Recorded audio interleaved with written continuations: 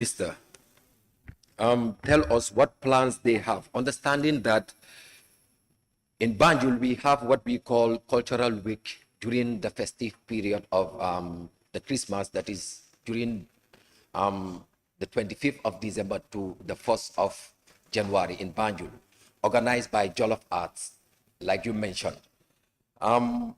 Is there any plans that you put in place in terms of making sure that that cultural festive period is being transformed to international festival, understanding the amount of people that normally come during that period to the city of Banjul? What plans do the ministry have in terms of making sure that that cultural festival is international? Mr. Speaker, I refer the Honourable Member for Banjul North to contact all the groups involved. My ministry have always and will continue to support them financially in this program. And we have done so in the last couple of years since I became minister, with the exception of the year that COVID hit this country hard. And we will continue to support them, give them financial support, and promote all those that are involved in promoting the revival of this great city of ours, that is the city of Banjul. Any more? No, it's okay. Thank you. I now invite the Honorable Member for Central Badibu.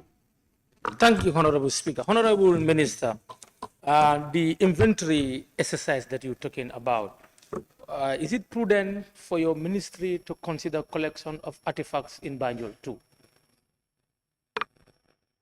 Mr. Speaker, the project is a UNESCO-sponsored project, and when it was rolled out, I requested the Director General of the NCAC to contact the elders of Banjul to have an accurate information regarding all the sites that were of interest to the NCAC geared towards the project.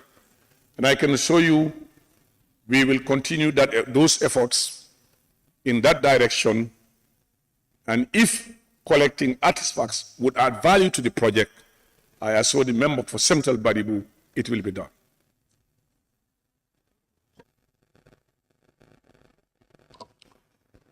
Honorable Member for Fonyi Jarol. Thank you, Honorable Speaker. Thank you, Honorable Minister. Honorable Minister, you mentioned giving money to them as a support. Can you tell us how much was this amount?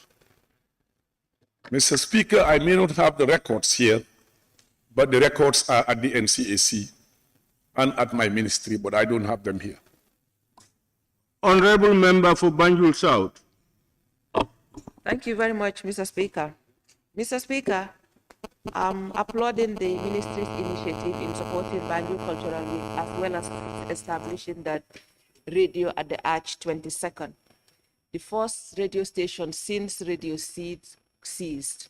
What other initiative is the ministry doing in bringing up recording studios for upcoming artists? Because we have a lot of them coming up in Banjul. Thank you.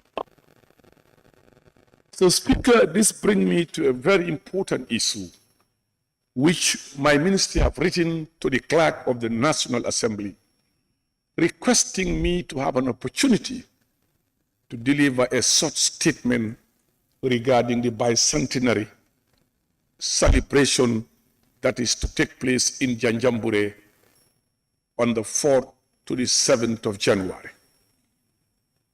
The government of the Gambia in 2016 did not have the opportunity to celebrate the return of slaves to the island of Banjul because of the elections and a lot of issues. This government felt this time round is an opportune moment for us to celebrate the return, 200 years anniversary of return of slaves to the island of Janjambure, Makati Island Division, which the ball is set, and I hope we will have time to engage the entire parliament in this program. It's a national program. It has nothing to do with politics. It is a program that belongs to the entire nation. And indeed, we have just started. The committee is at work, And we will reach out to Parliament so that parliamentarians can be fully involved in this process, and that every parliamentarian will be given the opportunity, and every ethnic group in the Gambia will be given the opportunity, and every sector of the society will be given an opportunity to showcase their culture, their artistic, a lot of other things. We are expecting to invite 6 heads of state to attend. Last week, I was dispatched as a special envoy of the president to President Macky Sall of Senegal, being given the chief guest of honor of this ceremony by His Excellency President Adama Barrow, taking into account that President Sall will not be running for office in February next year. And we hope to invite neighboring heads of states also to come and join this celebration, which is a very significant one in our history, particularly in the culture that Gambia have gone through the last 200 years. And that's why my ministry believes that the supporting of cultural groups goes beyond Banjul. We have supported almost all the festivals throughout the country, financially and technically also. We have attacked technical officials to give them support in making sure that this cultural celebration is done. And the records are there to speak for themselves, the amount of money we disburse since I took over office. We believe that culture is part of our life. It can unify us, it can give us time and pleasure. Madam Member for Banjul South, we will continue to support them, and we are supporting them, and we will be working, and that's why, because of the return of Banjul and the celebration in Banjul, we are now moving the program from the 4th of January to the 7th. Point of order. Yes, may I hear the point of order? I rise on point of order 43.3. The time taken to ask a supplementary question shall not be longer than 1 minute. An answer to a supplementary question shall not be longer than 2 minutes. Yes, that's what he said. He has got to explain what he is saying with the permission of the speaker. Have you heard of him? Thank you, Mr. Speaker, but he's not answered my question yet. Maybe he's explaining, but not my question. I repeat the question, I will answer it. The question, I'll be happy to answer it.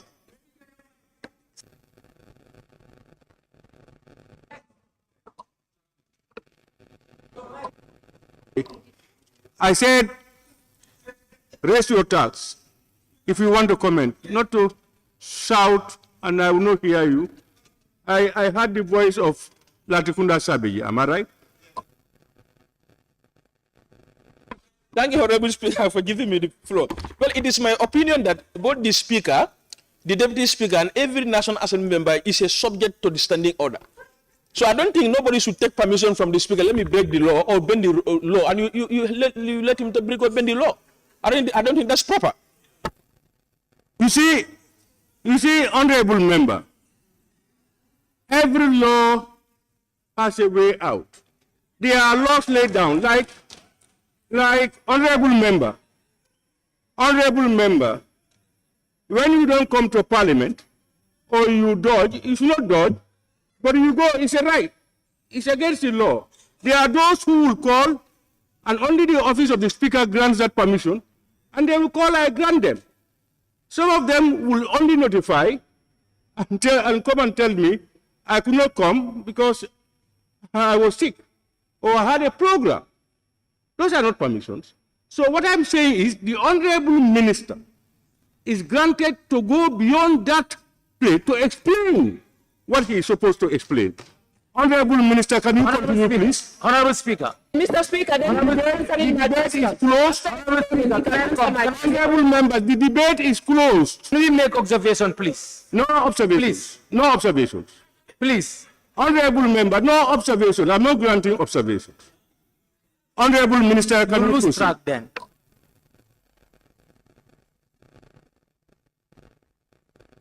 Honorable Speaker, I would be happy if the member for Banjul South can raise his question again, and I would certainly attempt to respond it by your permission. May I now Point of order, Honorable Speaker. Who is speaking? Is Sahaw, Central Body. Honorable member, you say you're rising on Point of order, 43. 43.3. pardon? 43.3.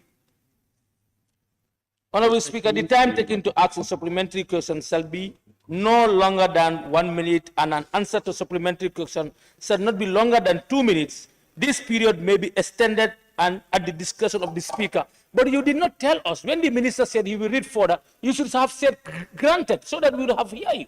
But nobody heard you saying it. We know that you have the prerogative to extend it, but nobody was aware of it in this house. That's why a member rose up. Honorable member, two things. I have made a ruling. And when I make a ruling, you cannot make any other comments. There is a process. I have a ruling. Whether it is right or wrong, that ruling stands. And the other thing is, he said, with your permission, I said, go ahead. Yeah, you never heard it. So, all right, just hold on. Fine, just listen. If I had not given him permission, I would have stopped him. Listen very carefully. I granted it, but you asked. I said I granted him permission. Does it say that you must hear it? Members need to know. Members need to know, and now Members know that you have granted him. And when the member asked, honorable member, please, Central Badibu, the member asked, and I made you know that I granted it. Yes, so what next? That's what I said. I said I granted him. I said the member asked, and I responded that I answered him. What else do you need?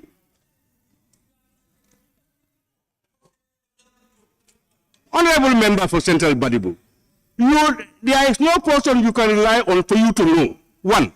2, you asked and I made you know. What else do you need?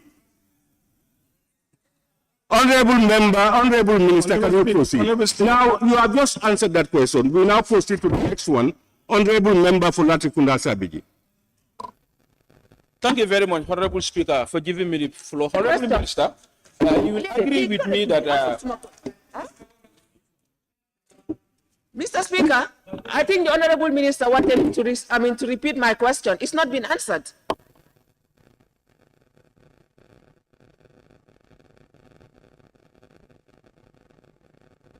Honorable Minister, do you want have you answered, or you want him to repeat the question?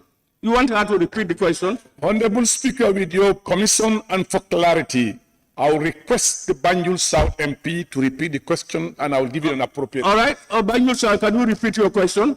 Thank you. Honorable Minister, Mr. Speaker, what I said was I applauded the Honorable Minister for the initiative that he took to open a radio station, the first after Radio Seed, and then I asked him what plans he has to establish recording station, because we have many upcoming musicians in Banjul. Thank you. Mr. Speaker, I appreciate the question of the honorable member, but government does not involve in creating or establishing recording studio. This is a private venture, and I can assure you that this government, through my ministry, will encourage and support all those who want to enter into these ventures. Yeah, can we now have the honorable member for Latrikunda Sabiji? Thank you very much, Honorable Speaker, for giving me the floor. Honorable Minister, you will agree with me, improving arts and culture doesn't necessarily mean only concentrating on building the local infrastructure or activities. Is your ministry considering issuing diplomatic passport to prominent musicians and dramaturgs to ease their travel to other countries? Thank you.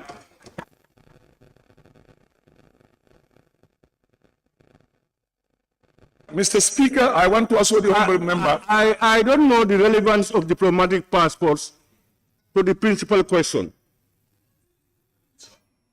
Honorable Speaker, you read the question. Honorable member for Latrikunda, may I hear you?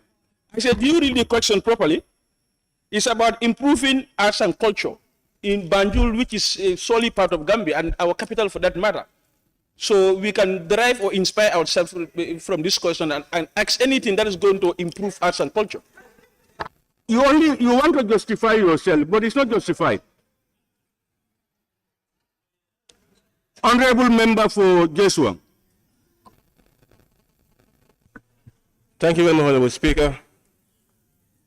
Honorable Minister, I think we all know Banjul lands with culture, and then it's about culture. My question to you is, what plans do you have to bring back those cultural days in Banjul where we used to celebrate Rasulin, where we have two arenas, where we used to celebrate Rasulin, where we have two arenas? Are there any plans to make sure that Banjul come back to those days? Although it's a new element, but I will still, with the permission of the Speaker, attempt to answer it.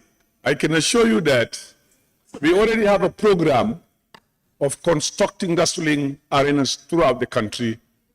And that program, if completed, would take care of exactly what you're talking about as we speak now.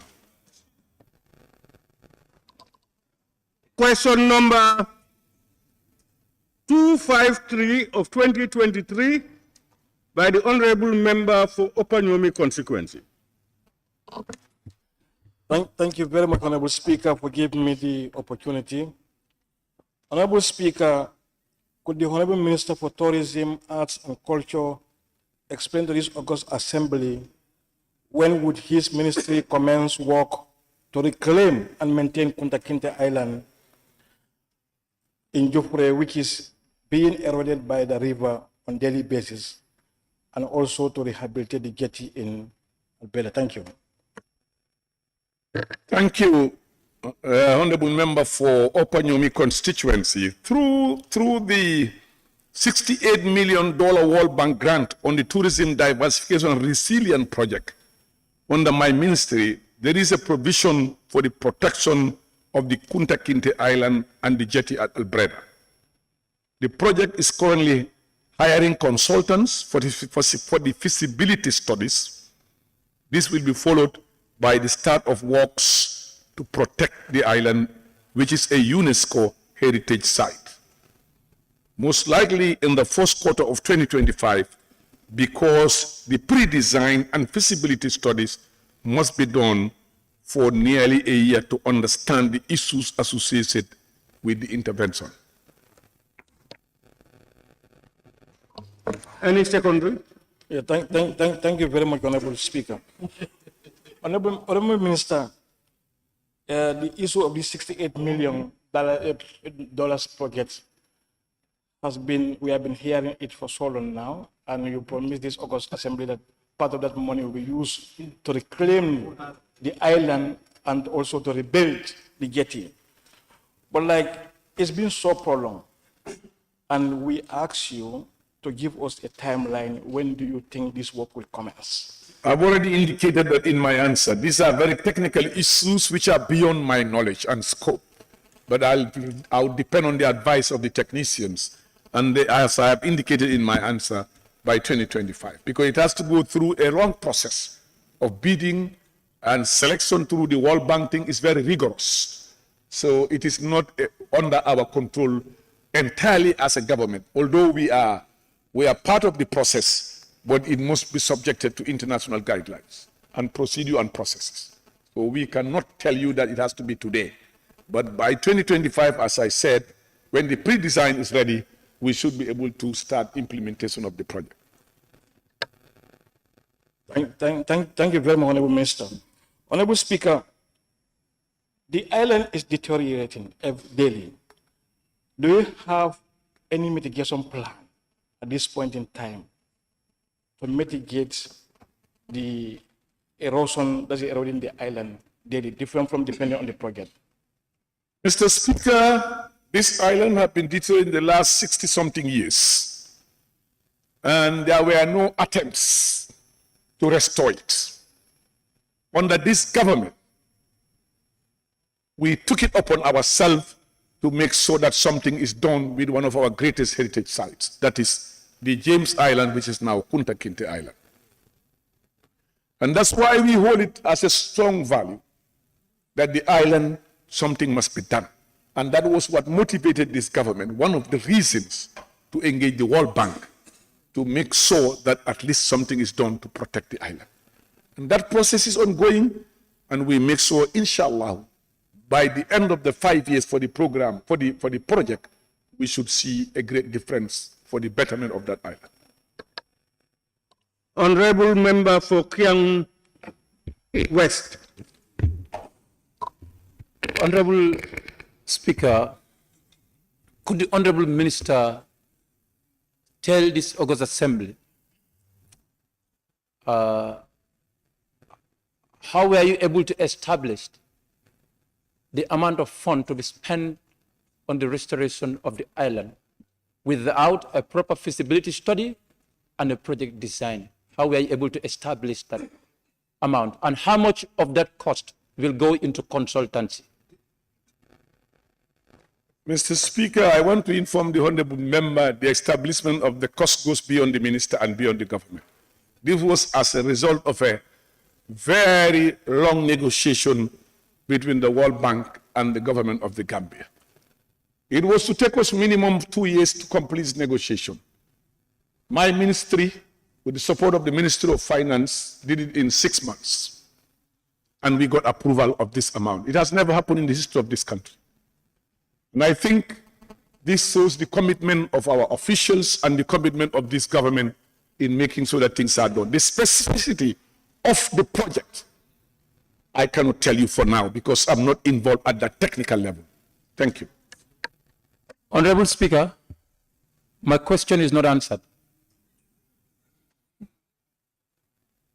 Honorable Member, he said the specifics that you required. He cannot give you those ones now. No, what I questioned was, how was the cost established without a proper feasibility study?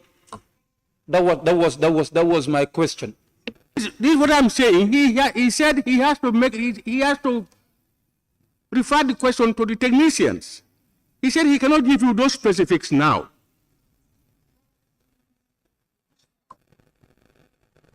Honorable Member for Central Badibu. Honorable Speaker, Honorable Minister, you will agree with all of us, or most of us from North Bank region, that the island is a source of income to the economy and to the people residing in the Nyomis. Honorable Minister, the island is dilapidating day and day out. So what measures, what measures at now that you can employ apart from the project funds to restore the baobabs that are dying infected and the erosion? Well, Mr. Speaker, I want to inform the Honorable Member, the National Center for Arts and Culture and the Gambia Tourism Board is working with the communities concerned to make sure that some of these issues are addressed.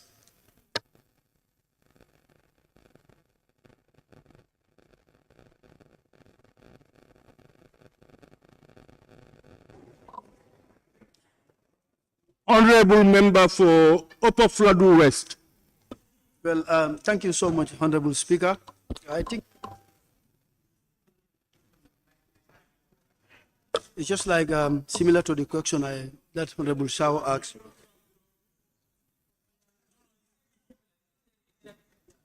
But why are you interfering? Honorable Member, can you take the floor? Yes. Use your microphone. Yes. Is your ministry aware that we as a country is losing a lot of money from the Kunta Kinte Island as the way the status quo remains? Is your ministry aware that we are losing a lot of money the way the status quo remains as far as the island is concerned? If your ministry is aware, do you have any plan to bring the island back to life? Mr. Speaker, I'm not aware we are losing a lot of money. If the member have some statistics and the amount lost, let him furnish it to my ministry.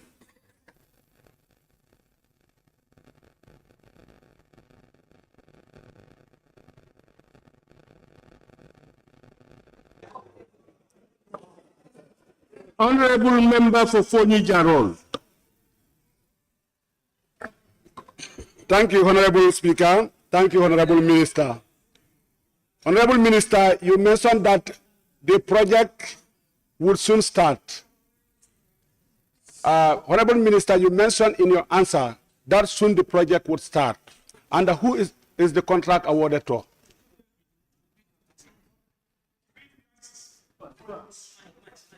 What I'm saying, I will request that you read the answer before you proceed with your questions. No, listen, you mentioned in your answers that soon the project will start. I'm now asking you, who is the contract awarded to? Mr. Speaker, that's why I requested the member for Foni Jarol to read the answer to that question so that he will know exactly, because what you are saying. Honorable members. Excuse me, my answer read, can I be allowed to read my answer, Mr. Speaker? Honorable Minister. Yes, sir. Yeah, just answer his question from the answers you have given.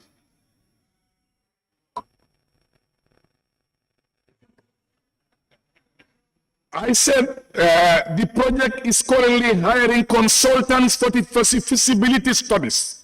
This will be followed by the start of works to protect the island, which is a UNESCO heritage site, most likely in the first quarter of 2025, because the pre-design and feasibility studies must be done for nearly a year to understand the issues associated with the intervention. Thank you very much.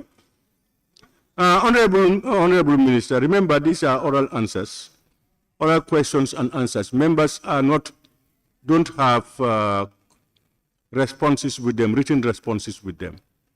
They rely on what you will tell them in what you have, and then they take notes. Members should also take notes. As the honorable members, as the minister responds to your questions, you take notes. If you are not satisfied, you come back. Somebody's changed something. Pardon? You cannot respond to? I said you cannot know all the things that are said outside.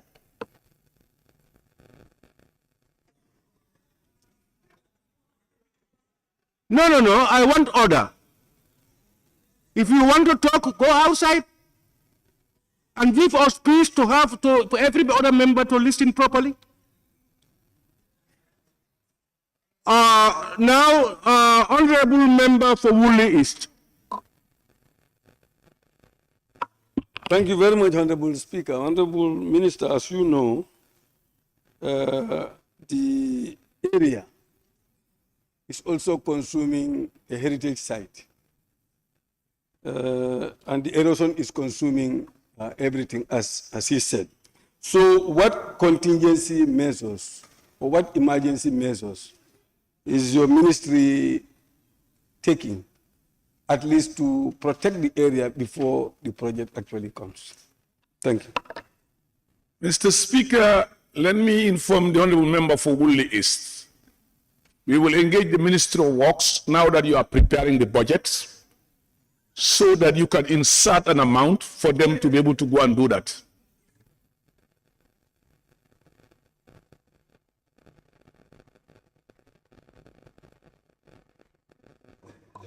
Honorable Minister, let me thank you very much and thank all honorable members who participated or asked questions, and all of you. We thank you for ably responding to questions posed by honorable members. Mr. Speaker.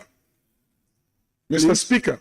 Yes, honorable minister. I thank you for thanking me. I have something burning in my heart, and I wanted to be allowed 1 minute to say it to this august body. Can you allow me 1 minute? I'll give you 1 minute at your request. Yes. Mr. Speaker, I congratulate the House leadership, and I congratulate the members of Parliament and government for giving them a fitting means of doing their job. The vehicles given to them is very fitting and timely for them to be able to discharge their responsibility. But I share a different view with most people and others. I believe that Section 112 of the Constitution have made it very clear the responsibilities of members of Parliament to the Gambian nation. I therefore believe it is wrong for them to be deducted $22,000 a month to meet up the cost of this vehicle. Honorable This is my view, and I believe it's wrong. Honorable Minister, you have 50 seconds to go. It should be converted into fuel, and they should not pay a dime for this vehicle. They are doing a job. They are elected members. It is wrong, and I think your Honorable Minister is doing everything possible that they should not pay a dime. Honorable Minister.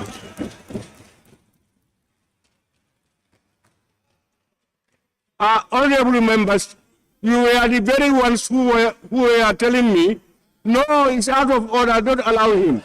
And now you are the very people knocking the table.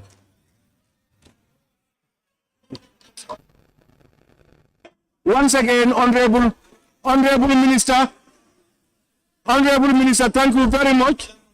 Huh? Speaker, Mr. Speaker, you and I, we are given scrap vehicles at the court workshop. We can cannibalize. Honorable Minister, your time is out. Our members, we are begging for this. Honorable Minister, your time is out.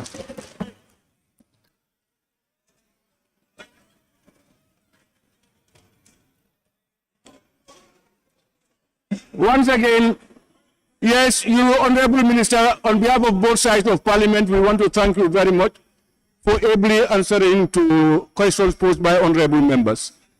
You are excused now. Thank you very much. Honorable members, I have to invoke Standing Order 14.3 to change the order of business for today. The Honorable Minister of Interior was here this morning, consulted us, and we granted him to go and do a very urgent thing immediately, and he will be joining us later.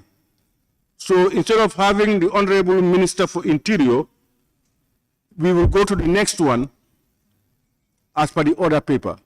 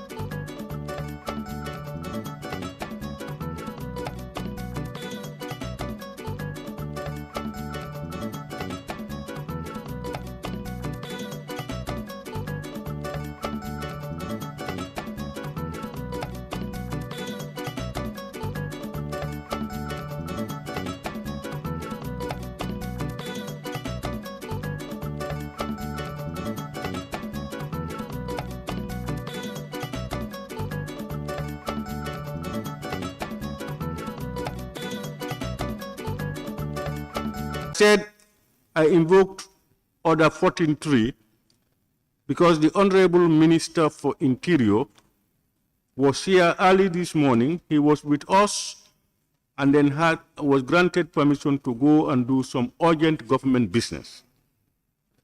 Now, what I'm just being told is that the next one, which is communication and the trade, we're now going to have communications from their trade, information, and then trade. What I was discussing with the office of the clerk is, so far, you've consulted them and they said they were coming. I will read out, I will go by the other paper, and then I will let you know that those people, according to the office of the clerk, they were contacted and they said they are coming. Probably they are coming later than now. But we would just want to inform you about that. That the next one from Interior should have been information. The office of the clerk just told me that they have been contacted and they said they are on the way coming. And the other one is trade, industry, regional integration, and employment, I understand also are coming. We will then have to move, honorable members, to the Ministry for Transport, Works, and Infrastructure.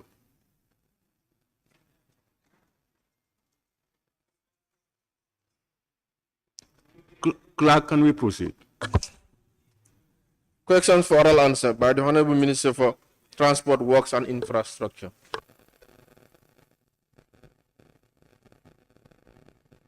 Invite the Honorable Minister for Transport, Works and Infrastructure to take the podium.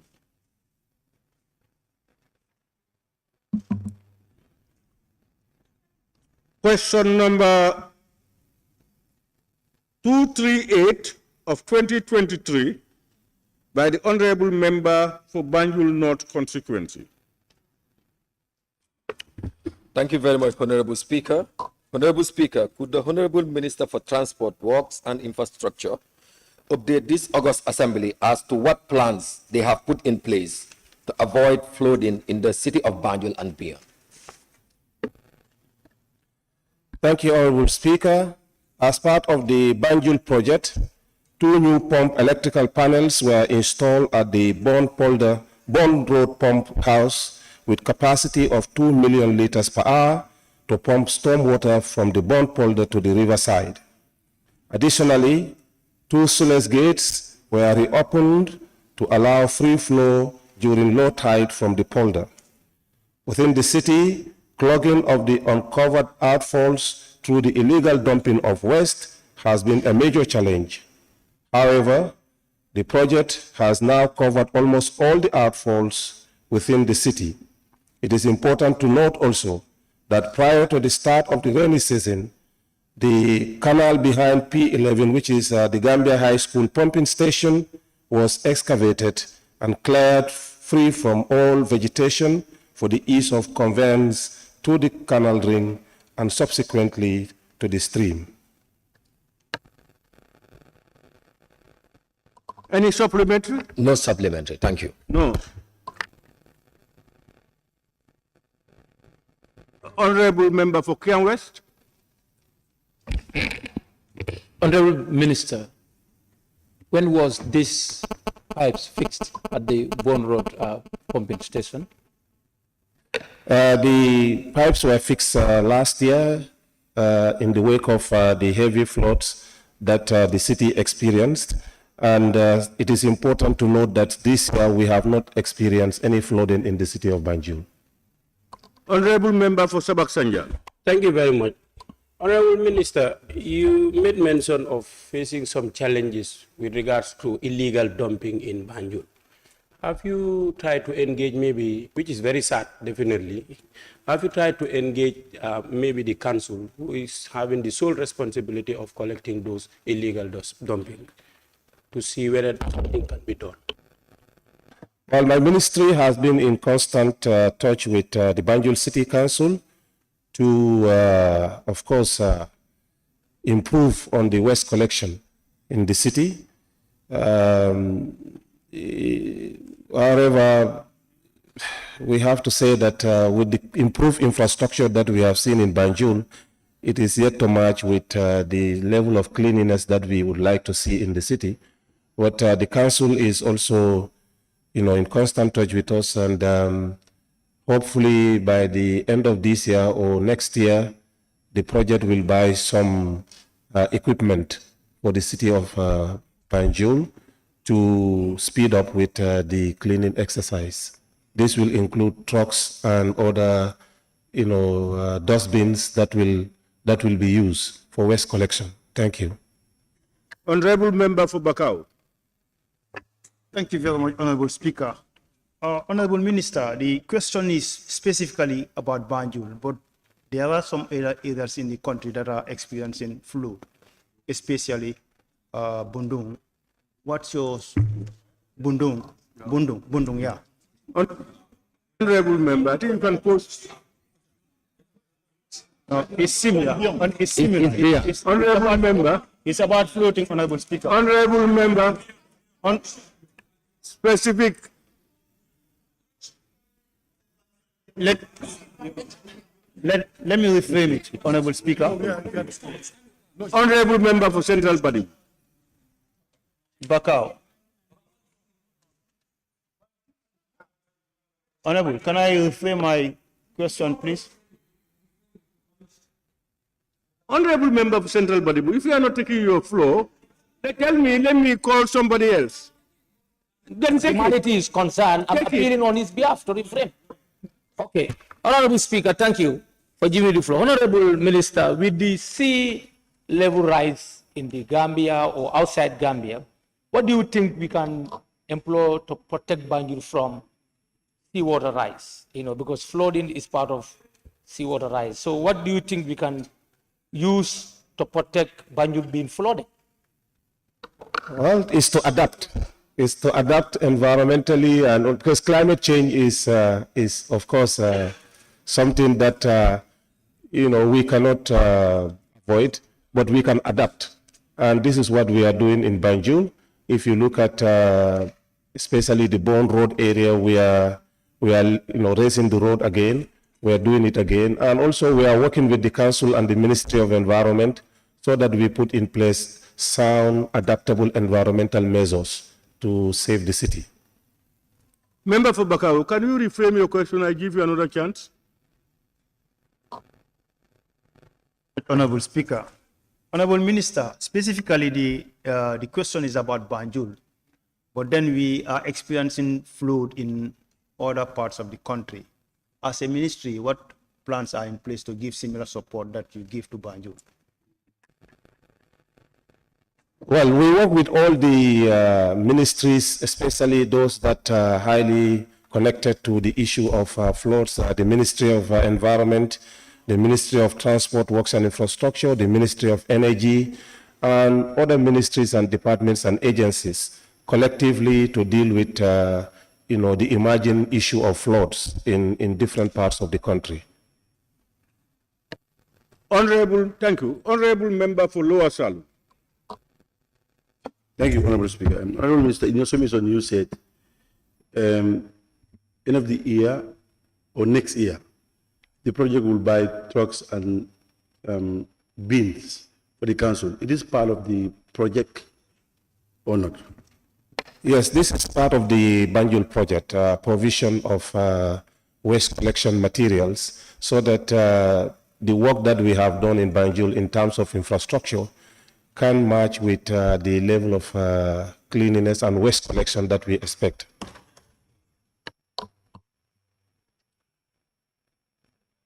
Question number 239 of 2023 by the Honorable Member for Upper Fladu West. Well, thank you so much, Honorable Speaker. The question before me, Honorable Speaker, could the Honorable Minister for Transport, Works and Infrastructure inform this August Assembly if his ministry have any plans to construct roads in my constituency? Thank you, Honorable Speaker. In partnership with the National Road Authority, the government of the Gambia has initiated the tendering process for nationwide road construction projects with a specific focus on roads connecting the Brikama, Boyram, Joben to Wilingara, Kejau to Saruja. The tendering phase has been successfully concluded and contractors are currently gearing up for mobilization. Subsequently, once the rainy season subsides, the commencement of civil works will promptly follow. Any supplementary question, Honorable Yes, Mr. Honorable Speaker, what the Honorable Minister have mentioned is very, very fine, but Boyram is not under my jurisdiction. Boyram is under Lower Fuladu. I am Upper Fuladu. Upper Fuladu constitutes of 135 communities. There is no accessible road in my constituency. So the question that I'm asking, if there is any plan, which area in Upper Fuladu that your ministry have planned to construct that road? Upper Fuladu is from YBK to Farah to somewhere where the military checkpoint is. I understand. What I have here is Fuladu North constituency, not Upper Fuladu in the question. Maybe then there was a mistake. But what we have as a question is, could the Honorable Minister of Transport, Works and Infrastructure inform this August Assembly if the ministry has any plans to construct roads in Fuladu North constituency? Even though we don't have any Fuladu North constituency, we thought that was Lower Fuladu East. We can, you provide the answer again, we question again, and then we provide the answers. No. There is 239. Yes, 239 is Upper Fuladu West constituency. Honorable members, I was just consulting. In the Honorable Minister's response document, it is Fuladu North constituency. But there is no place like, there is no constituency like Fuladu North. In the question sent by the table office, according to the table office, could the Honorable Minister for Transport, Works and Infrastructure inform this August Assembly if the ministry has any plans to construct roads in my constituency? And that constituency is number 239-2023 is for member for Upper Fuladu West constituency. So there must be something wrong somewhere. So in fact, when he just answered, when I read the answer and I heard him say it, I was just telling him that those areas are in Lower Fuladu, not Upper Fuladu West. Yeah, but Minister, probably you would try to furnish us if you have, so that you know, or if you know it, you can give us the information now. Yes, I know. Just to inform the Honorable Member for Upper Fuladu West, Mr. Kora, that we have just had some meetings with some contractors who want to do some pre-financing of roads in Upper Fuladu East and Upper Fuladu West and the Nyaminas, and some few other places in Sandu. And rightly so, we have identified some roads because currently we have listed about 850 kilometers of roads to be constructed nationwide out of the 1,200 kilometers identified by the President. Now, some of these roads in the Upper Fuladu West definitely I think it's about 30 kilometers or so that we've identified. And we are waiting to finalize our discussions with the Ministry of Finance to discuss the terms of conditions of this pre-finance, but also the capacity of the contractors. So we'll furnish you later, and we hope to have a meeting with the respective members of the National Assembly in those areas for conclusion. Thank you.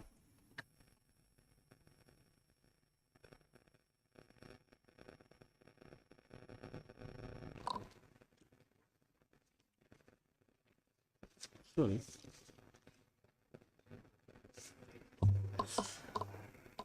Khalifa, I did not appoint you, please. No, I mean the minister. No, I.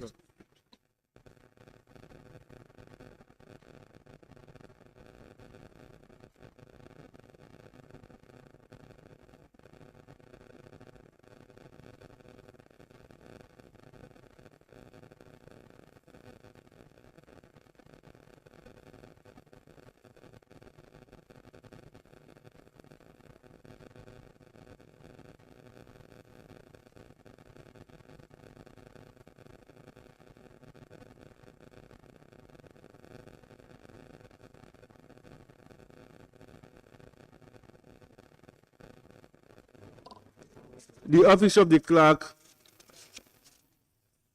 is wants members to know that they've sent the correct name of the constituency.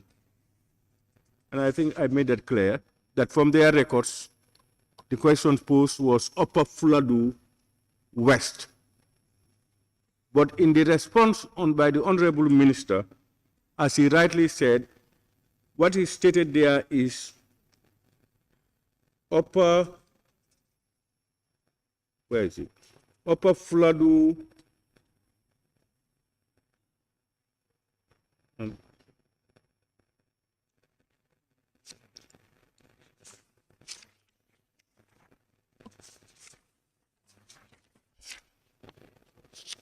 is in Fuladu North constituency.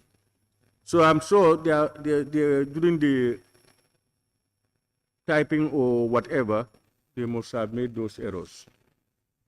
But thank God, the Honorable Minister has answered the question.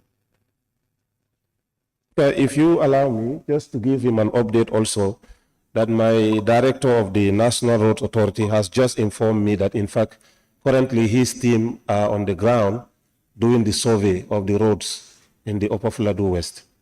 So just for your information. Yes. Thank you very much. Any more supplementary? Upper Fuladu? Well, I think I'm very, very happy. I have no supplementary question concerning about the routes. Thank you very much. Lower Fuladu West?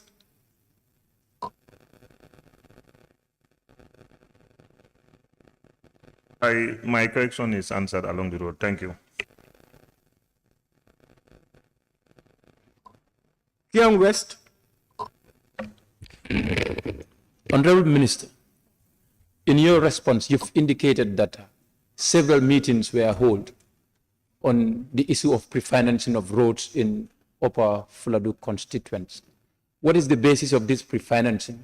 And you told us the private companies who were interested in this pre-financing. What are these companies? And in the case of refunding of those monies, will it come from our local budget?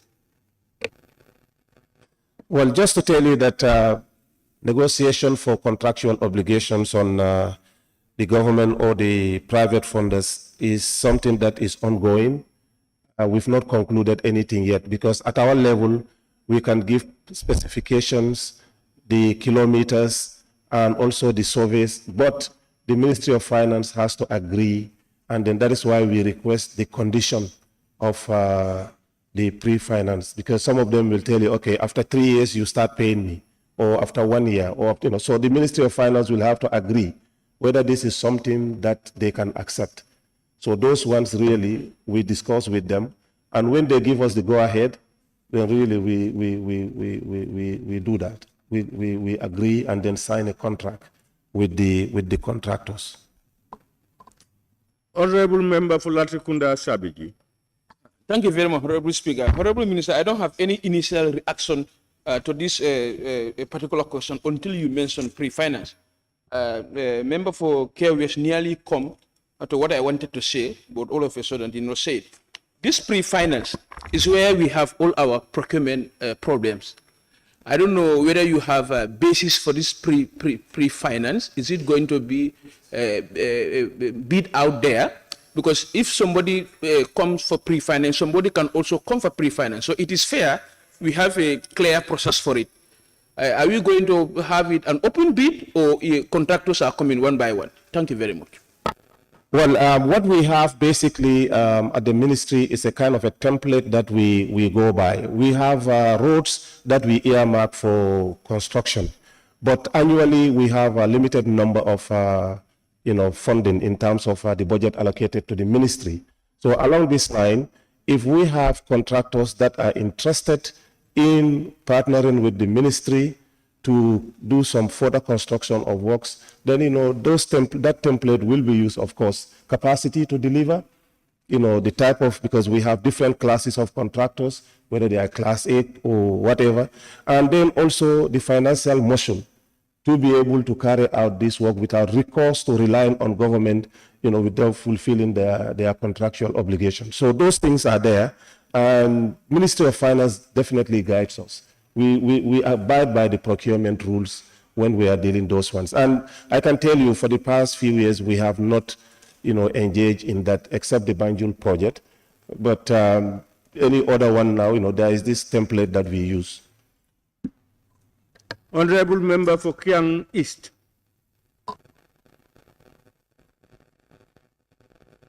Thank you, Honorable Speaker.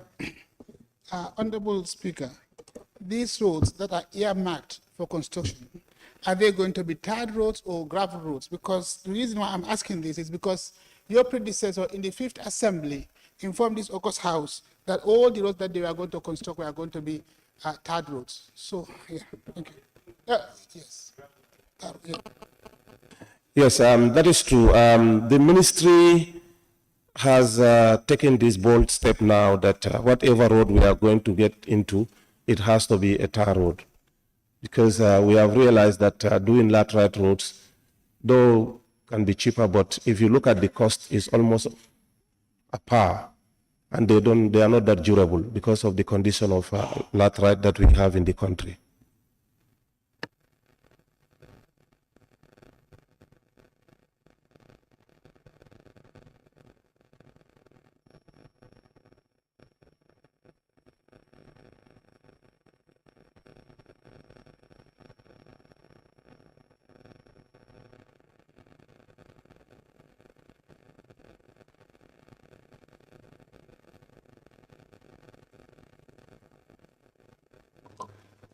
Question number 240 of 2023 by the Honorable Member for Upper Flooding West. Thank you so very much, Honorable Speaker. Honorable Speaker, Honorable Minister, Bansang Bustown Ferry Crossing Point is a nightmare for the people of that area. Could the Honorable Minister for Transport, Works and Infrastructure inform this August Assembly when will this ferry crossing services be improved? Sorry, Honorable Speaker, we don't have question number 240. From what we have now is 241 by Honorable Member for Bundunka Kunda. That one is also omitted as per the question sent to us. Honorable Minister, the Office of the Clerk informing me they've sent you all these questions. It is probable that you must have omitted it.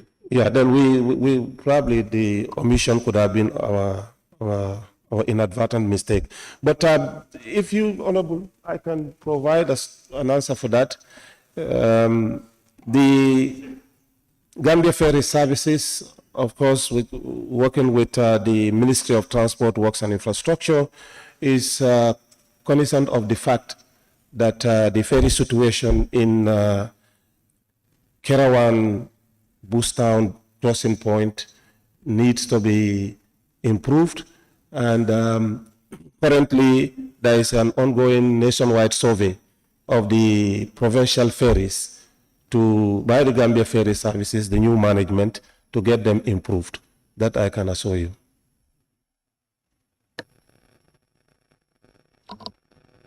Any supplementary, honorable member? Yes. Thank you, Honorable Speaker. I just want to reflect back. Honorable Minister, during the fourth ordinary session 2022, I can vividly remember you told this assembly that by mid-February 2023, the ferry services, Bansam Bustan ferry crossing services will be improved. But up to now, nothing has been improved, and there had been series of delayances. So I don't know what is causing all those delayances. Part of the delay was delayed arrival of the spare parts, because most of these ferries, unfortunately, they are no longer in service in terms of manufacturing. The companies are no longer manufacturing this type of companies. So if you need spare part, you have to make a special request. We did that, and I can assure you, I think we've made some part payments. Some of the spare parts have arrived, but those are for Kanilai and also Jufre. The other ones are on their way. I am in the email trail, and I think by next month, the first week of next month, the suppliers have promised that this equipment or these spare parts will be in the country. Honorable member for Lower Flood West. Thank you very much. Could the Honorable Minister update us with regarding the sea ambulance that the other part of the North Bank is witnessing? Remember, there is only one ferry, and when this ferry is at the other side and there is an emergency, we talked about this in the fourth ordinary session about sea ambulance. How far have you gone? Well, I have to go back and get the facts around this particular thing, since it involves procurement. I don't know the level at which it is, so I'll have to get some update, and then I'll come back to you. Honorable member for Lower Salum. Thank you, Honorable Speaker. In your submission, you have mentioned you have ordered spare part for Kanilai and Punta. How about the new ferry that is procuring? New ferry. Yes, in addition to the spare parts, we also ordered some engines for Jufre, and I think the 3 ferries each supposed to have 2 new engines, and the other one, Johe, which is out of service, is supposed to have 3 engines. They are all expected in the country soon, so that they can all be running on new engines. Honorable member for Sami.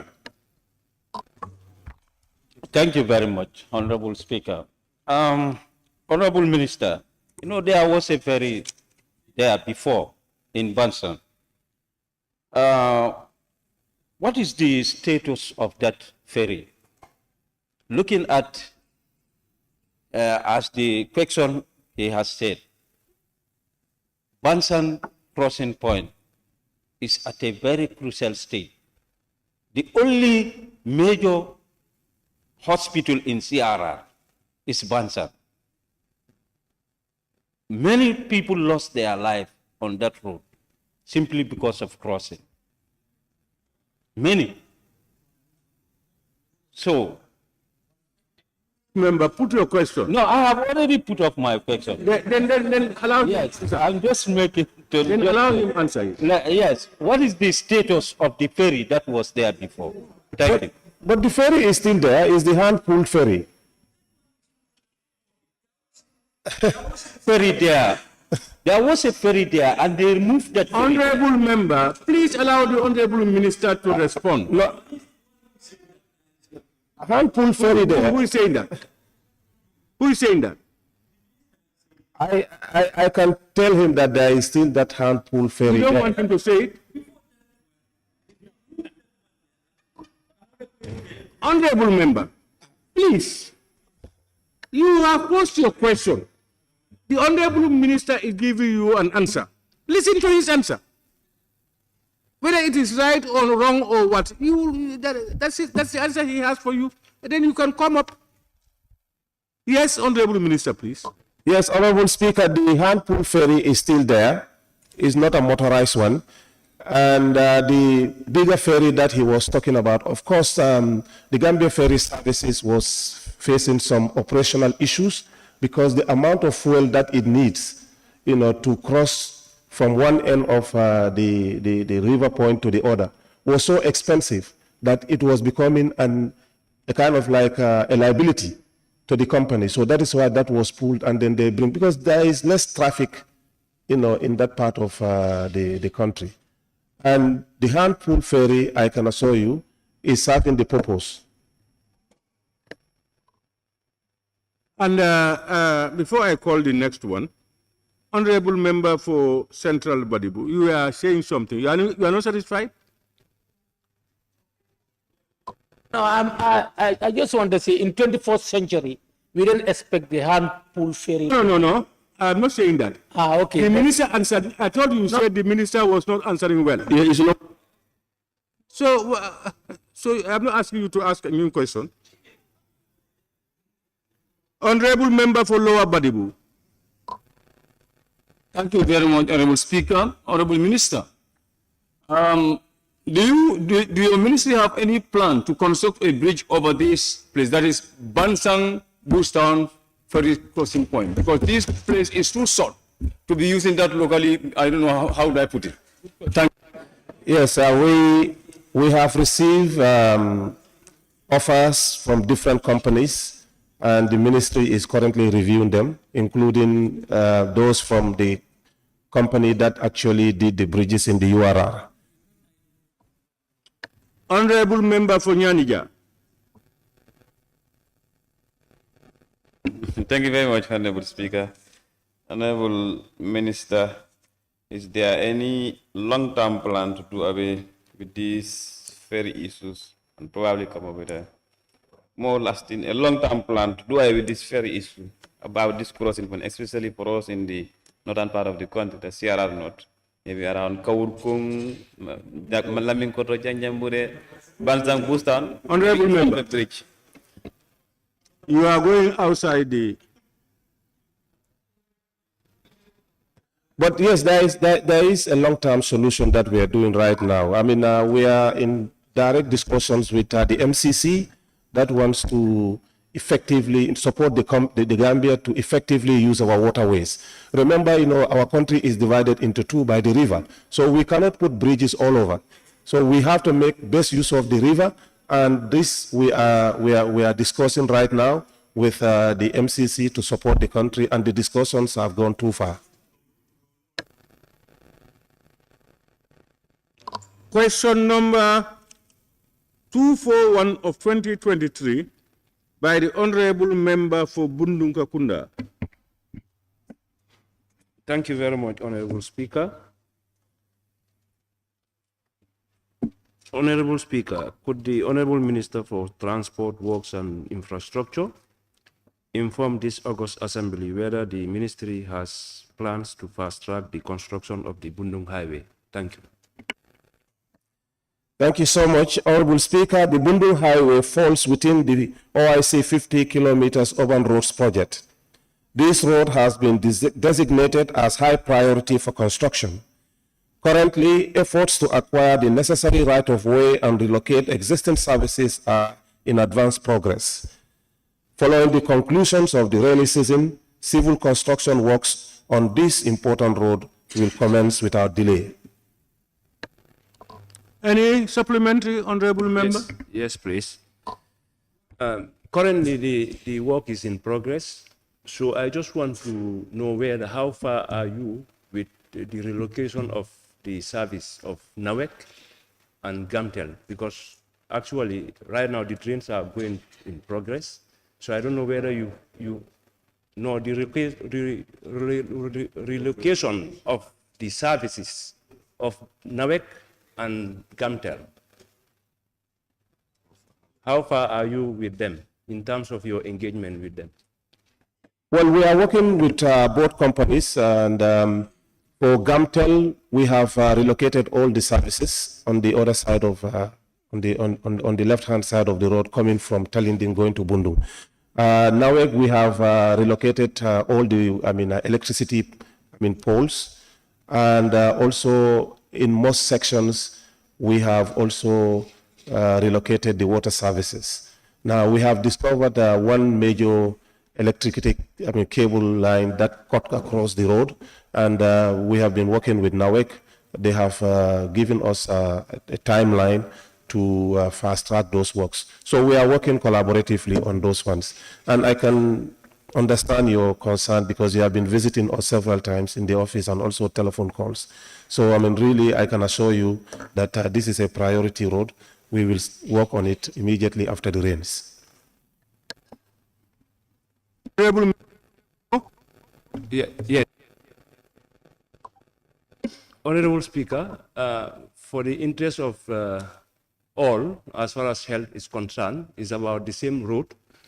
Do you have any plan to work with the community of Bundung to, at least create a diversion from the Bundung Hospital towards Nusrat to Talinding Highway, please? Thank you very much. Because the community is willing, through your ministry and National Road Authority, to work together to at least fix that area, please. Thank you. Okay, I will have to get to the NRA to give me the map of the diversionary routes that have been identified. But I can assure you that any of the roads that we work on, especially the major roads on the highways that the vehicles use, we create diversions, and we work with the communities especially to ensure that they cooperate with the contractors for easy access to construction sites. But we will furnish you with this information. Honorable Member for Serekunda. Thank you very much, Honorable Speaker. I have a similar question, but given that that road starts from Serekunda, so, and knowing the importance of the Bundung Highway, would your ministry consider creating an alternative road from Serekunda to Bundung Kakunda during the process of construction? Okay, this is noted. The director of NRA and his team are here. My deputy permanent secretary responsible for technical is also here, so we'll take note of it. Honorable Member for Latrikunda Sabeji.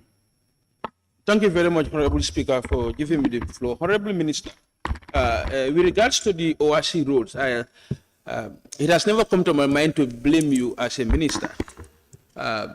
This was caused by politicians before.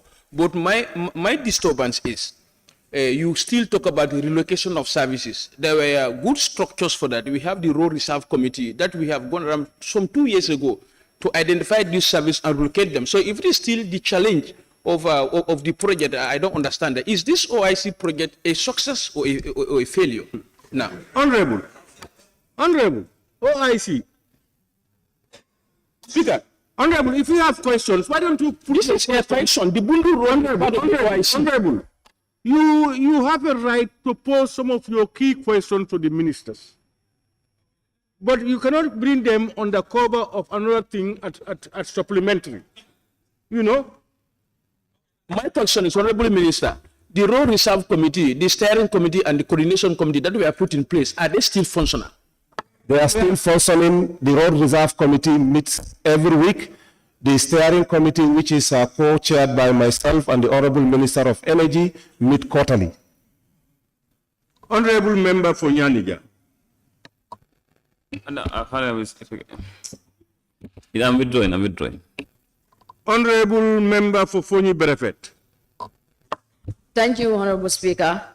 Talking about the fast tracking of the construction of Bundung Highway. Honorable Minister, when will you start that of Fonyi Berefet? Honorable Member for Kiang West. Honorable Minister, what is the project duration for the construction of the said road? The project duration, and how many % of the budget has so far been disbursed for this construction?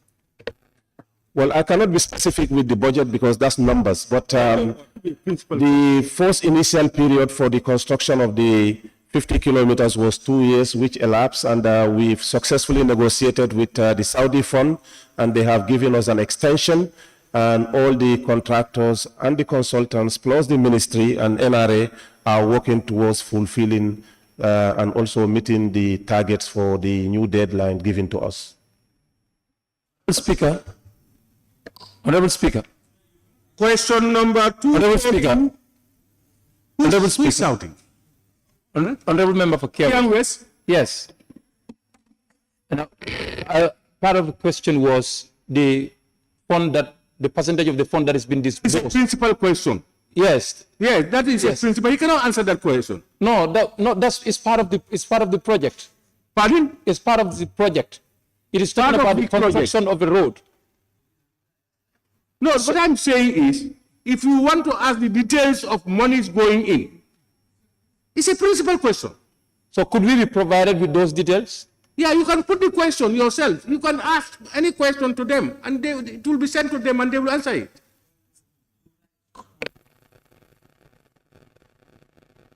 Honorable question number 242 of 2023 by the Honorable Member for Fonyi Kansala. Thank you, Honorable Speaker. The Honorable Speaker, can the Honorable Minister of Transport, Works and Infrastructure inform this Assembly if there are plans to repair the box culvert in Sangajor village, which is already causing damage to the main Trans-Gambia highway? Thank you. Thank you, Honorable Speaker. The National Road Authority acknowledges the pressing necessity for maintenance in the vicinity of the box culvert located in Sangajor village.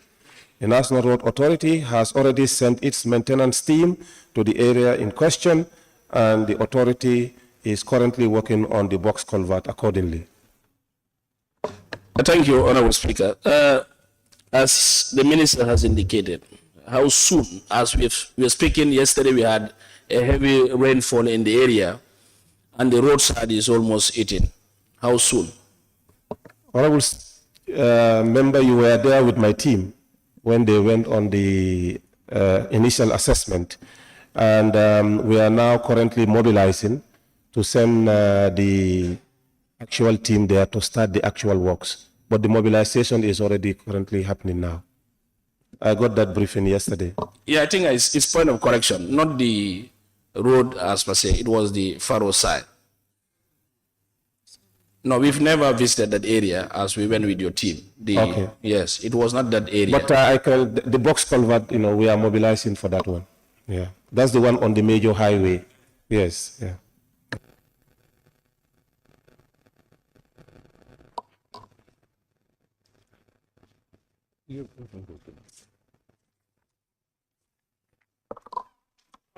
Honorable Member for Jara Central. Thank you, Honorable Speaker. It's just a point of correction, Honorable Speaker. The correction is referring that highway as Trans-Gambia Highway, but that highway is not called Trans-Gambia Highway. Thank you.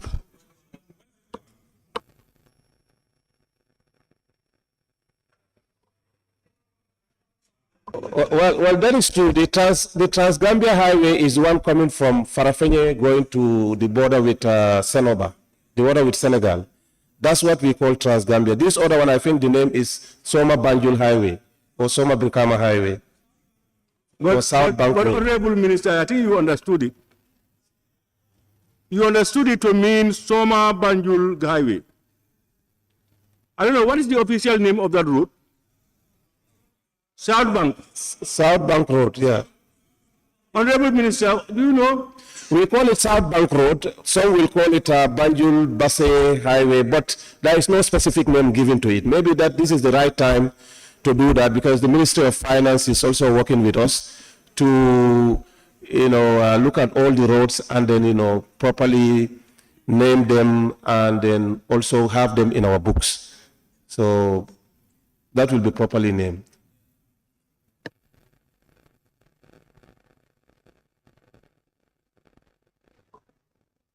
I think, is that it was Jara Central? Honorable Member for Fonyi Bindang. Thank you, Honorable Speaker. Honorable Minister, the Honorable Member asked about the time frame can you give us exactly any time frame for the exact completion of the work? Well, I will not be able to give you the exact time it will be completed, but the mobilization is on, and I can assure you they will be there very soon.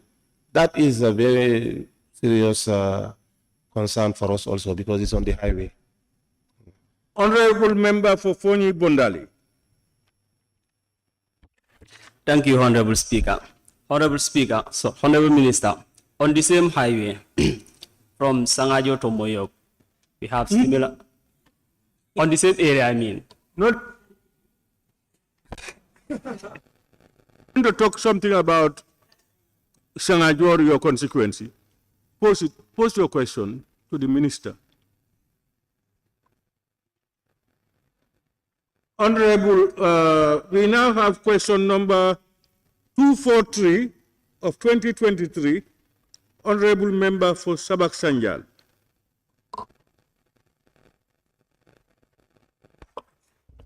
Thank you very much, Honorable Speaker.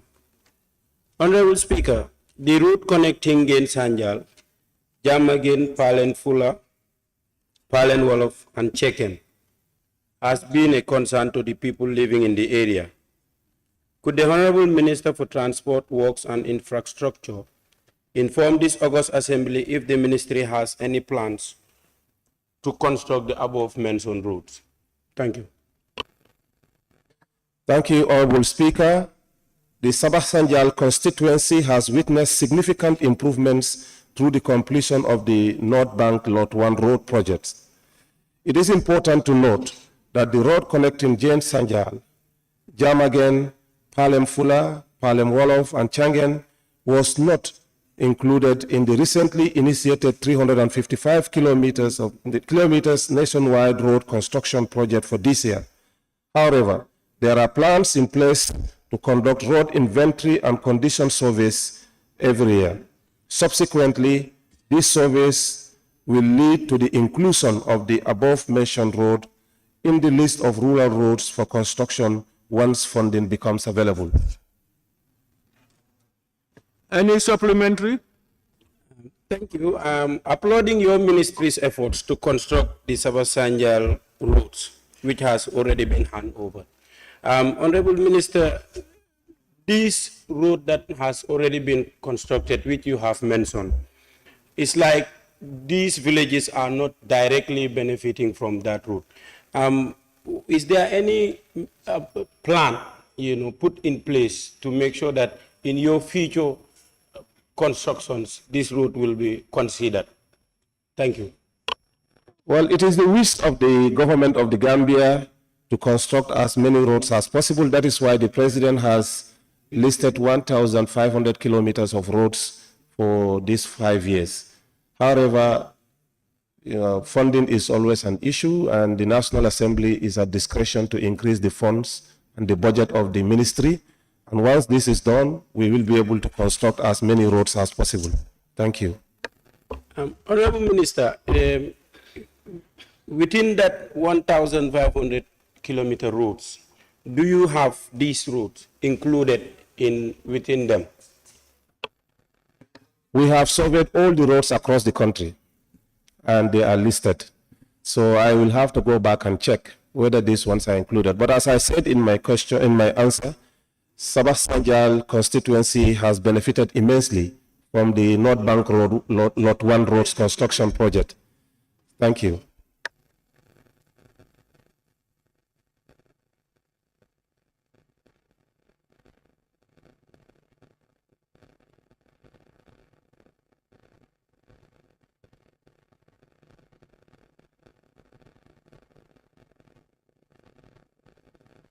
Honorable members, we are trying to address an issue that has come to my attention. Meanwhile, we can continue. No more supplementary from the questioner. I think the minister did not get me well. Maybe I have to reframe the question.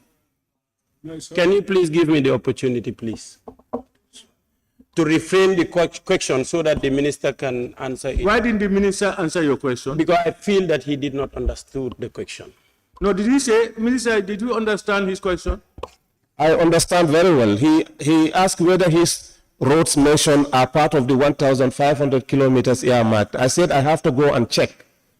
But in the meantime, it is an acceptable fact that Sabah Sanjal is one of the constituencies that benefited immensely from improvement of rural road infrastructure. Honorable member for Sabak, he understood your question. Probably you don't like the answer much. What do you want to do now? I think that suffices, Honorable Speaker. Thank you. Thank you very much. No one, Honorable member for Lower Salon. Honorable Speaker, Honorable Minister, are you in a position to allow one constituent that doesn't have anything, than always, given to Sabak Sanjal? They have enough. Are you in a position to give members who doesn't have anything? Are you in a position? Point of order. Point of order. Point of order. Who? Sabak Sanjal?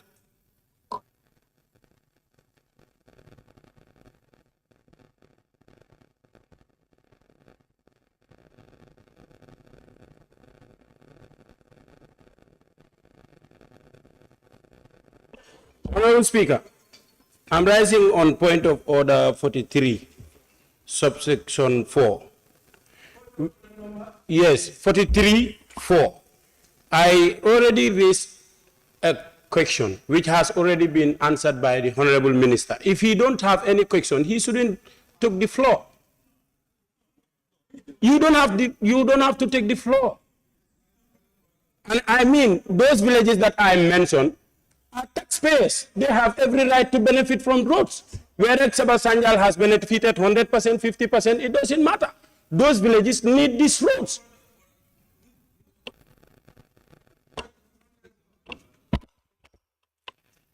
Inference is made to 43(4).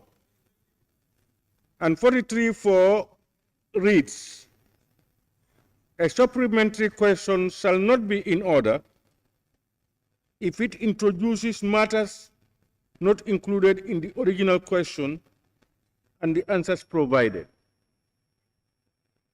For the avoidance of doubt, whether a supplementary question is within remit shall be determined on answering by the Vice President, Minister, or member answering questions on behalf of the Assembly or authority.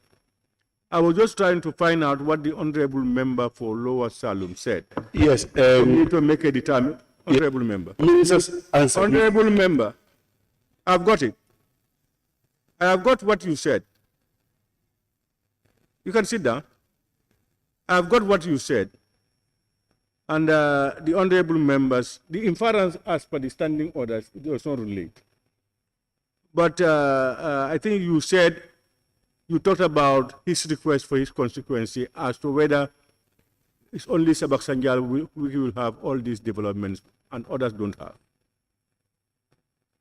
Is that what you said? I said, he said Sabak Sanjal has immensely development in Sabak. Now I said, why not they sift in other constituent that doesn't have nothing?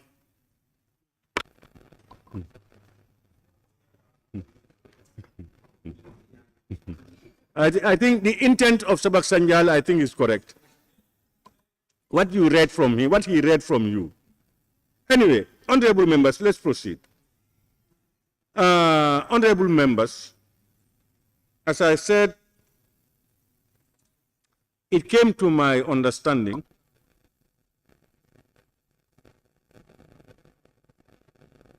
Standing Order 143, sub 3,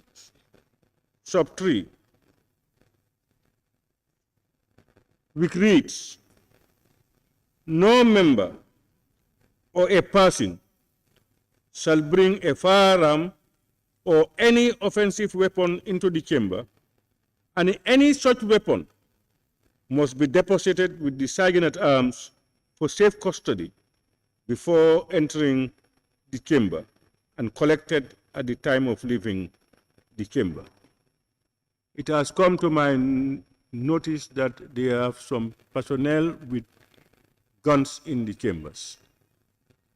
I have also made to understand this had been an issue on the floor of Parliament when the Deputy Speaker was sitting as Speaker and a ruling was made that from that day, no one shall be allowed to come into chambers with firearms. To that effect, if there are any officers or anybody in the chamber with firearms, please, you can just leave the chamber, please. And the Sergeant at Arms must ensure that firearms don't come into the chamber. Thank you.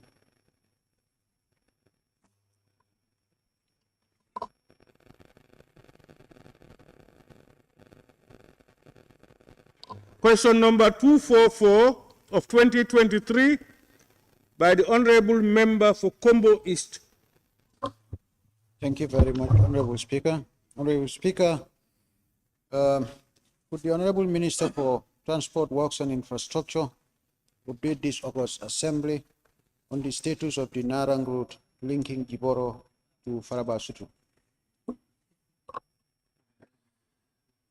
Thank you, Honorable Speaker. The government, in collaboration with the National Roads Authority, has initiated the tendering process for nationwide road construction, including the roads connecting Jiboro to Farabasutu. The procurement process has since been successfully completed, and the signing of the contract with the chosen contractor is scheduled to take place soon, allowing for the commencement of civil works right after the rainy season. Any more supplementary, Honorable Member? Yes. Please. Honorable Speaker, could the Honorable Minister update? Loud, Honorable. Speak louder into the microphone. Yeah. Honorable Speaker, could the Honorable Minister give an update as at the budget bilaterals that we had here? It was promised that by this 2023 budget, there will be allocation for this Narang Road construction for a phase of it to be commenced with the 2023 budget.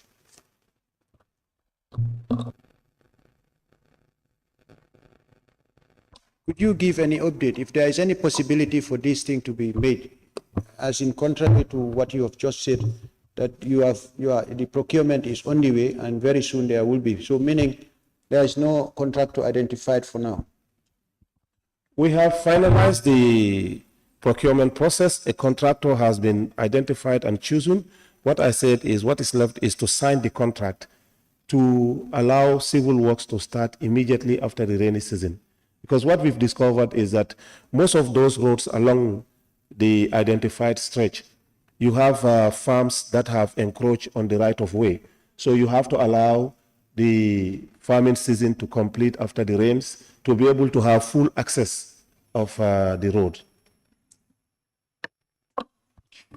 In respect to the same concern that you had, are you aware that with the delayance of this commencement of work, farmers and residents are still encroaching onto the spaces that could be the road to be erected? Well, I'm not sure of residences, but I know of farms. Farmlands have actually, encroached on the right of way, and that one is not a major problem because immediately after the rains, when they harvest, we have full access to the roads. And this is not unique to that particular state. Even in Fonyi and other places, that's one of the major issues. Yeah. Honorable Member for Kiang West. Honorable Minister, from your response, you've indicated that the contractor has already been identified. Who is this said contractor and what is the project duration? The duration of the contract and the contractor himself. Who is the contractor? I think if my memory serves me well, the contractor is Areski. The duration normally is 2 years. Yeah. Well, I think it's 2 years. I have to look at the contract duration. Honorable member, can you please stop that? Honorable members, let's give each let's other due put respect. ourselves in certain positions. There are certain questions, you know that before you will be able to answer that, you must go and make reference and get some figures or some statistics or some names. That's why if you have questions about issues, why don't you put your own principal questions? It's very simple. Honorable Speaker, I ask a supplementary question, which is very simple. Project duration is not a complicated issue. No, he has answered it. Concern. And he said normally 2 years. We are specifically talking about a specific contract. So this is why I asked the project duration of that contract, not normally for all other contracts. So if he cannot answer that one, that was fine. But I said specifically for this one, what is the project duration? What is the project duration? Yes, for this contract. What did he respond? He said normally is 2 years, but for this one, he is going to make more inquiry about it. And as Honorable Minister. What is your problem? Because if I understood you, the answer is you want to know the project duration of that stretch. He said it's usually 2 years. But for this particular stretch, he has to go and find out what is the project duration. What is the matter about that? I wasn't in he should have known and he must say it. No, as I was asking him to clarify that to me, someone was responding. That was the person I was talking, not Honorable Minister. All you people don't respond to side issues. Answer, put your questions to the speaker and then forget. There will always be people who want to distract.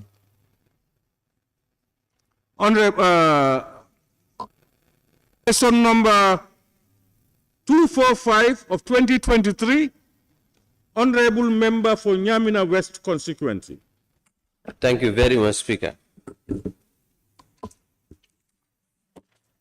Honorable Speaker, could the Honorable Minister for Transport, Works and Infrastructure inform this August Assembly what is his ministry's plans to construct the highway from Choya via Dankungu to Kung? Thank you. Thank you, Honorable Speaker. The construction of the road linking Choya Dankunku to Kung is not part of the 355 kilometers of roads recently launched for construction nationwide this year. However, there are plans in place to conduct road inventory and condition surveys. Subsequently, these surveys will lead to the inclusion of the above-mentioned roads in the list of rural roads for construction once funding is available.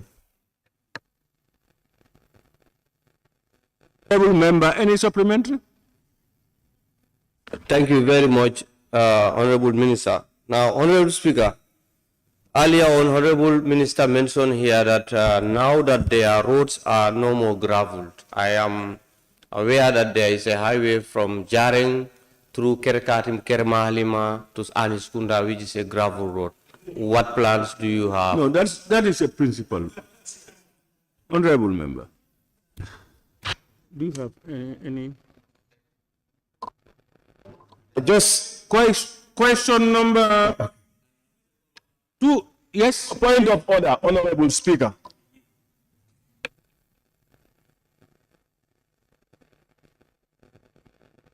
Thank you, Honorable Speaker.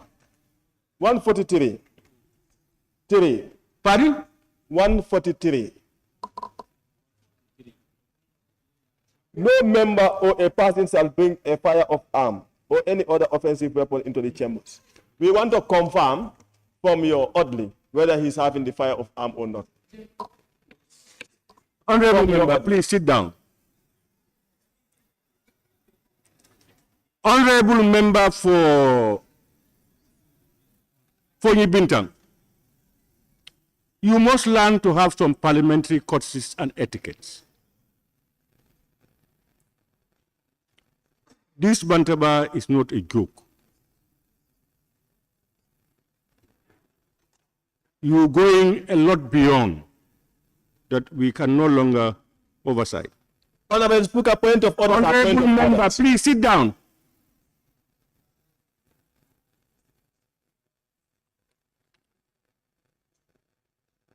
The assigned people, I have made a ruling, very clear. And that there are people assigned. How can you individualize it? That is unethical and unparliamentary.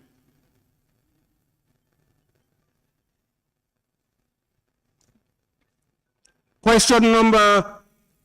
Speaker, I have one more question to go. Yes, you had one more question. Can you go ahead? Okay, thank you, Speaker, for that. Honorable Minister, you made mention of survey for the Dankunku Highway Road.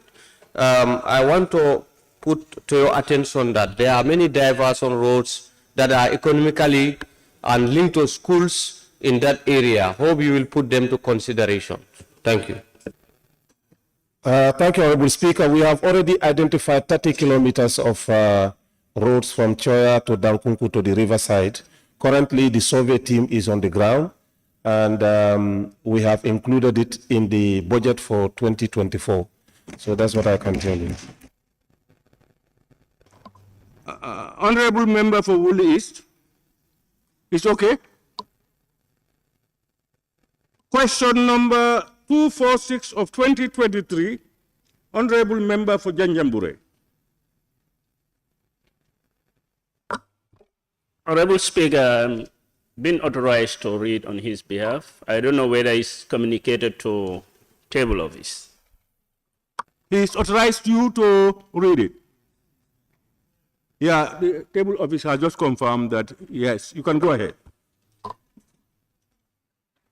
Honorable Speaker, could the Honorable Minister for Transport, Works and Infrastructure update this August Assembly on the GPA Grupo Roadman agreement on the expansion of the port and share the agreement document with the Assembly?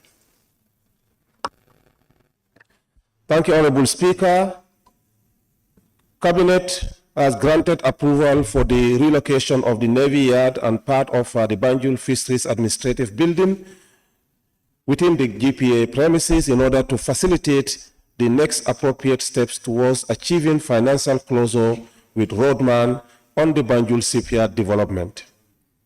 The main issue was that Roadman Group requested for an additional area to be added to the BANJUL shipyard project proposal in order to drive maximal value from their proposed investment. These include the relocation of the Navy headquarters, the Gambia Ports Authority mechanical workshop, and part of the administrative building of the fisheries complex. The next steps are that the Roadman Group has been invited to travel to the project site here in the Gambia with a view to finalizing the negotiations for the public-private partnership concession, financial closure, and signing of the agreement. The National Assembly will be duly informed about the progress towards this end, and the documents will be duly provided as well. Honorable member, any supplementary? No.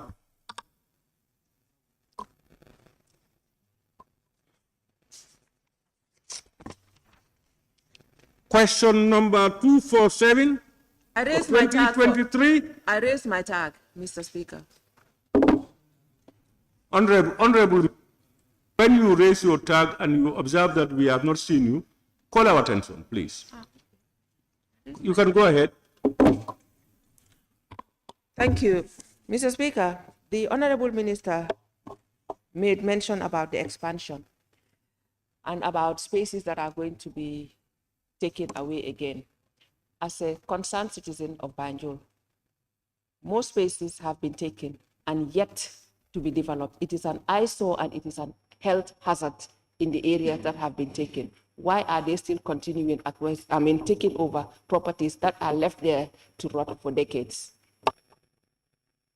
Well, the properties that you talked about are part of the Banjul Port Expansion Project, and we have successfully negotiated with property owners, and most of them have been given the opportunity to relocate to other places outside of Banjul. And the remaining few that could not relocate on time because of negotiations with the property owners of Bakau actually delayed the demolition exercise for that place to be fully developed. But I can assure you that a schedule has now been prepared since most of the affected property owners have been relocated to finally start the demolition exercise and the works. Thank you.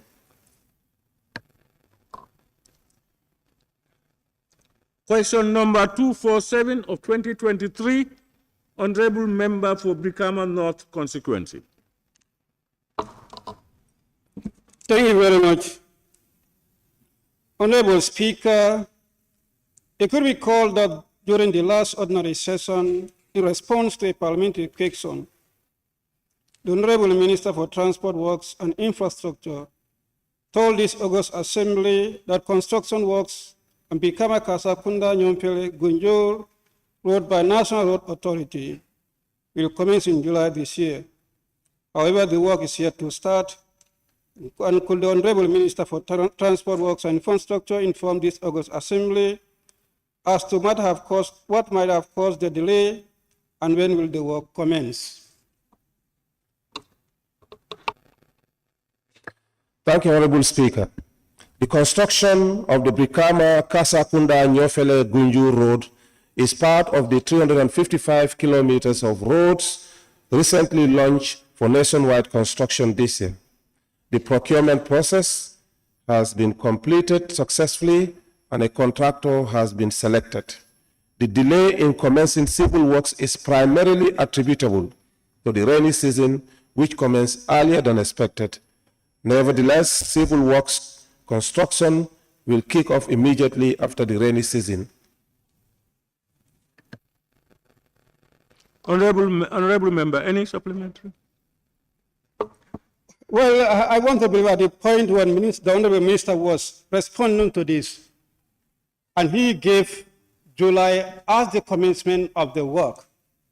The Minister must agree that July was forecast to be part of the rainy season. Yes, indeed. I mean, but you know, in most cases also, Honorable Member, that we normally stop construction works August, September, so that we can allow the heavy flow of rains to subside and then, works can continue mid-October onwards. However, this year, unusually for that matter, July has seen some substantial heavy rains and no contractor was able to actually do much work. Apart from those in the rural areas, I think where you have access to strong laterite in the CRR North, I think. That apart from that one, none could actually start work because of the heavy rains. But the assurance is there that after the rains, works will start. Thank you. And has the contract been awarded? If so, to what contractor? Well, I will have to come back to you on that. The contract has been awarded. I think it's part of the same stretch that RSK is doing lot 4, but I can confirm with definite answer to you. Honorable Member for Banjul South. I withdraw. I was going to tell him that July is always the most rainy season. So I don't know what happened. Well, it must have been an oversight, but the Honorable Member for Brikama had asked that question. Thank you. Honorable Member for Latrikunda Sabiji. Thank you very much, Honorable Speaker, for giving me the floor. Honorable Minister, we are soon reaching to the budget bilateral. And this contract that are signed this year, but you couldn't execute them. How are we going to do that when that period comes? And in fact, we agree that we are not going to sign further contracts until the existing ones are exhausted. But I still see ministry sign contract in and out. Thank you very much. Well, you're right. If the works cannot be completed, of course, they will be referred into the following year's budget so that it can serve as a continuum from the previous year.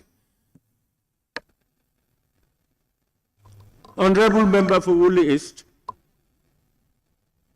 Sorry, Honorable Speaker, I did not answer his last question, let me say this, because I think the honorable member has been asking this question several times, why we are signing more road contracts when we have not finished these ones. Yes, the agreement between the Assembly's business, the Assembly's Committee for Infrastructure and the ministry at the time was, let us complete the existing works. But looking at the development need and the demand for new roads, you can see most of the questions, about 21 of them, are all about roads.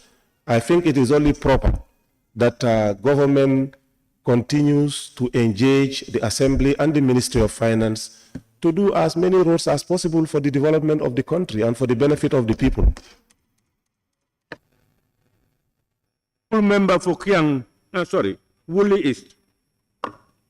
Yes, thank you, Honorable Speaker. Honorable Minister, talking about the 350 or 55 kilometer roads, which are for rural areas. How have these contracts been awarded? Is it giving 2 or 3 roads to one contractor, or giving only one road to a contractor? Thank you. We divided the roads into lots. I think it's about 9 different lots. Lot 1 basically is the roads in the URR, including the Brikamaba, Joben, because the same contractor is mobilized in that area. Then Lot 2 is the one in the CRR North, including the roads going all the way from Kunting to the riverside in Janjambure, and then the other side going to the northern border with Senegal. Then Lot 3 is the Fonyi roads, and then Lot 4 is the roads actually in Kombo East, and also this become Kasakunda to Gunjur.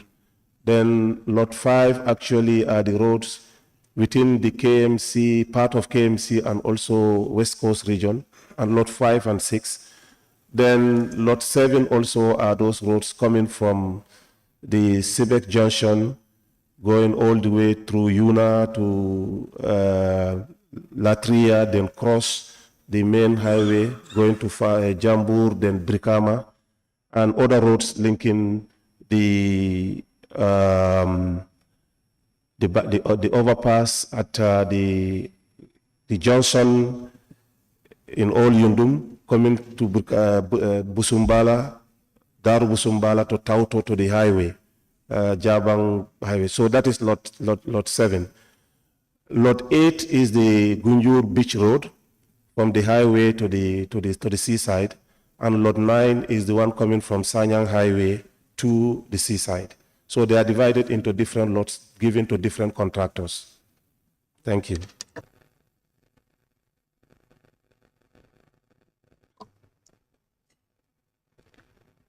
Question number 248 of 2023, Honorable Member for Brikama North.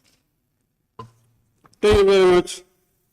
Honorable Speaker, considering the fact that Brikama is the administrative capital of West Coast region and the largest region in the country with poor road network within the township, could Honorable Minister of Transport Works and Infrastructure inform this August Assembly about his ministry's plan to construct the major roads in Brikama to make them motorable, especially during the rainy season?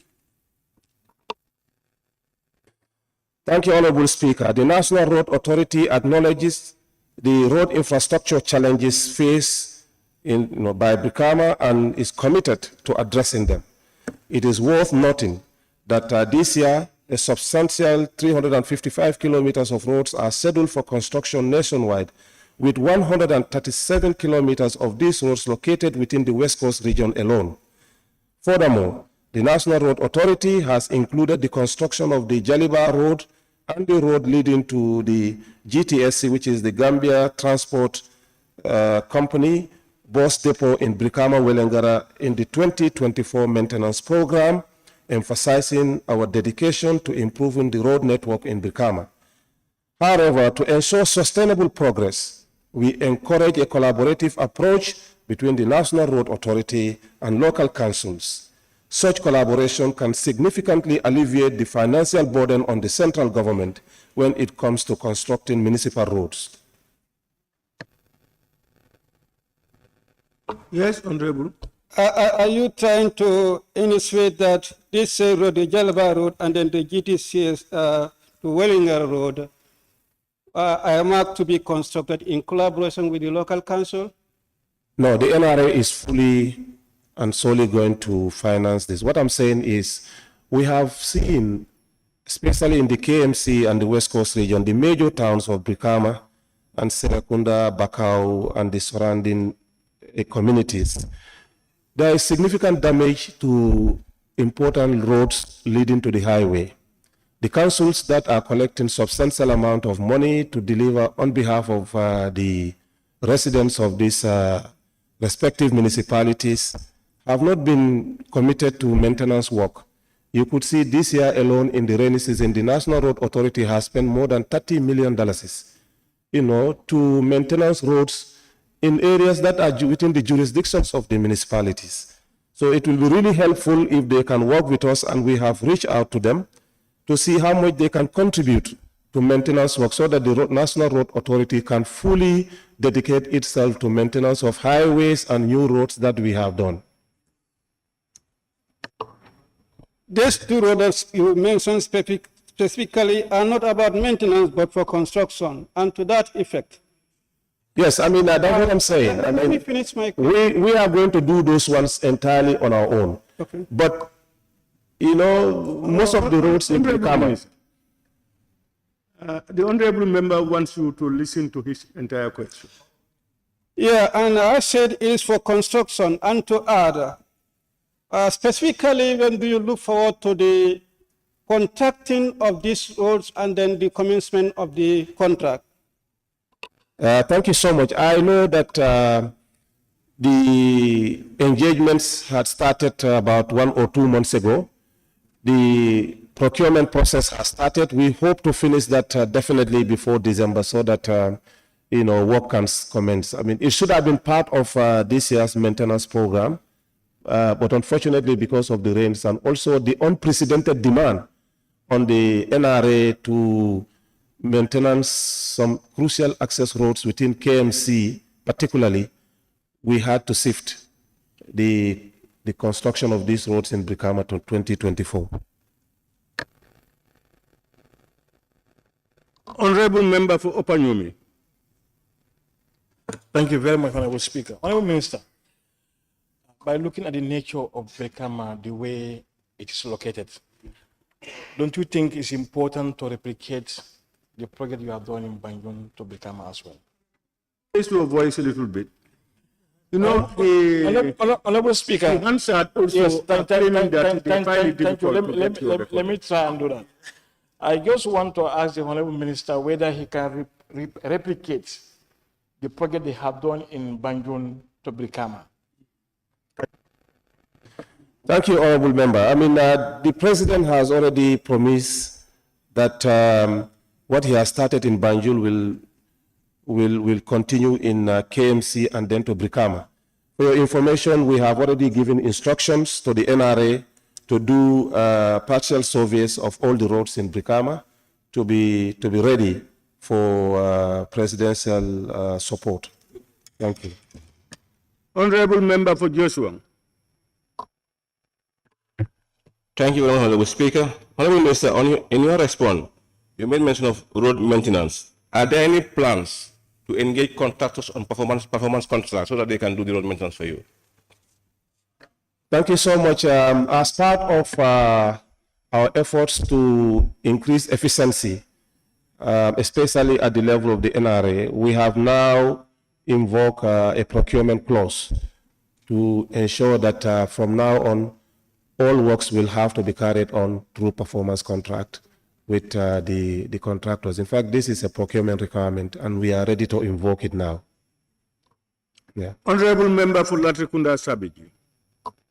Thank you very much, Honorable Speaker. Honorable Minister, do you actually say you have consulted the councils to give money to a ministry to embark on road maintenance in their municipalities? Is that your submission? No, I did not say they give us money. that we collaborate, because I know that some councils have identified certain roads. I know KMC has identified some roads to be built. And within the urban area, we have realized that it is not just to go and build a road. You have services that have interfered on the right of way. And also, in some cases, services are only on one side of the road. So if you are going to do that, it's very expensive. The relocation of services alone is like 30 to 40% of the cost. So if you are going to do these roads, for them to be durable, it's important we work together so that we can provide support and data that, when you do it, people will not come and be cutting roads to have the services on the other side of the road.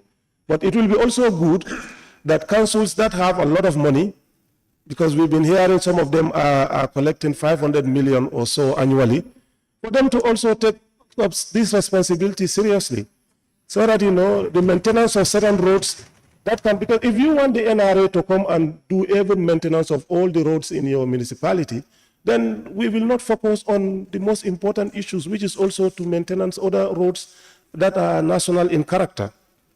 Thank you. Question number 249 of 2023 by the Honorable Member for Lower Salu. Speaker, I have a supplementary question. I raise my tag. Honorable Speaker.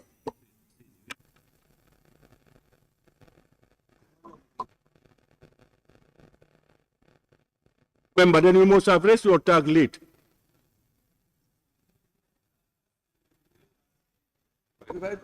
Yes? Yes. So, Okay. and I said, before I move, and you raise your tag, and before I move, you call, just say, Honorable Speaker, you call my attention. Yeah, If none of us are the able table to see, office told don't me wait to until wait. we They move will- and then you bring us back. Can you ask your question, please? Honorable Yeah, Member thank for you Lower very Salu, much, Honorable Can you Speaker. hold on, please? Thank you very much, Honorable Speaker. Since road maintenance cannot be done in isolation with the line ministry, as per the dictates of the Local Government Act, Section 80, subsection 3, all the way to subsection 5. It states that there shall be a local roads authority and a local roads committee. Section... Honorable Member, you must not go out of the issue. No, I am in the issue. It's about road maintenance. So I am It's saying... not only about road maintenance, it's about road maintenance at Brikama. Yeah, yes. But in Birkama, there is a council in Birkama, the Birkama Area Council, and this is about council.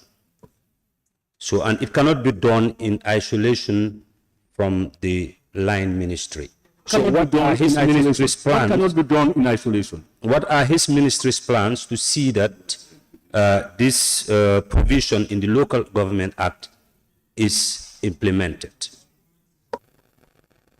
Honorable Member. Honorable Speaker, Honorable Speaker, point of order, please. Who is speaking? Honorable Omar Opanyomi. Yes. Admissibility of the question. Honorable Speaker, for 38 1J, a question fully answered shall not be asked again during the same session.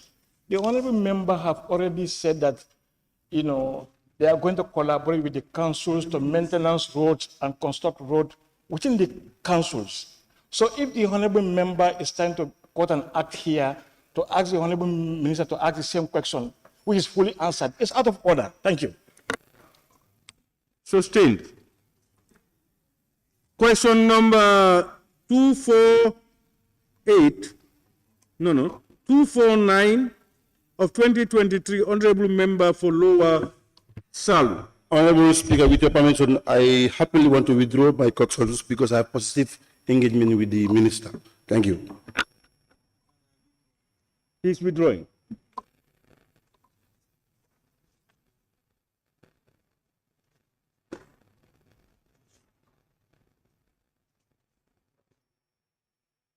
Right?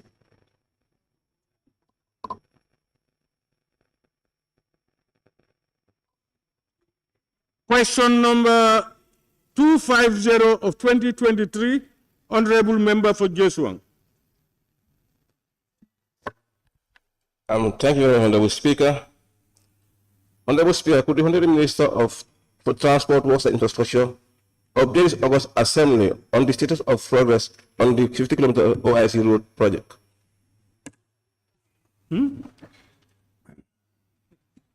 Thank you, Honorable Speaker. The constructions under the OIC 50 kilometers projects are ongoing and they are as follows.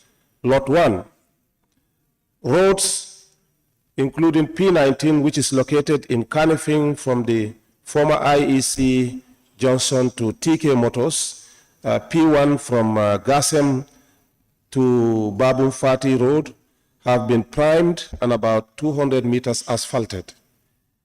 Roads P16, which is from the hospital to GTMI, and P2, which stretches from Serakunda Hospital to Sting Corner, have also been primed. Shallow drains are being constructed on these roads. The earthworks and drainage are ongoing on Road P1, which starts from Joko, going all the way into the Talindings. The contractor has mobilized all necessary resources to push for faster execution of the works after the rains and was working on 5 fronts, that's roads P19, P2, P16, P1, and P15. P15, which of course is the famous Bundu Road. However, the delay in civil works is due mainly to the issues concerning the relocation of services, the demolition of affected properties, and the recent issues related to availability of sand and the lack of cement at some points, and also difficulty getting aggregates in the market in Senegal. The overall progress has now reached 10%. Honorable Minister, it seems either the contractors are overloaded or financially constrained. Hello? Can I finish lot 2? Yeah, because the answer is long. Or you want to stop at lot 1 first, we go to lot 2? Okay. For lot 2, the pavement layers are completed on road P20, which lies from the Brusubi-Brufut Highway to Wulinkamba Market. Also, about 200 meters of asphalt has been done on P9, which stretches from Sukuta, Wulinkamba to Brufut, Sirifkunda to Ghana Town. Drainage works on roads P20 and P6, which stretches from Kololi Tavan through Bijulo to Brufut, and P9, which have been interrupted because of the heavy rains.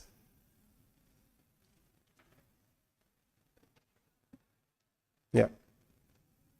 Honorable Member, any supplementary? Yes. Honorable Minister, it looks like the contractors are either overloaded or financially constrained. Are there any plans from your ministry to put them on a first account and allow NRA to do the procurement and then allow them to continue with their works? Well, actually, there is no finance. There should have been no financial issue because the government has been actually up to date with the payment of the IPCs, the interim payment certificates. And I wonder whether they are overloaded because for contractor in Lot 2, the only work that he is doing in this country is the Lot 2 works in the Burfoot area. The contractor in Lot 1 also is purely preoccupied on the OIC 50 kilometers. I think all of us are underestimating the challenges that we have in constructing roads in already overpopulated, densely populated urban settlements, especially settlements that are not fully planned or people don't adhere to the planning standards. You know that most of these areas, the roads are very narrow, and you have to do demolition exercise, you have to relocate the services, and unfortunately, if you look at the demand on some of the resources that we need for these roads, especially basalt, they are not available in this country. The neighboring country where we can get them, there is also an overwhelming amount of work that is going on. So priority is given to, projects in Senegal first before the Gambian trucks. We have agreed now with the relevant authorities in Senegal to support our construction work, especially for the roads. And you've seen since last month, we have seen an acceleration in terms of access to, basalt and aggregate. So really, I mean, things are moving. All the contractors now have stockpiled enough basalt. They have stockpiled enough bitumen, and they have stockpiled cement. And thankfully, through the Ministry of Energy, we have been able to source, sand from Gach for the contractors as a priority. So really, things are moving well now. After the rainy season, we will see an acceleration of works. Thank you. Honorable Minister, yes, government is paying, and then you spoke about materials issue. But my concern here is, government can be paying while the contractors are already over the ceiling of their financial issues. Hope that's not the case. You can be paying while there is always a big hole. Are you in contact with the contractors to know their financial constraints? Yes, we are aware of their financial constraints. I mean, but that should not also be an overbearing on the government. If you want to do that, then all contractors will come and put their burden on you. So what we have done is, for example, for relocation of services, if there are challenges in paying the subcontractors, of course, the National Road Authority will come in and then, pay those ones, which is part of our responsibility.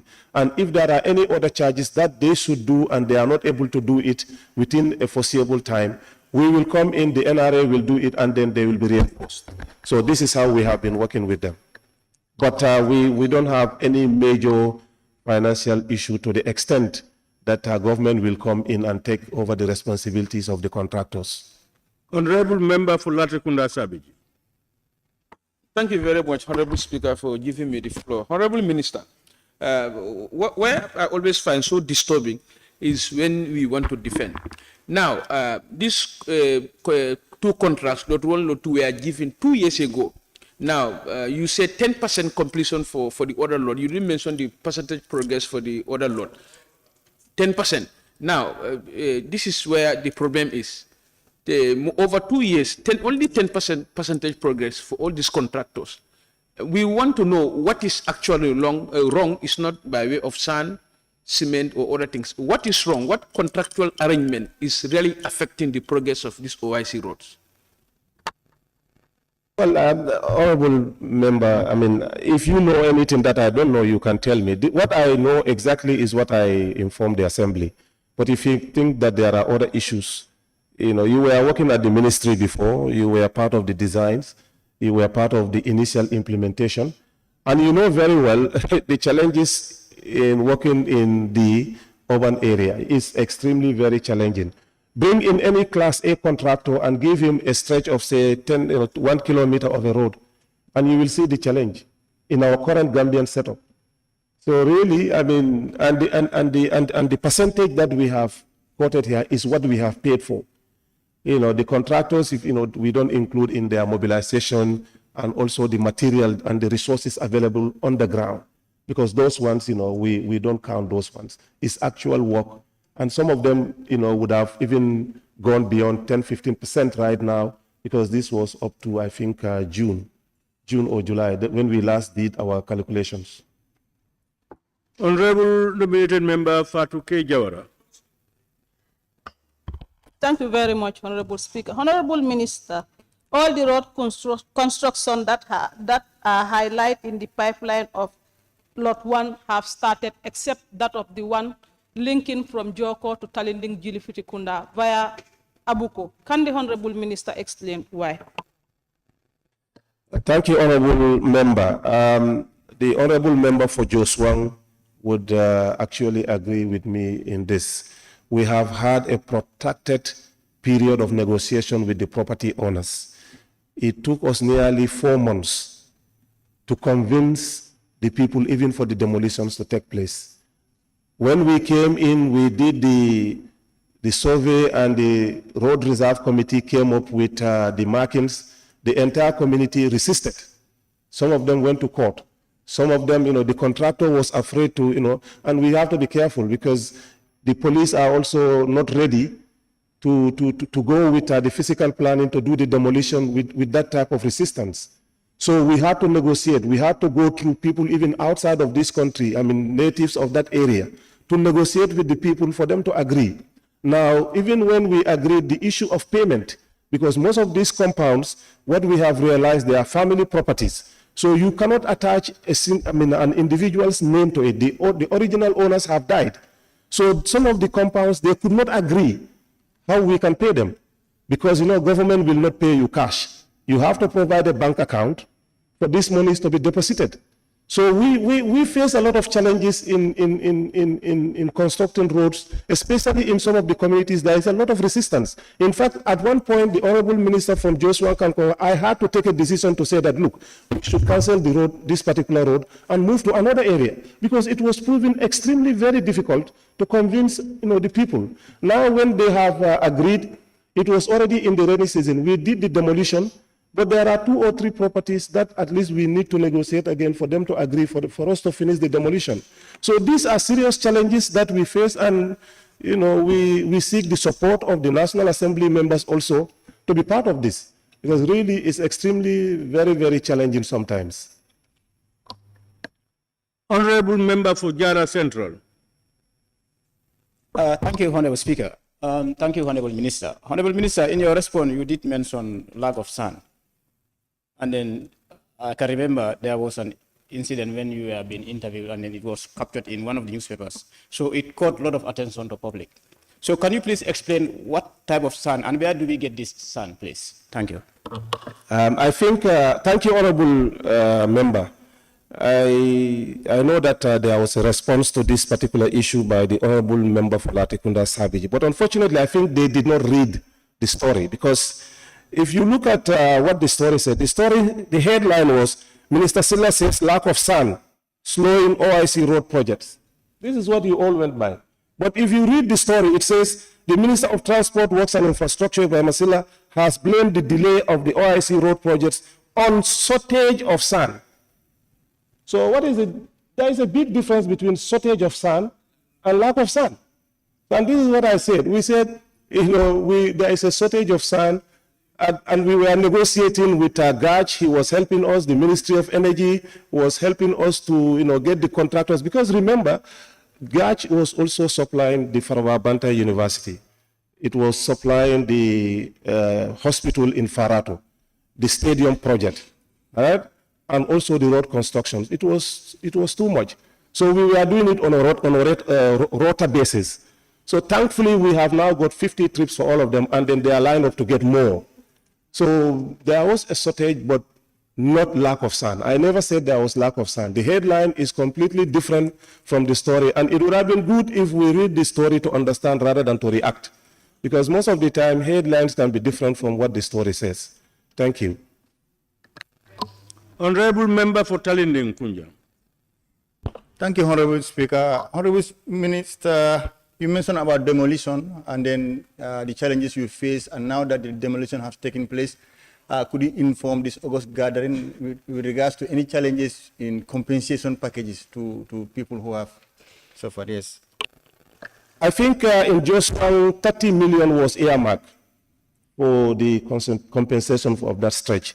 We have paid quite a number. I think very few actually are now not paid, and this is because they cannot provide us bank accounts for this money to be paid. In some, I think 1 or 2, the problem was because if your name is not on the property, you also have to give a power of attorney for the money to be deposited in a bank account. So I think there was a disagreement as to whose bank account that money should be deposited. So those are the only few now left. Yes. Honorable Member for Kiang West.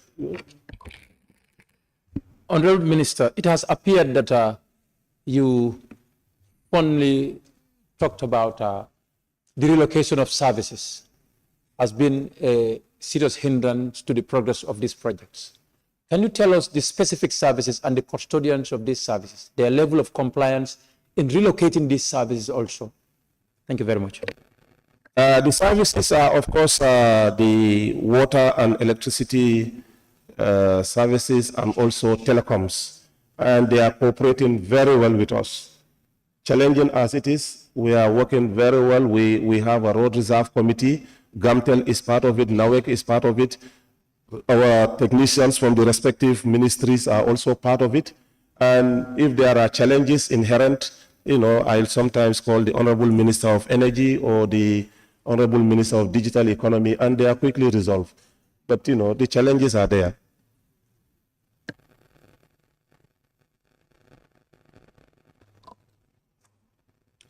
Question number 251 of 2023, Honorable Member for Joshua constituency. Thank you very much, Honorable Speaker. Honorable Speaker, as we all know, the government cannot do it alone, and the private sector has a role to play in the development of this country. Could the Honorable Minister of Transport Works inform this August Assembly his ministry's plans in partnering with the private sector through the Ministry of Trade to construct the roads within the Kanifing industrial area? Thank you, Honorable Speaker. Indeed, the private sector plays a crucial role in the development of our country, and we recognize the importance of collaboration between the public and private sectors in achieving our infrastructural development goals. The Ministry of Transport, Works and Infrastructure is actively exploring opportunities to partner with the private sector by means of public-private partnership in coordination with the Ministry of Finance for the construction of roads and bridges in the country.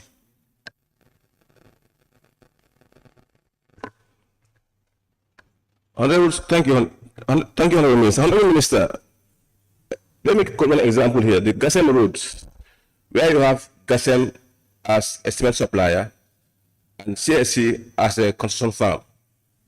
What plans do you have to partner with those companies to construct the road that link to their factories?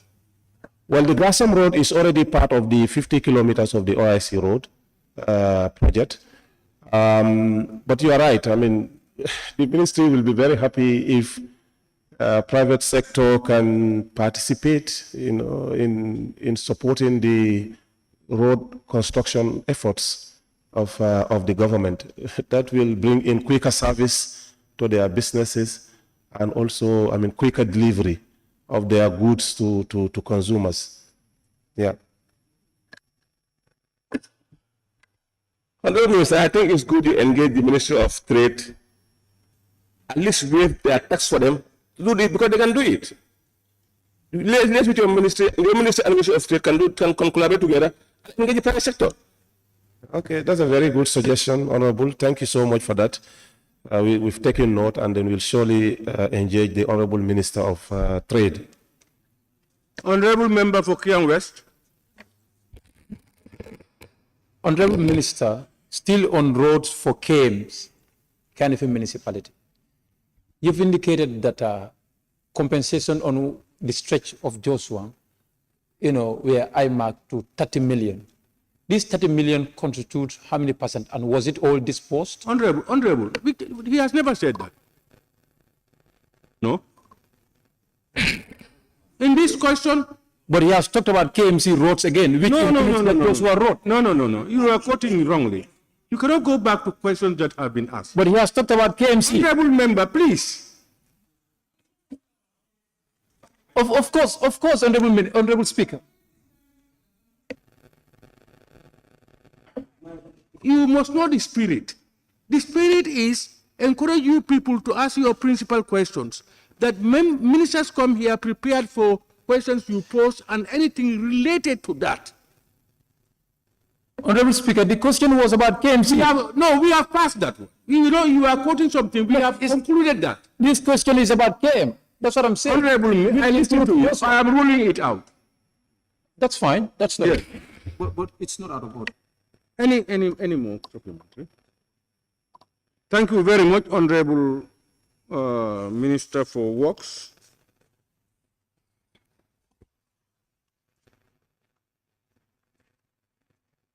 Construction, for ably answering to questions posed by honorable members. It looks like you have some of the most questions, and honestly, you've done your best to clear doubts and give information as required. Clerk, can we proceed?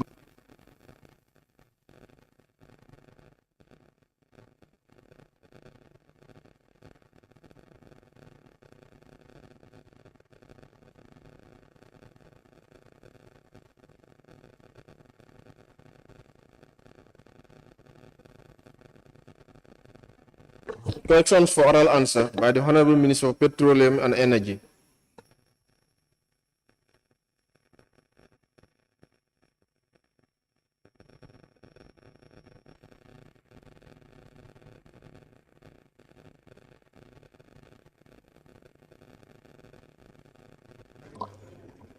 Thank you very much. Let me invite the Honorable Minister for Petroleum and Energy to take the podium. Honorable members, questions for which due notice were given to the Honorable Minister for Petroleum and Energy by honorable members for oral reply.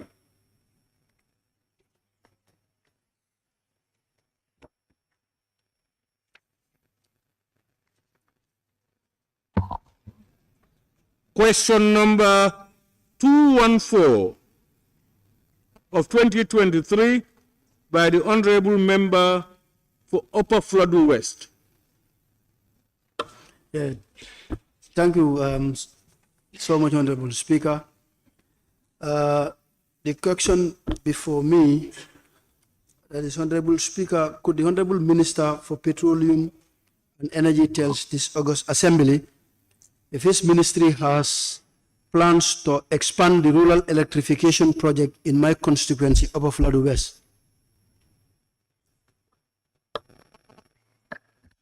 Thank you, Honorable Speaker.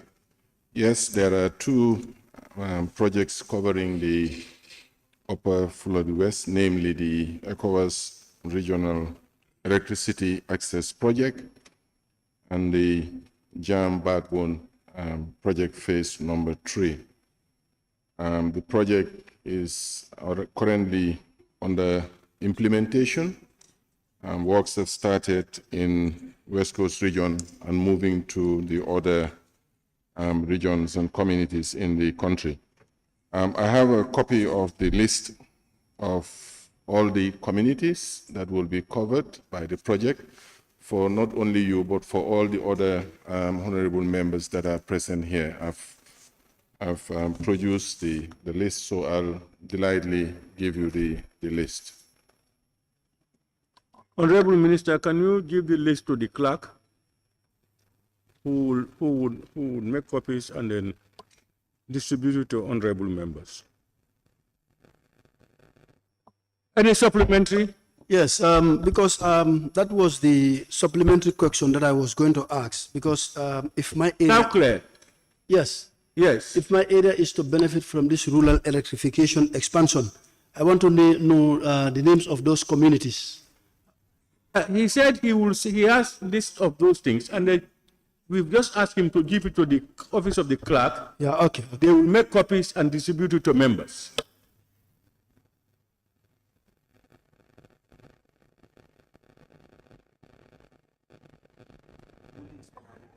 Huh? Honorable Member for Woodley East.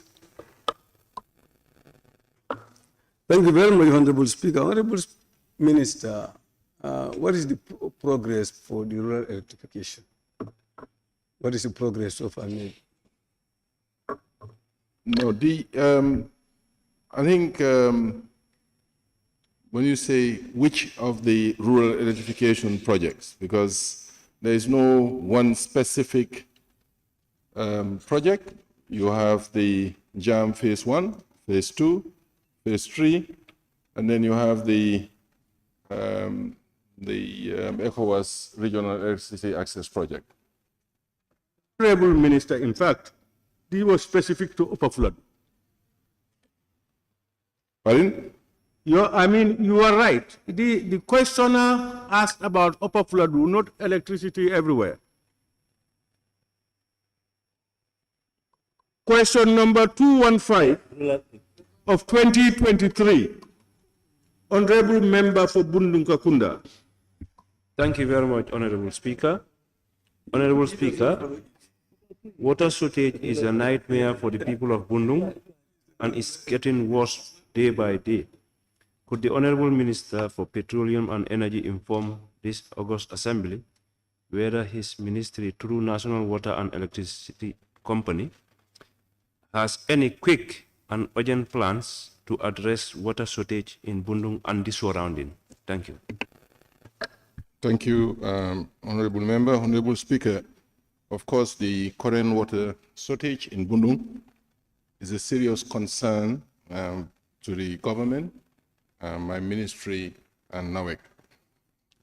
The general water shortage in Bundung is due to the inadequate production capacity in relation to the demand. However, the government of the Gambia, through NAWEC, is at an advanced stage to implement some emergency work infrastructure intervention works through the WASIP, the water supply in the Greater BANJUL area, which is funded by the French Development Agency. And of course, there's a project for the OIC to increase water production and upgrade distribution network in the Bundung area. Given the seriousness of the water situation in Bundung, His Excellency the President, following his attendance at the inauguration of the Bundung Police Station, convened a high-level meeting to find some immediate solutions to the problem. The high-level meeting resolved to dig emergency boreholes at suitable locations in Bundung, to equip them with water treatment facilities and pump the water directly into the system to at least ameliorate the current shortage. My ministry and NAWEC held meeting with you and the community leaders in Bundung, to outline the plans. And I think the technical assessment was also done by the technical team, and they have identified 3 possible locations in Bundung to sink boreholes on an emergency basis. Already yesterday, they did also take samples of water around the facility to determine the quality of the water prior to sinking the borehole, so that we have an indication whether the sites are suitable or not. I think yesterday, NAWEC submitted the scope of work and the preliminary cost estimate, which is between 12.2 to 18 million dollars. But this is something that we are committed to implement, and the funds will be allocated to make sure that the problem is addressed in the short term. Any supplementary, Honorable Member? Yes, please. Thank Go you ahead. very much, Honorable Minister. As you said, that's how everything went. I just want to appeal if there is any possibility, because schools are about to open, a school like Bundung Lower Basic School, whether there is any possibility to at least transfer their or move their service connection from the main pipe where it is connected to the other one, because by the borehole market, there is a tap that is currently working, so that they can have water during school time. We can discuss that, and I will take it up with the Managing Director of NAWEC. Thank you. Yeah, I think, Honorable Member, you can meet the Honorable Minister and then you discuss those ones. You have any supplementary? Question number 216 of 2023 by the Honorable Member for Nyamina West constituency. Thank you very much, Speaker. Honorable Speaker, could the Honorable Minister for Petroleum and Energy enlighten this August Assembly on the current stage of the rural electrification project and give specific targeted period for installation of electricity in the Nyamina West constituency. Thank you. Thank you very much, Honorable Member. Honorable Speaker, the Nyamina West constituency falls under the ECOWAS Regional Electricity Access Project. As I indicated earlier, the physical works implementation has started. The contractor is progressively going to move to cover all the areas. Currently, they're doing the construction work in Bafoloto, Kumbune, and the Kubariko in the West Coast region. So they will progressively move. And we have, in fact, asked the contractor to give us an updated implementation schedule for all the communities that are to be covered so that we will be in a position to mobilize. We have asked them to also increase the number of teams to fast track the implementation of the project. But our target is to complete the project by latter part next year. Any supplementary, Honorable Member? Yes, now according to the answer given that he will request data from the company or the contractors, I will just urge him to please make them available once he lay hands on them. Thank you. Honorable Member for Nyanija. Thank you very much, Honorable Speaker. The question is it's a very good question, but so much restrictive to Nyamina West. This EcoRIP project, that's the ECOWAS Regional Electricity Access Project that you made mention in your response, Honorable Minister. Can you please update the Assembly more about it? Because my constituency is a beneficiary, but we want to see polls now. Yeah, as I said, I have provided a comprehensive list for each of the constituencies. The list is there. It's per constituency and per National Assembly member. Your list is here. This is an access project. It is funded by the World Bank. It's a grant, $66 million granted to the government of the Gambia. The consultant is Solenoid. The contractor is KEI. They were contracted through international competitive bidding process, which went through, review by the World Bank. Given no objection, the contract was signed last year. There has been some delays in the implementation, but the contractor has been asked to submit a mitigation plan to accelerate the implementation of the project. But we rest assured that on the side of government, this is a priority project to achieve the universal access by 2025 of the government, and all efforts will be made to make sure that NAWEC, the contractor, and the consultant do the needful to implement the project. Honorable Member for Woodley East. Thank you very much, Honorable Speaker. Honorable Speaker, I want the Minister to inform me the project that is dealing with the URR North and how far that project has gone.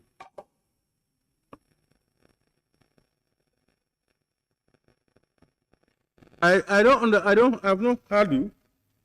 Honorable Speaker, we are dealing with rural electrification in general, that's the question, and in specific, the targeted period, specifically targeted period for Nyamina West. Yes? He said, let the minister enlighten this August Assembly on the current state of the rural electrification project. That is one part. What?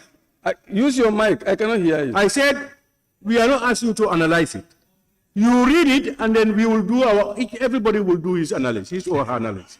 No, Honorable Speaker, he said put the Ministry for Petroleum. No, just read the question. Which question? I'm reading the question you have just read, the principal question. No, you mean my supplementary question? You started reading something. No, that's what I'm reading now. Now start now and read everything. Don't stop. Read everything to end.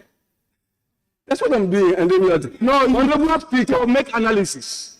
No, analysis. You told me to stop the analysis. Honorable Speaker, he said, could the Honorable Ministry for Petroleum and Energy enlighten this August Assembly on the current state of the rural electrification project and give specific targeted period for installation of electricity in the Yamina West constituency? That's what he said. So he's dealing with both rural electrification. That's your interpretation.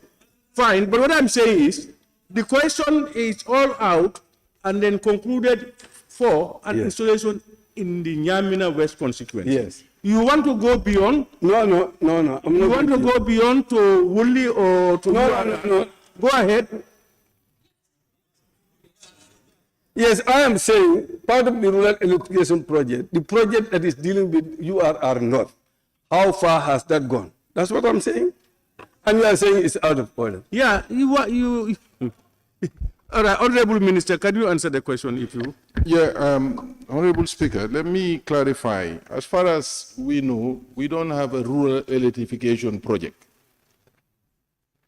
Let me clarify that. Okay? No, yeah, electrification of the rural areas is different from rural electrification project. No. I'm just clarifying for your understanding. Okay, we do not have a project called rural electrification project. So I'm just clarifying for you. We have universal access project, which, you know, we have specific projects called the Gambia Electricity Restoration and Modernization Project Phase 2, which covers Woolley East. And there are 18 communities which are identified, and the list is here. And currently, the contractor has done all the designs. They are doing the factory acceptance tests, and very soon they will start the construction work. Thank you. Honorable Member for Banjul South.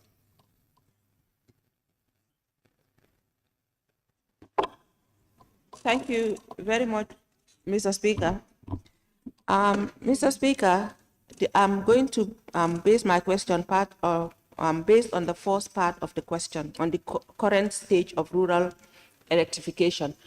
I've just concluded an observation mission at the West Africa Power Pool, and I had the privilege to be informed that they have capacity to provide up to 200 kilowatts to the Gambia, yet we are only purchasing 50.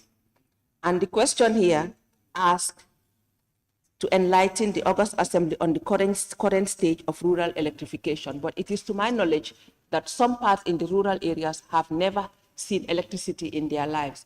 So we have the capacity of getting 200, yet we are only getting 50. Why is the minister not able to provide part of these rural people electricity? Thank you. I think you want to be faster than that. The issue here is to update us. That's the request. Why? You have a very important question, but it's a principal question. It's not. That you are talking about electrification that is being acquired. Why don't they increase that for everybody almost to have it? That's what you are asking. It's update on the universal. That is different from purchasing, because the update is what is happening. No, I'm saying why. Why they are not giving them. Honorable Speaker. You see, every member has a right to put your question. And you put your principal questions to the various ministries. But you cannot come and be asking non-supplementary questions. Question. Because they are not having, so I'm asking why.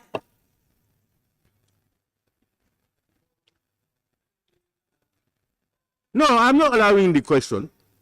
You are being unfair because it is a supplementary question.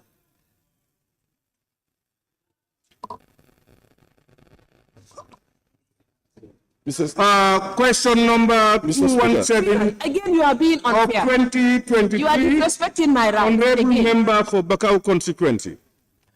Thank you very much, Honorable Speaker. Honorable Speaker, the Gambia has the most expensive fuel pump prices in the sub-region. Could the Honorable Minister for Petroleum and Energy tell this August Assembly why this situation and what is the ministry's position to address such an issue? Thank you very much, honorable member. And Mr. Speaker, I can provide evidentiary data to tell you that the Gambia does not have the most expensive fuel price in the sub-region.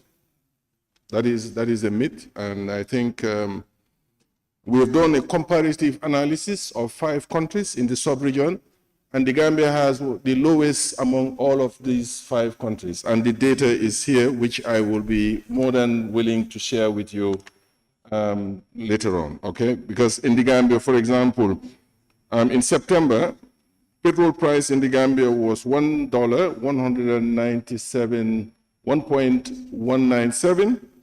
In Senegal, it was 1.532. In Mali, it was $1.42. In Guinea, it was 1.4. In Sierra Leone, it was 1.335. And in in Ghana, it was 1.2. That's for petrol. For gas oil in the Gambia, the price is $1.141 per liter. Senegal is 1.161.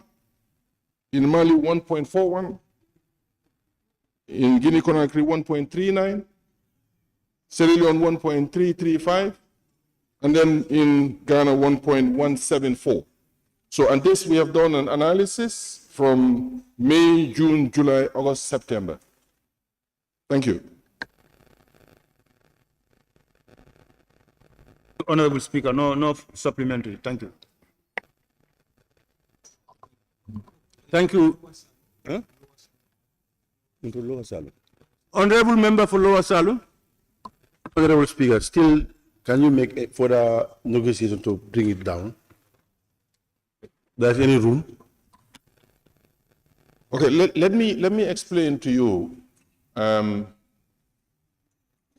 Just last month, the government had to forgo a revenue in excess of $180 million to maintain the price of fuel. Okay? Pardon? We have to forgo. So which means that, you know, what the price that was supposed to be charged was not charged. If it was charged, then government would have got another $180 million in revenue. But the ministry, the government had to reduce, in order to make sure the price of fuel, because of its inflationary effect, had to maintain the price of fuel at this level. But we have seen the price of fuel, the flat price of fuel is now going up. And it is going up because of the reduction in production that the Saudi Arabians have done. And that is having an impact on the international price of fuel. We don't produce refined product, and then the product is bought in the international market, and it is referenced by the plant. So that is how fuel prices is determined in this country. It's not something that is entirely the prerogative of the government. Wherever the government has the opportunity to reduce the price to relieve the economic burden, because fuel has, according to the Central Bank Monetary Committee, increasing the price of fuel has significant inflationary effect. Honorable member for Kiang West. Honorable Minister, That 180 million you've talked about, is this fuel subsidy? And if it is, was it only 1 month or 2 months? No, that's what I'm saying. I'm using my words. I'm saying that when there's a fuel pricing committee that is multi-sectoral and look at these indicators every 25th of every month, and when the current international price of fuel was put in this model, the output is higher than what we eventually, so what I'm saying, determine the price, because the price of fuel should have been more, the pump price should have been more than what it is today. So what I'm saying is the government forgo, if you want, you can say subsidy, but it forgo the revenue of 180 just for the last month.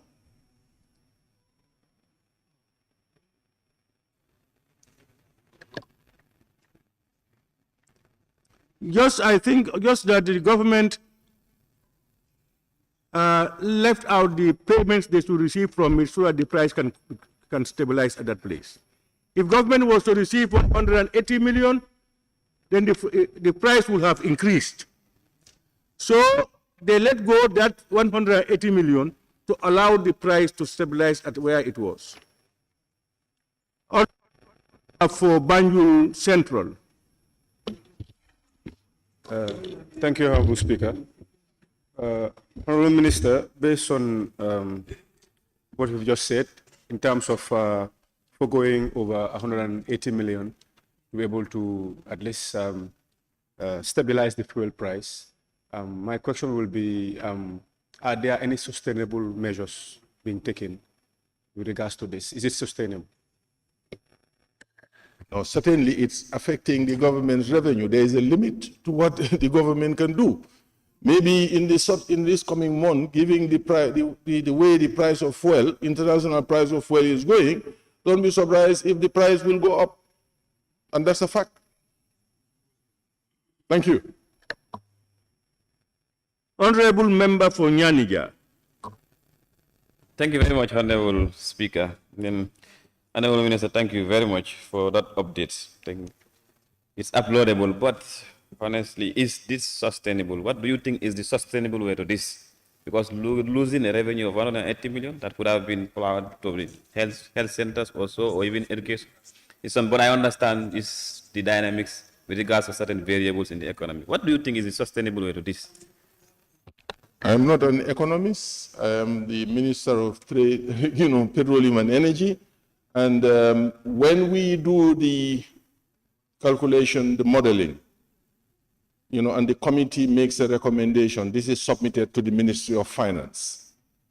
Because we are the technical sector ministry, but the final decision in terms of whether, the price in terms of subsidy or foregoing of revenue is something that I consult with the Minister of Finance. Thank you.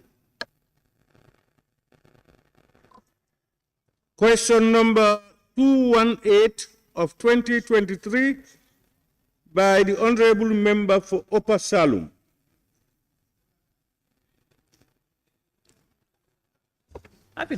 Pardon?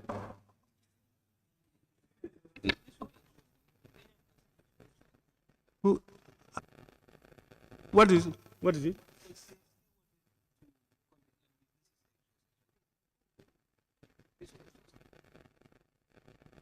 As more supplementary questions? He said the list was exhausted. You have 5. If 5 is gone, that's where it ends. Pardon? That's what I was made to understand. Okay.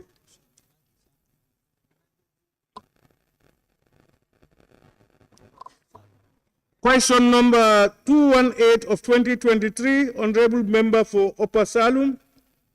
I'm just told that he has authorized Nyanija to read the question.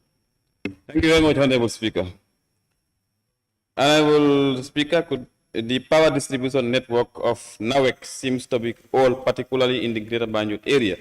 would the Honorable Minister for Petroleum and Energy confirm if there are plans to modernize the network and the possibility of using smart meters across the country? Thank you. Thank you very much, Honorable Member. Honorable Speaker, the government of the Gambia recognizes that NAWEC electricity distribution network is rather old and requires modernization, rehabilitation, and refurbishment. This is the very reason the government of the Gambia came up with the strategic roadmap 2021 to 2040 to achieve universal access, and with specific investment plans for generation, transmission, and distribution.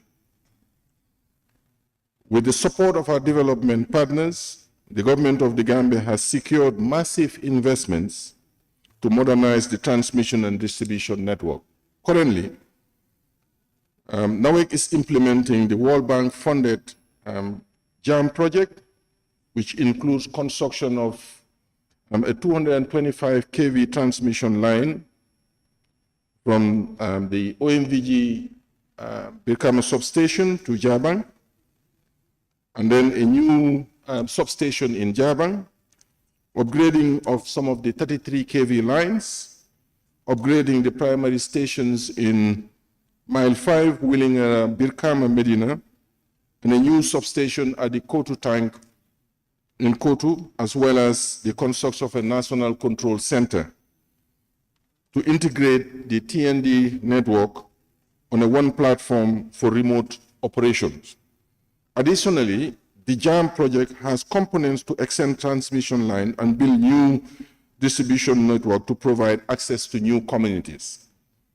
The EcoRIP project and the Gambia Electricity Access Project funded by the African Development Bank are important access projects that will also build new transmission line and distribution network to process electricity access in greenfield communities, both in the GB, peri-urban and rural area. The government of the Gambia has also recently secured funding from the China Aid Power for a China Aid Power Enhancement project in the GBA. The project involves rehabilitation of transmission lines and access expansion and extension to GBA. We have also secured funding from the African Development Bank, a grant funding for the Gambia Electricity System Rehabilitation and Expansion Project. The OIC Electricity Project, which the NAWEC is benefiting, will also replace secondary transformers and low voltage network. Additionally, new primary substations will be built around the BANJUL International Airport to cater for power supply for the airport, and the BANJUL substation will also be upgraded to double its capacity. Accordingly, NAWEC have also started a pilot program to use smart meters, and their current policy that all meters to be installed are smart enabled. Thank you.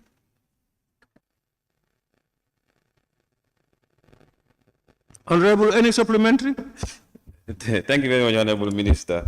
Surely there are a lot of plans, as you've mentioned, but the fact remains the distribution network, the transmission and distribution network of NAWEC is definitely on, and I just pray and hope that when all this is implemented, we say goodbye to that. But we want sort of a timeline frame to some of these projects because we understand the importance of them. Thank you. Okay, we are in a development phase. We recognize, as you said, that the network is old. That's why we are modernizing it. That's why we are rehabilitating it. That's why we are renovating it. Because the pace of development has not caught up with infrastructural development. And it hinges on finances. But now that the government has secured this funding, there is a process, and we be rest assured that the timelines that have been agreed with our partners will be respected and will be implemented in the best possible way. Thank you. Any more? Honorable? No, allow orders. It's okay. It's fine. It's fine. Honorable Member for Lower Salum.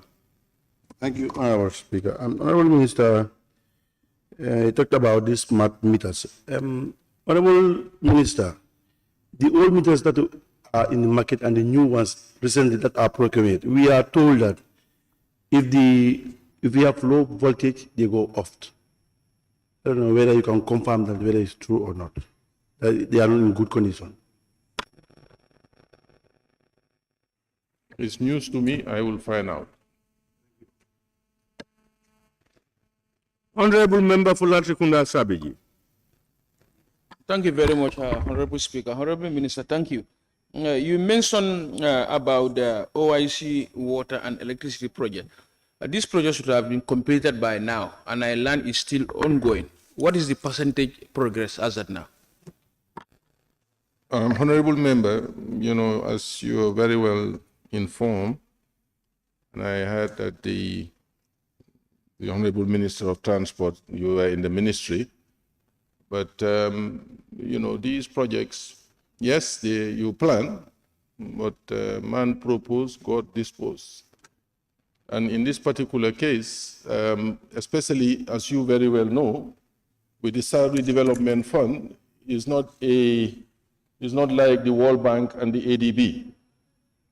And I can tell you that when the tender was done, for both the water and the electricity, the tender price was more than the available budget. And that, you know, the funders, the Saudi Development Fund, requested for the rescoping, which was subsequently done, and the contracts have been signed. I think the contractor for the electricity, I think last month, applied and presented the advance payment bond for the advance payment funds to be provided.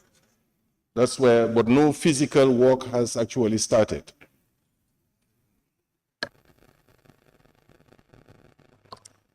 Honorable Member for Upper Numi. Thank you very much, Honorable Speaker. Honorable Minister, a lot of projects are mentioned under your ministry, and you call them grants, but like you never give us the figures, the amount of money involved.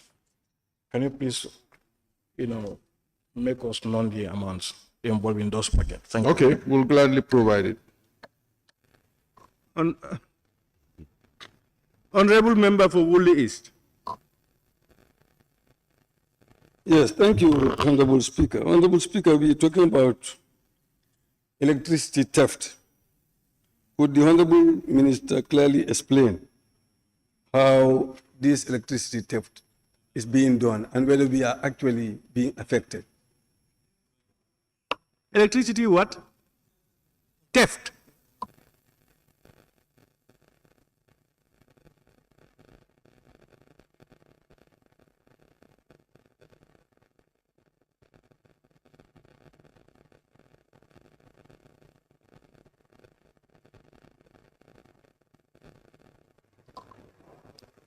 Honorable Minister, do you understand? Huh?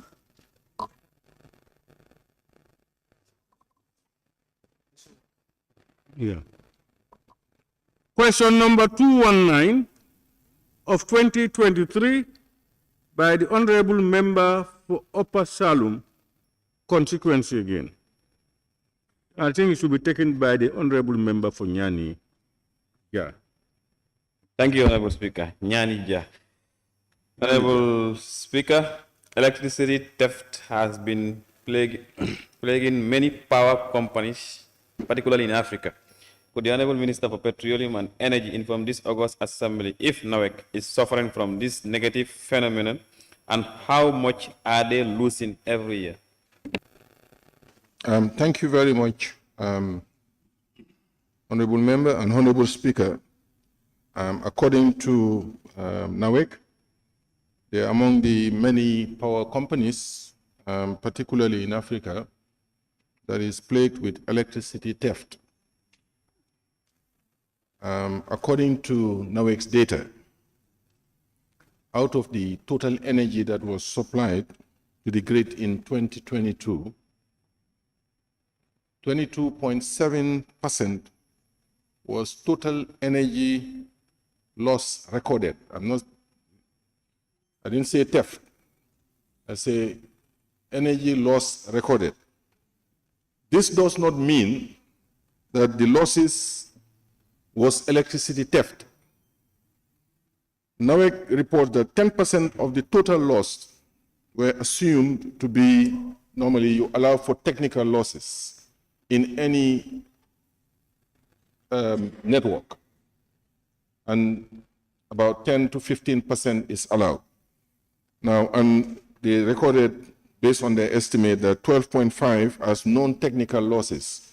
And in also these non-technical losses, you know, that's where the electricity theft is part of, because you have meters that are bypassed, those are electricity theft. You have faulty meters as well, which are not electricity theft. You have meter tampering, people that tamper meters, those are electricity theft. And also customers that are not billed.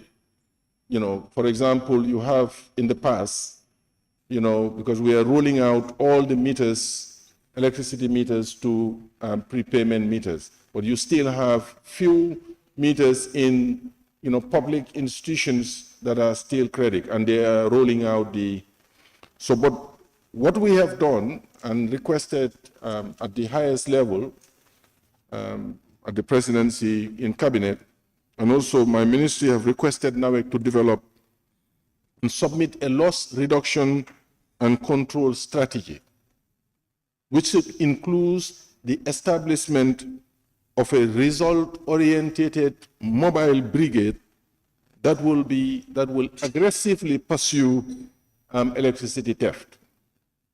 And this is something that NAWEC is developing, and we are expecting to receive this strategy very soon.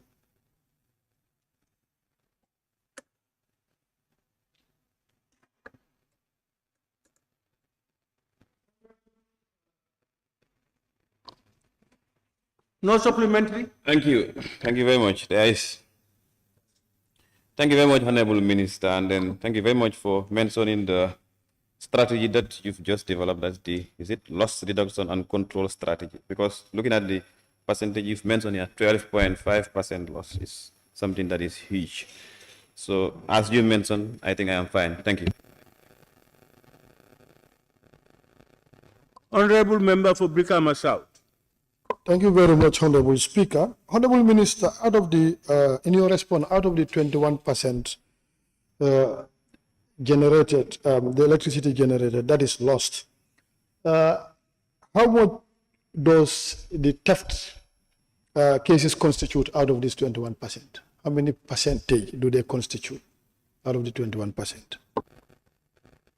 Explain that according to the data that NAWEC has provided, it's not an exact figure, but they have provided a ballpark figure, and it is a very good estimate that 12.5% or so is non-technical losses. And among the non-technical losses, I don't think they have been able to pin down the theft, because if you know the theft, you will stop it.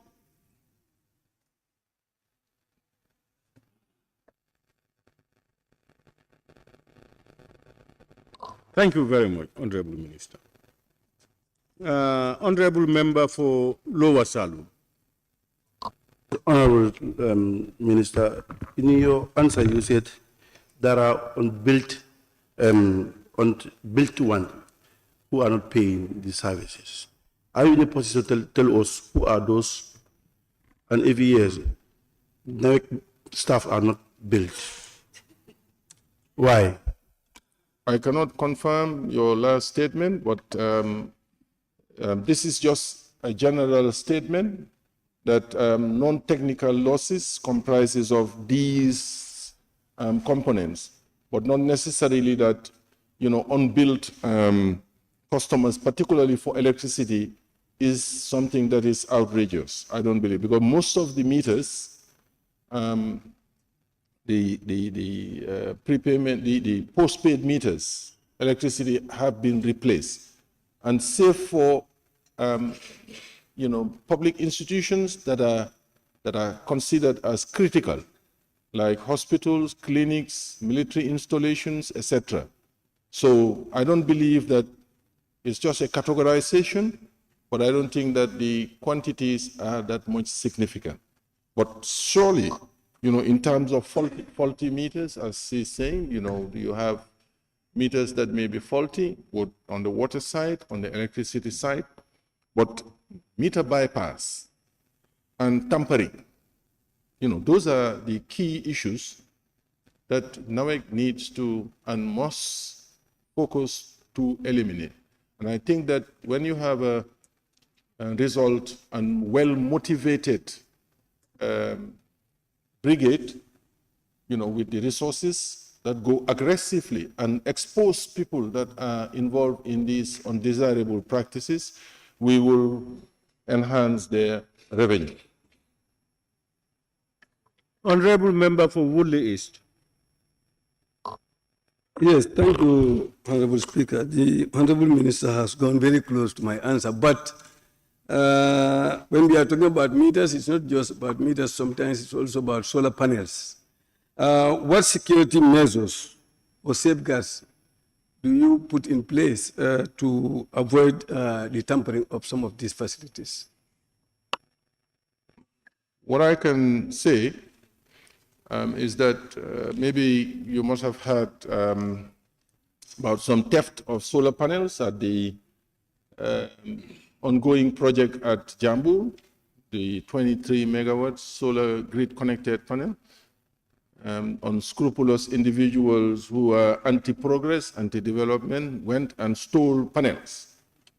But what we have done is that with the support of the Ministry of Interior, they have now ready to deploy security personnel at all of these strategic installations to protect the national infrastructure.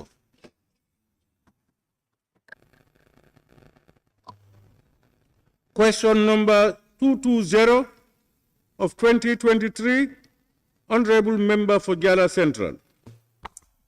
Thank you very much, Honorable Speaker, and thank you very much, Honorable Minister. Honorable Speaker, could the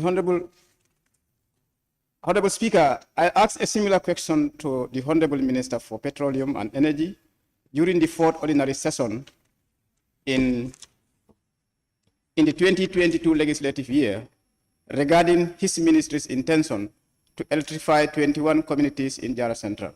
And his response was, I quote, "The said 21 communities will be electrified in the first part of 2023, unquote. Could the Honorable Minister for Energy inform this August Assembly why this work has still not commenced? Thank you. Thank you very much, Honorable Member. Honorable Speaker, let me repeat what I said earlier. I said made this statement on the basis of what was planned. But as I said earlier, the project has encountered some delays. And this is why the works on the ground have not started.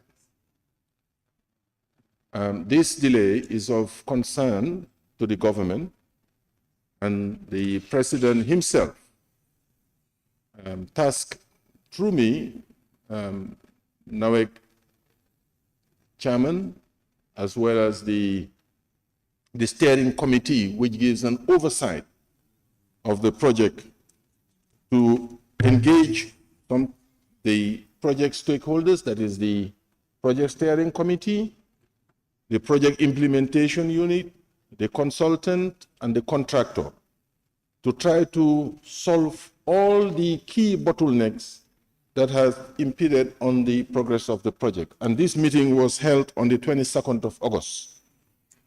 Now, and the meeting resolved, with the support of the Vice Chairman and elder statesmen, addressed most of the key problems, and the contractor has now been tasked to come up with a revised schedule and also a delay mitigation plan. And we are expecting the submission of this documents this week, latest next week. But I can assure you that as far as the ministry is concerned, we will do everything to make sure that NAWEC, the implementing entity, do what they are supposed to do to deliver these projects on time. And we are informed by NAWEC that towards the fourth quarter of next year, the work will progressively progress to LRR, and you will see work implemented on the ground. Thank you. Honorable Speaker, could the Honorable Minister please be more kind to this August Assembly as to what was the key bottlenecks that hampers the commencement of the project? Thank you. There were contractual issues between the contractor and the PIU, that's NAWEC, which were related to interpretation of the scope of work of the project, issues of factory acceptance tests, which are things that have to be planned, and also the bill of quantities, design, finalization of the design works. These are things that really were the cause of the delays. But we have solved most of these problems. So as I said, we're just waiting to receive the revised plan to make sure that the project is delivered as soon as possible. Honorable Member for Latrikunda Sabiji. No, I have one remaining question. Yes. Yeah, thank you, Honorable Speaker. Honorable Minister, see, I don't want to bring all the response that was connected to the former question. But in that response, you did indicate that the contract was in fact awarded. So I don't know for this one now, as far as it is going to be revised and do all the necessary transactions. So what level you think this new current situation of the electrification of the 21 communities is at now? Thank you. The Honorable Member, let me clarify for you. There is no contractual issue. There is no new contract that has been signed. In the course of contract implementation, interpretation of contract clause, the contractor can interpret a particular clause or a particular provision in a particular way. The PIU or the consultant interprets it in a different way. And that's why you have, under this particular project, you have what is called a dispute board member that sits to resolve any dispute that exists between the parties. What I said was that the contractor, following these delays and after resolution of these problems, has been requested to present a revised implementation program, which is a time-bound that would now tell us when he is going to do which community at what stage.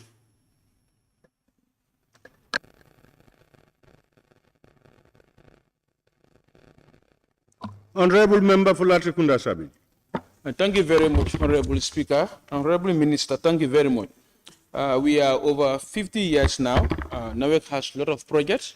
We call some project electricity enhancement. We call others electricity rehabilitation. Now, what is the expected megawatt as far as Gambia electricity output is concerned? And where are we right now? How many megawatts are we supplying? And what is the expected output? Thank you very much. Honorable Member, all these projects that you have named are transmission and distribution projects. They are not generation projects. Okay? They are transmission and distribution projects to be able to transmit and distribute power. They are not generation projects. Now, we have currently, NAWEC generating capacity is about 60 megawatts, own generating capacity, of which 25 megawatts of that power is all generators that have been there since 1980 something. Okay? So the effective available capacity is about just 30 something megawatts, of which we also have power that is coming from car power. We are also, Senegal is sharing in the GBA sometime between 30 and 32 megawatts of their own generating capacity. And the highest demand recorded in the GBA was about 95 megawatts. So today, if you subtract car power, you subtract Senelec, you have serious power outages in this country because the capacity in country cannot supply the demand. Now, let me come to this issue that if you allow me, that the Honorable Minister, the Honorable Member talk about WAP. WAP does not have power to supply. WAP does not have power, and WAP is not supplying because she raised the issue about, power from WAP that we are not taking. WAP is not supplying this country 50 megawatts. The power and WAP does not generate any power. So it is important to understand the realities. WAP is an institutional, ECOWAS specialized institution which is trying to support the connectivity of the electricity network. But WAP does not produce any power, and WAP is not making available to the Gambia 200 megawatts of power. Thank you.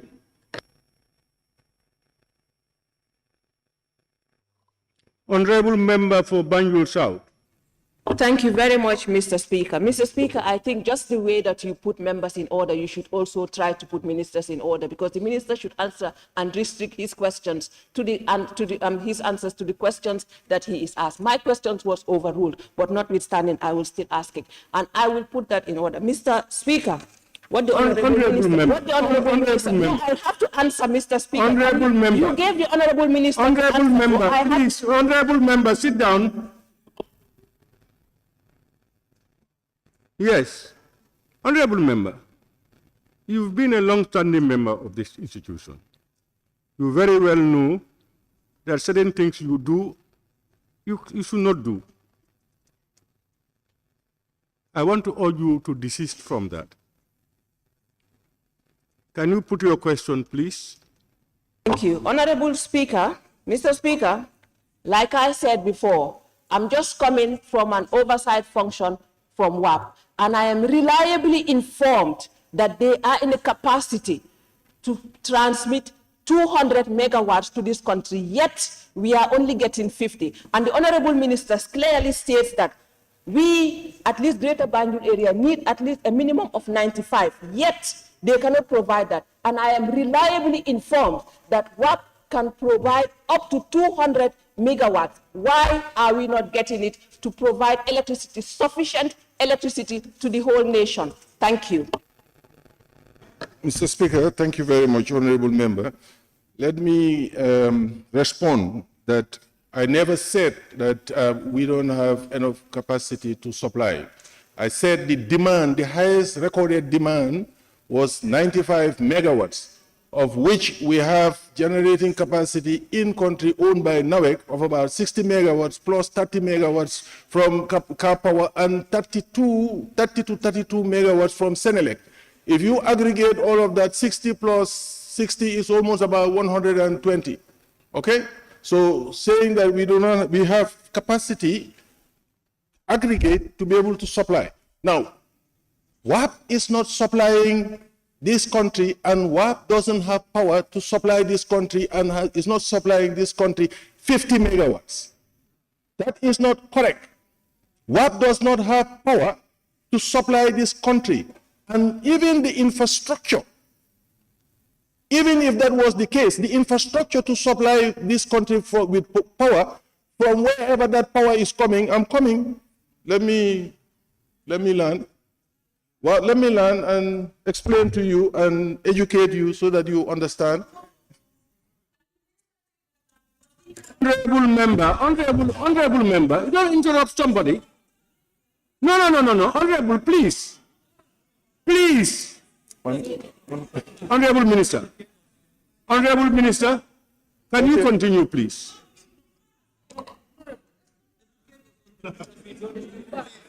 Honorable Minister, can you continue? Who are you? Don't worry. What is wrong with the minister? Honorable Minister. Oh, okay.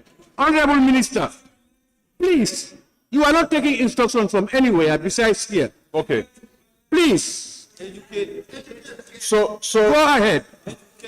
So even if the power, even if there was power coming from one, which is not, the network connecting the infrastructure on the zone A is not connected to the infrastructure for zone B where the Gambia is. Because the network connecting, for example, Guinea, Liberia, Sierra Leone, and Cote d'Ivoire, which is connected already in Linsan, where the interconnection in Guinea is not yet completed. And the network connecting Guinea-Bissau and the Gambia is not yet completed.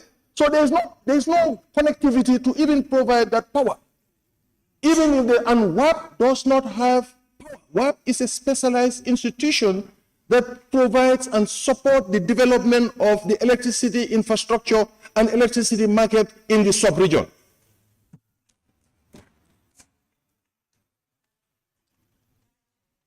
Yes, honorable members, we cannot continue to be violating our own standing orders as we progress. Please, I would not deny anybody from making a statement you want to make or from posing a question if it is in order. But let's continue with that. To educate, you want him to withdraw that word to educate? Why? How is to educate an insult or derogatory? Somebody who knows more than you on something should be able to educate you on it. So, and I don't, when we talk about derogatory words, they are not that enlightening, fine. But this one, in fact, you can be educated on it, because there is a capacity somebody has that I don't have. He can educate me. So let's avoid those small things and then go to business. Honorable.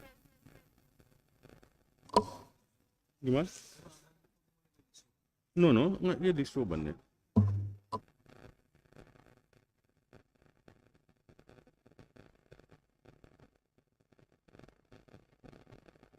Honorable members, let me on your behalf thank the Honorable Minister for Petroleum and Energy for ably answering to our questions, and to all honorable members who posed questions. If there are still certain things that probably members are still want information on, members could still go to visit them or write your own substantive questions that would be forwarded to the relevant ministries for answers. Honorable Minister, we thank you very much.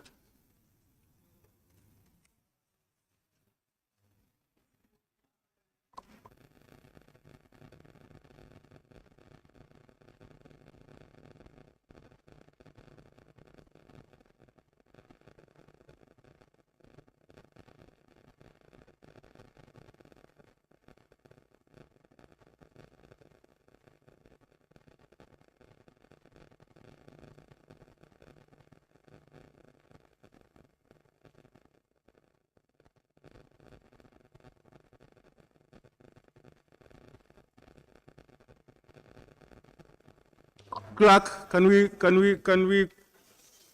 proceed? Questions for oral answer by the Honorable Minister for Youth and Sports.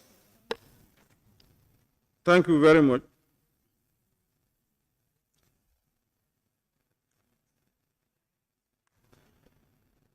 Honorable Minister for Youth and Sports, you may take the podium.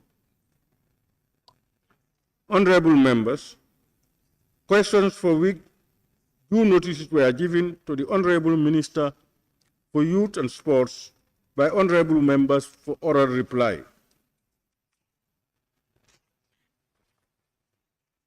Question number 254 of 2023 by the honorable member for Banjul North. Thank you very much, Honorable Speaker. Honorable Speaker, would the Honorable Minister for Youth and Sports update this August Assembly on the current rehabilitation project of the National Stadium in Bakau?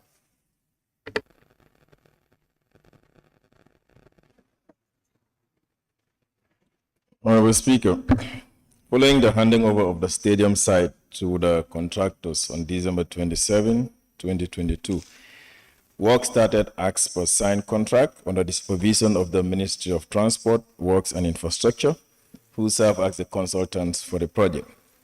The contract signed was to last for a period of 6 months, effective January 2023. However, work continued until August 2023 after the extension of the contract due to the incompletion of work as of July. Honorable Speaker, as of 29th August 2023, the current renovation phase of the stadium was certified as 100% complete by the Ministry of Works, Transport and Infrastructure. The Ministry of Works has recently submitted the observation of the CAF inspector who visited the Gambia on 15 July 2023 for preliminary inspection at the invitation of the Ministry of Youth and Sports through the Gambia Football Federation. These recommendations are being reviewed for necessary action.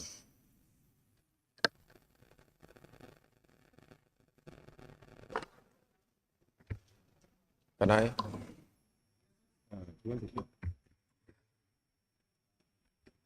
Okay, thank you very much. Yes, if you have supplementary, take the floor. Okay, thank you. Thank you very much, Honorable Minister, for that important update. Are you affirming to this assembly that work is still ongoing after the 6 months? No, I said work has been completed as of August 29th, according to the certificate that we received from the Ministry of Works. So in that regards, why is it that we cannot still use the stadium?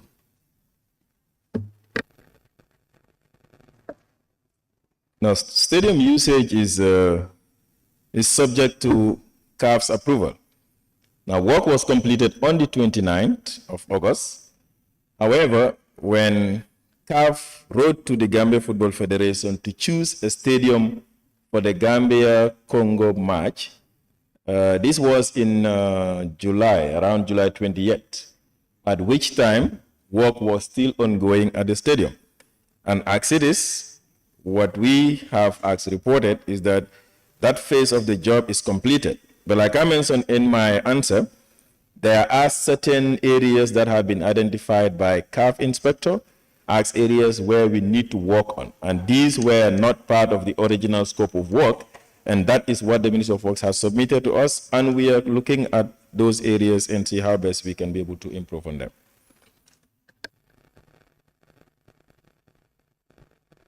Yes. Honorable Member for Bakau. Thank you very much, Honorable Speaker. Honorable Minister, we were all aware that the rehabilitation work have taken place at the Independence Stadium. And now we are yet to understand that the work has been completed by 29th of August. To be specific, what are the type of work that have been taking place? Mr. Speaker, there is a lot of work that took place at the stadium in the 7 months that it was being renovated. To put it in a simple form, it's a complete overhaul of the stadium, because what we had there is what has been there from 1983 when the stadium was built, which is 40 years ago. And over time, a lot of things have changed in the sport industry, including what is required in the change room, the sizing of the change room. So the plan that we got is an internal demolition of walls inside the stadium and expansion of the change room, including a complete removal of the old plumbing and electrical system and running of new wires and new electrical system with new plumbing systems as well. And then there were internal works that were done on the inside of it. The ceilings, the medical room, there is an additional room which is called the medical room, the match officials room, and all of those things come along with some fittings, like new chairs and TVs and fridges and player benches, lockers, and all of that. So there is a lot of work that has happened inside. The outside of it is what people see, which is the playground was transformed from what it was to a new play pitch with a sprinkler system for watering and an artificial turf, which is both grass and the artificial turf together. I mean, both grass and the natural turf. And you know, the player benches that we see outside and the spectators' seats. So these are some of the works that have happened at the stadium in the past 7 months. Honorable Member for Banjul Central. Thank you, Honorable Speaker. Honorable Minister, based on, as pertaining to the Banjul Stadium Rehabilitation Project, I would take it that the principal agreement would have been based on project specifics for it to be able to be fit for purpose. And you did mention that your ministry declared that it was 100% ready to, be used as indicated. Can you help this August Assembly in helping us with the specific issues that led to the CAF inspectors not agreeing for the stadium to be used for our football game? Honorable Speaker, I think the CAF inspector really never said Gambia cannot use its stadium. And I think that was clear because the problem was we issued a statement and the newspapers captioned it the way they wanted to caption it, different from the content that we shared from the ministry level. And instead of people reading our statement, they decided to follow what the newspaper said. But the communication was clear.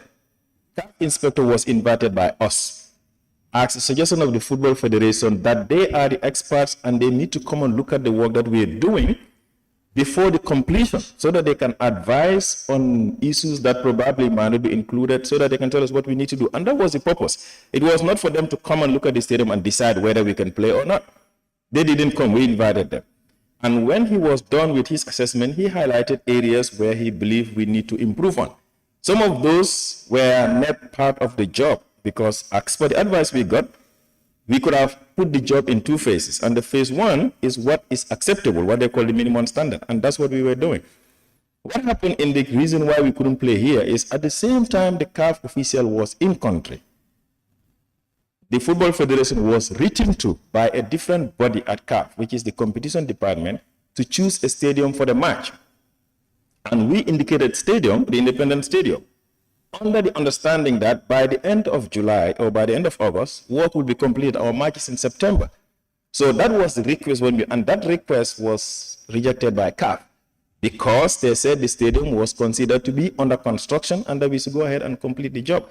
This is the communication. So the rejection of the stadium was specific to the request we made to play here. And yes, we all know that the stadium was still under suspension. What happened at that time is they have a CMX system, like they call it. It's an online system where you go and choose the venue for your match. And when the JFF went into that system, the stadium, independent stadium, was not listed. And that was not specific. It has not been listed for the last 1 year. It was taken out from their list. So you couldn't choose independent stadium because it is not on the list. And this is the reason why we couldn't play here. And this is what we explained. What people said outside is a completely different thing. But stadium was under renovation at that time. Honorable Member for Joshua. Thank you, Honorable Speaker. Honorable Minister, you made mention of the duration of the project, which is 6 months. And the start was in January should have been completed in July. What was the reason behind the commission in August? Were there any constraints? If possible, can you tell us what were the constraints? Well, constraints were few constraints. One of it was the delay in the initial payment, which technically is on our side because work starts only when you pay. Then when payment was done, there was also delay in some of the arrival of some of the equipment from where they got it from, because the contractors were mostly importing materials from Turkey. And at one time they told us that they had a container delay in the river or wherever in the sea because of the maritime transport.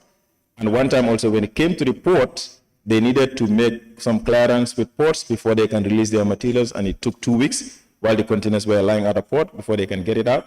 So these are some of the issues. And eventually they wrote to us to say there is a chance that they cannot finish at the end of July, and they requested for an extension, and we gave an extension based on the recommendation of the Minister of Works, who I said are the consultant. And that's what took it further into end of August. Honorable Member for Central Body. Thank you, Honorable Speaker. Honorable Minister, you made mention of the team making a kind of assessments or recommendations that were not initial part of your planned construction work. Can you share this report with the Assembly? Yes, we can share the report from CAF and also the assessment of the Ministry of Works. Honorable Member for Kiang West.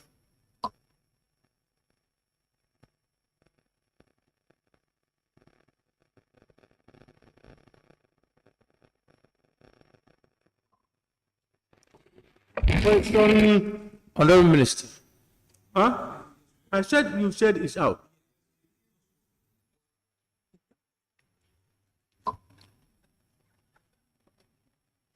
Honorable Speaker, withdrawn. You've withdrawn your question or what? Oh, okay. Question number 255 of 2023, Honorable Member for Upper Flood West. Yes, thank you so much, Honorable Speaker. The question before me is, could the Honorable Minister for Youth and Sports inform this August Assembly whether his ministry have any plans to build a mini stadium and a skill center for the people of Upper Fladu?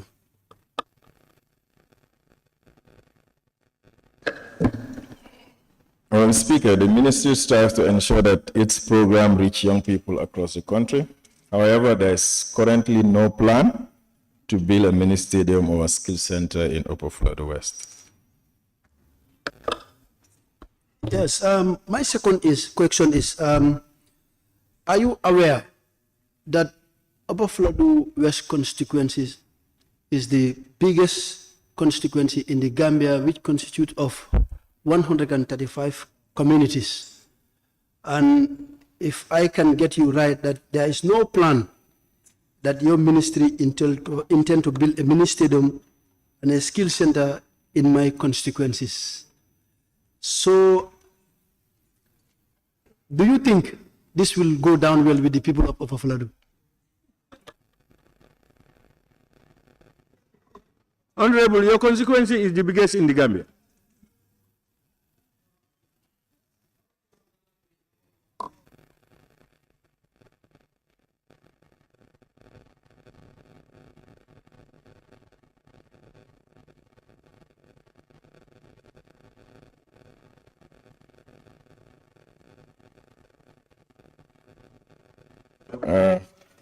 Well, Speaker, I'm not sure. We are not to ask you about opinions.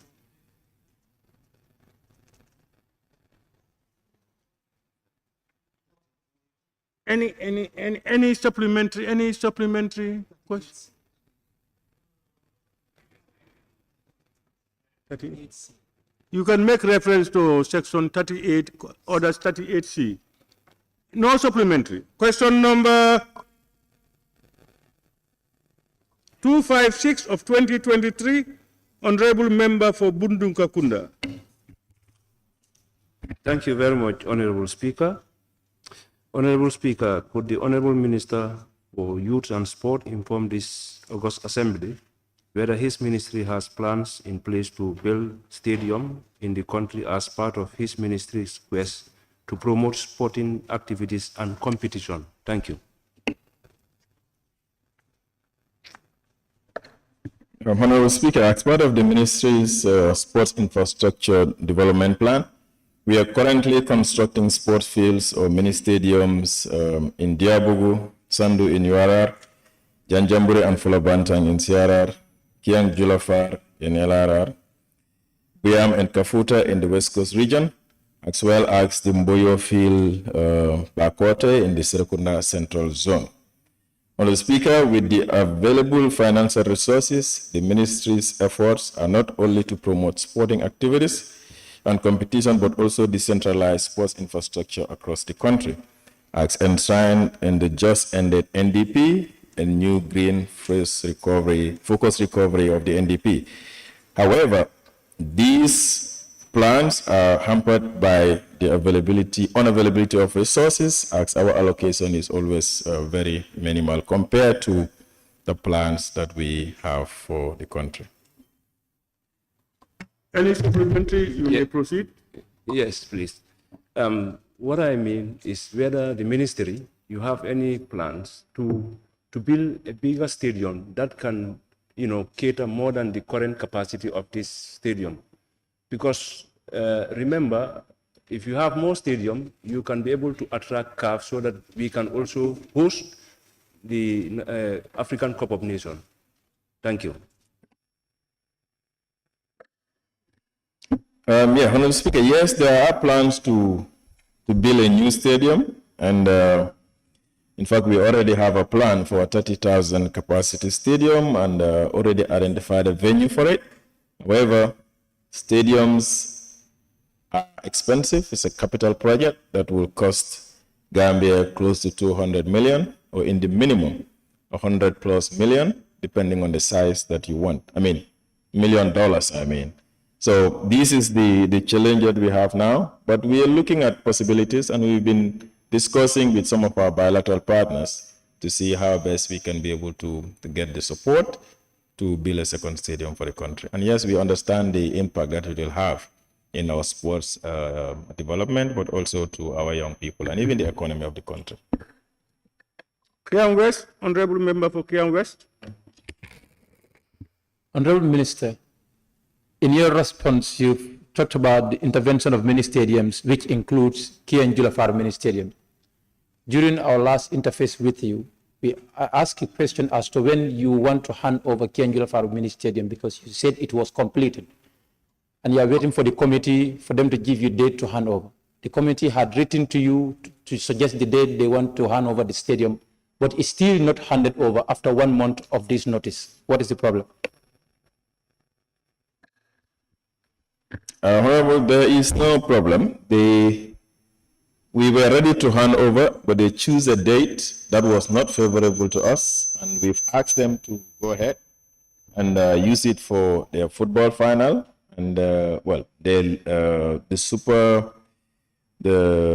they call it? The knockout final, and then eventually we will come and do a ceremony in the Nawetan final. But the community themselves decided that they would want me to be present there. And for that reason, they would rather leave it to the period when they do their final. That's the only reason. But otherwise, everything is done. I think the other part is that grass has taken over the outer part of the field, because it's a 300 by 300. It's a big place. And the community wanted volunteers to clear part of the grass that has taken over the outside of the field. And I think that also was not done on time.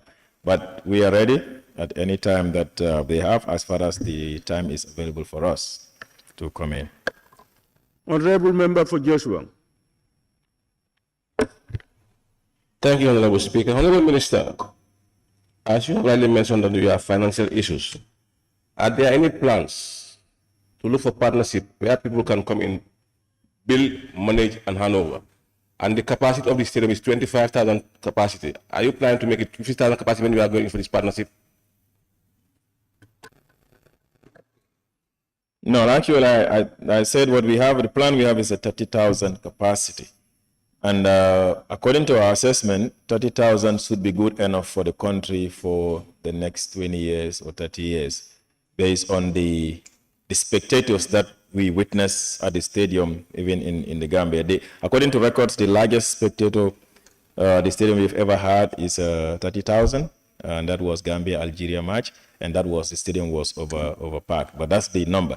Now, there's a problem with having bigger stadiums. It's good, but if you don't need it now, you don't have to get into it, because management of it becomes a problem. And we've looked at countries that have similar 45,000 capacity and how they're struggling to maintain it. Now, going into a partnership with a partner, it's a good idea. The problem is stadiums are social projects. They are not revenue-generating projects. So you will rarely have a partner that is willing to invest in an infrastructure where he or she is not going to be gaining income to be able to pay back the amount he spent there. So social projects are never lucrative to attract such kind of public-private partnership.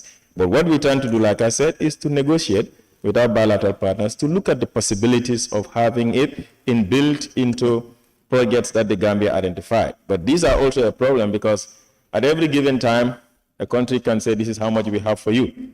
But they don't set the priority for you. It is for you to set that, okay, if you're giving us $200 million, we want to build roads, we want to build bridge, we want to build stadium. Now, a stadium doesn't fall under the priority list, then it becomes a problem. So this is what we are struggling with, but we are hopeful that we will have a headway sooner than later, because it's a priority for us at the moment. Honorable Member for Jara West. Thank you, Honorable Speaker. Honorable Minister, in your response, you talk of constructing mini stadiums in various places like Makati, Fulabantang, and Junafar. There is a mini stadium in Jara Soma, but it's still incomplete. What are your plans to complete that mini stadium? Honorable, yes, that mini stadium, the space and everything belongs to the ministry, but at one time, the pitch itself, the football area, was handed over to the Gambia Football Federation through an arrangement they had with the community. And as it is a property of the Gambia Football Federation and not the ministry. And I mean only the football pitch, not the outside of it. So GFF is the one that owns that place, and they're the ones that developed that football field that you see there. Honorable Member for Old-Yundum. Thank you, Honorable Speaker. My supplementary question was going to be with regards to construction. Is the ministry prepared to look for partners to construct sitting arrangement in the existing structures that we have already, like Serekunda, East Banjul, and Brikama, on a revenue base, so that those things can be taken care of before you can have a new stadium facility for the Gambia? Thank you. Well, I think yes, that would have been a good idea, but these mini stadiums, as we call them, Serekunda East West, they are properties of the councils, of the local government councils. And they were built by these councils some decades ago. And currently they are under the management of committees, sports committees, that probably, I'm not sure whether seating capacity is a priority for them, but we've not had any formal request coming from them, apart from Serekunda East, to go into those infrastructure. But again, even if you do, they still cannot replace the need for stadiums that are proper, in the sense that there is a lot of requirements now in football, even before you can even host even an international match anywhere. So as it is now, we do not have any arrangements with these committees to do that. We are focusing on the ones that we are developing at our level. Question number 257 of 2023, Honorable Member for Combo East.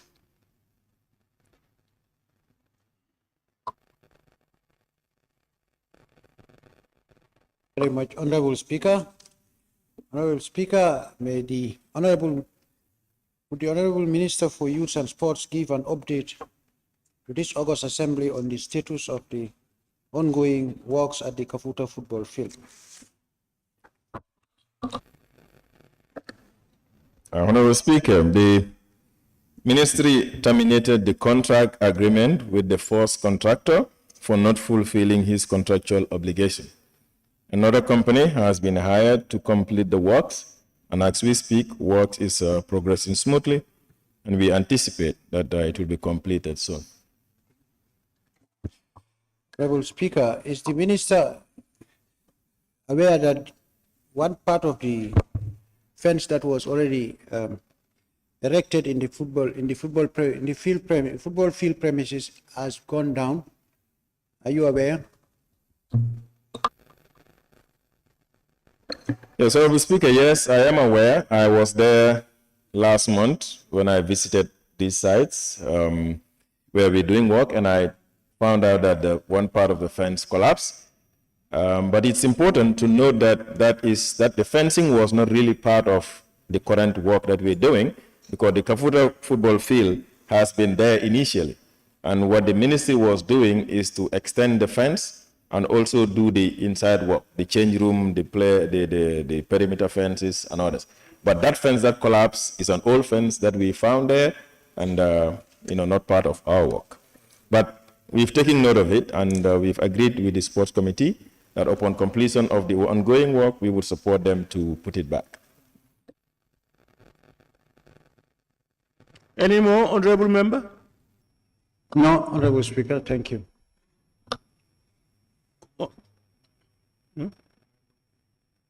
Honorable member for Brikama North. Honorable Minister, if we are to put the collapsed fencing aside, is the fencing of the stadium part of the contract?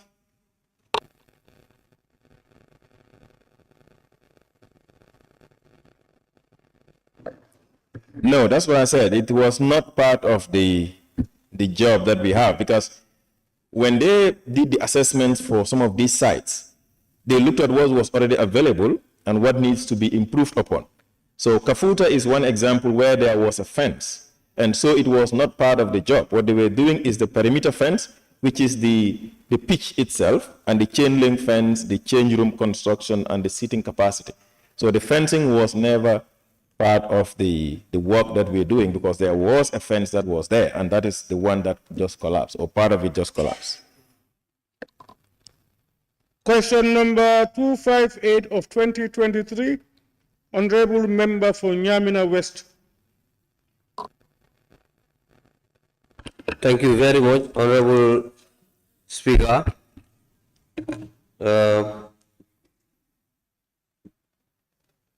Honorable Speaker, could the Honorable Minister for Youth and Sports inform this August Assembly whether his ministry has plans for the youth of Nyamina West, especially in the area of football?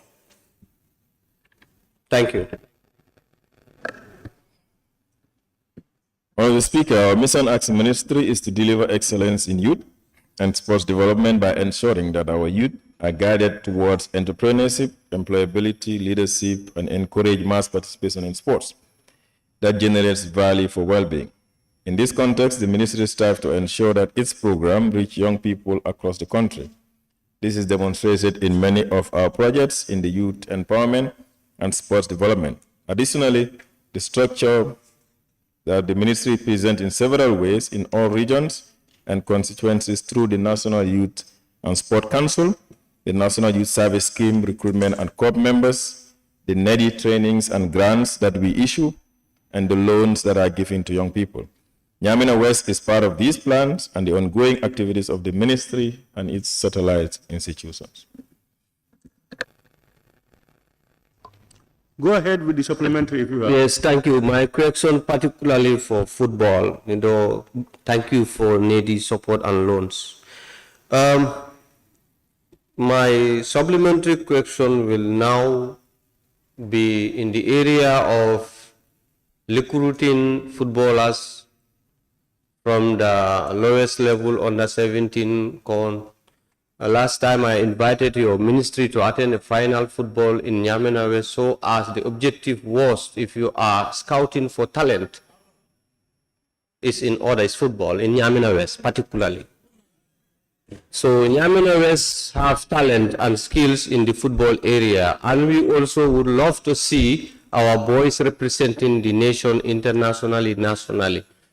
What are your requirements so as we can try to meet them to see that we represent our country? Thank you.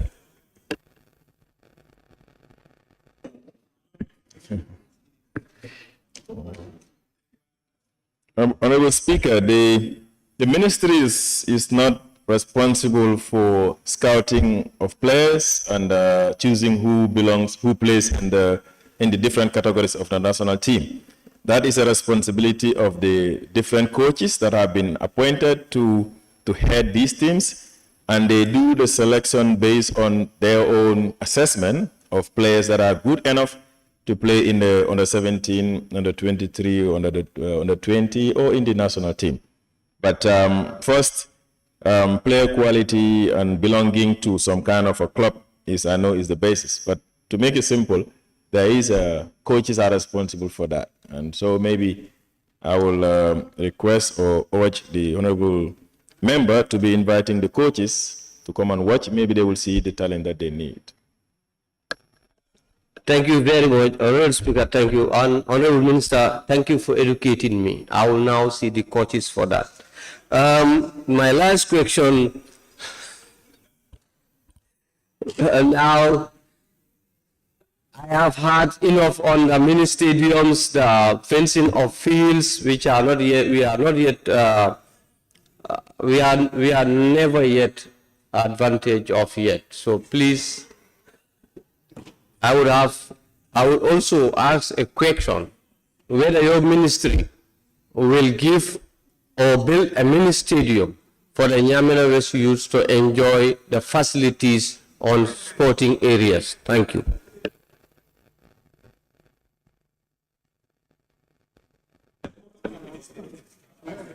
Mini stadiums and football fields? Please.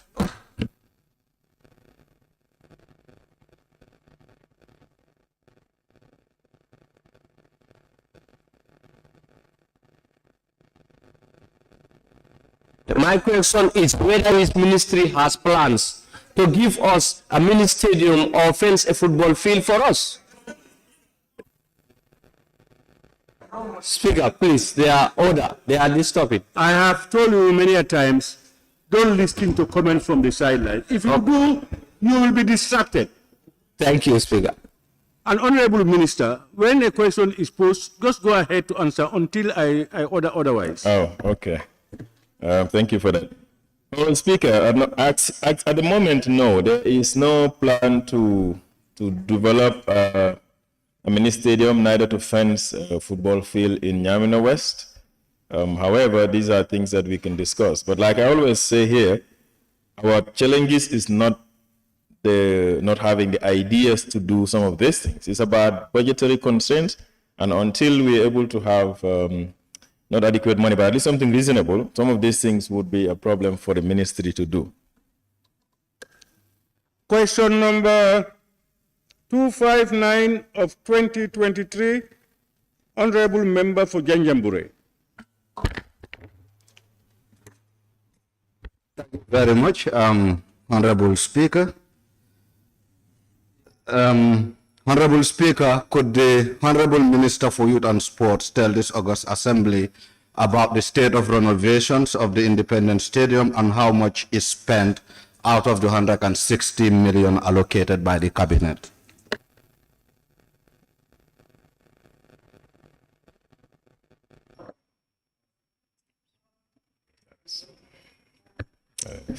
Honorable Speaker, the first scope of work has been completed. The second scope of work that was initially self, but now has to be done, as further recommended by CAF to fulfill requirements fully, is yet to commence. Honorable Speaker, as of today, a total sum of $112 million has so far been spent out of the $160 million allocated. We are, however, supposed to make an interim and a work completion payment that to the contractors that amount to $22,803,000. Any supplementary? Yes, Speaker, I'm coming. Go ahead, go ahead. Good. From your response, Honorable Minister, you did said the ministry already spent 112 million. If I may ask, out of what was spent, the balance left, can it really render the necessary job that is left out? Thank you. No, it cannot. Because like initially, the Minister of Works was working on what was given to them. And like I said, this is what we were advised that is what the standard is. With the additional works that CAF inspector recommended for us, it will mean that there is going to be additional costing. And these includes the expansion of the fence, the painting of the outside, and the parking lot for the vehicles, and what they call a safety zone for in case there is emergency, and the LCD, the scoreboard for the stadium. These are additional costings, and as it is, what is left will not be able to do that. However, we are going to head to manage with what is left and see how far we can go with it. Honorable Minister, do you think it was really realistic to spend 160 million on an old facility and then we are still challenged to complete work? Honorable Speaker, yes, it was, because that is the trend in all of the African countries. These stadiums were built by the Chinese through a partnership, just like they built stadiums in Senegal, in Sierra Leone, in Liberia, in most of these countries. And all of these countries renovated their stadium to meet standards. One thing we need to also look at is, do we have the money to build a new stadium? Currently, there are 22 countries in Africa that are not playing at home, including the Gambia, out of the 50-something countries that we have.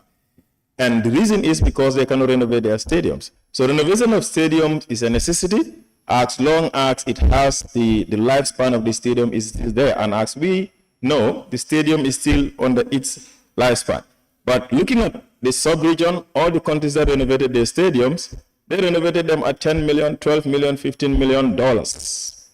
Gambia is renovating at about $2.5 million. So is it necessary? Yes, it is necessary, as long as we're able to do the right investment and get it to standard to be able to play at home. Honorable Member for BANJUL South. Thank you very much, Mr. Speaker. Mr. Speaker, we can really understand what the minister's plight about lack of resources, but football now brings so much resources and attracts people. They've spent 160 million so far, nearly 160 million, and he's just confirmed that what is left might not finish the work. That is about 2.5 million. Is there an alternative option to at least request for more money and build a new stadium? Because Senegal spent about 270 million, but they built a state-of-the-art stadium and it's attracting players. We would also wonder, because Gambia is known for football, is there any plan in the near future to build these stadiums rather than adding to this 160 million and still give us a substandard stadium? Honorable Speaker, we would wish that we have a new stadium, and as Minister, I'll be proud to say that it is during my time that the Gambia had a second stadium, and I'm sure even the President will be happy, including the government. Unfortunately, like I said, these are capital projects that are so expensive, and they are not just the need for it, but the investment must be there. Now, the neighboring country that has been cited built a new stadium, but at this moment, they are renovating Leopold Sedar Senghor at the cost of $33 million. They are renovating Alun Setue Jata in Ziguinchor at the cost of $15 million. Why are they doing it? It's because they know that in addition to Leopold Water Stadium, they need to have additional stadiums to be able to provide for their sports sector. Now, in the Gambia, that is a different case, and it's not the minister's making, I want to believe, is the economic situation and maybe our diplomatic relationship and the ability to attract a bilateral partner that can support us. Because Senegal didn't use their own economic money from their budget to build a new stadium. But there has a reason. They're supposed to be hosting the Youth Olympics. And so when you're hosting an event, you can use the event to go lobby projects. You know, just like how we are lobbying for OIC roads because we are about to host the OIC. So event-based investment is there. And we are not in that same situation. And I think that is the lesson that we have seen in other countries. Cameroon built a new stadium when they were about to host AFCON. Guinea was building a new stadium with China when they wanted to host the 2025 African Cup of Nations. And so the list goes on. But we are not in that same situation. But we will continue to do our best, Honorable Speaker. Honorable Member for Banjul Central. Thank you, Honorable Speaker. Honorable Minister, I think it's well known that the Gambia has only our independent stadium, and part of the public outcry was based on the ministry maybe giving an ultimatum in terms of the date of its being able to be used. So can the Honorable Minister please help the August Assembly in telling us exactly when do you expect us to be playing home games? Honorable Speaker, truthfully, I would not be able to give a timeline as to when we will be able to play home here. Play home, because some of these things really is attached to multiple factors. One is about having the finance. Secondly, it's about the duration of the job that is supposed to take place. But we believe that once the work complete, we will play here. How soon, and I definitely cannot tell, and I don't want to give a timeline that will fail. Honorable Member for Banjul North. Thank you very much, Honorable Speaker. Honorable Minister, has the additional work been costed? And if yes, have you also conducted any feasibility study as far as the additional works are concerned? Thank you. No, the Ministry of Works is doing the costing for those additional works. And I think they are taking their time so that we can avoid what happened in the past, where something is costed and eventually you come to realize that that is not the market price at the time. So we're expecting to meet them by next week when they will be submitting the new costing to us, and us I mean the Cabinet Subcommittee on Youth and Sports. Honorable Member for Busumbala. I'm not asking a question. It has been answered. Okay, thank you.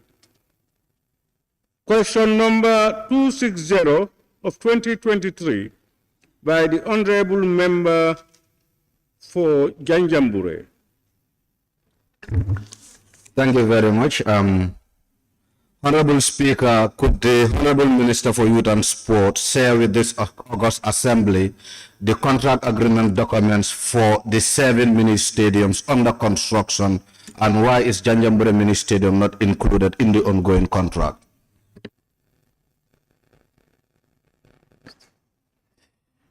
Honorable Speaker, I am pleased to share with this August Assembly the contract agreement documents for the 7 mini stadiums under construction. However, Honorable Speaker, I do not clearly understand what the Honorable Member for Janjambure meant by why Janjambure Mini Stadium is not included in the ongoing contracts, because Janjambure is indeed included in the ongoing works taking place across the country.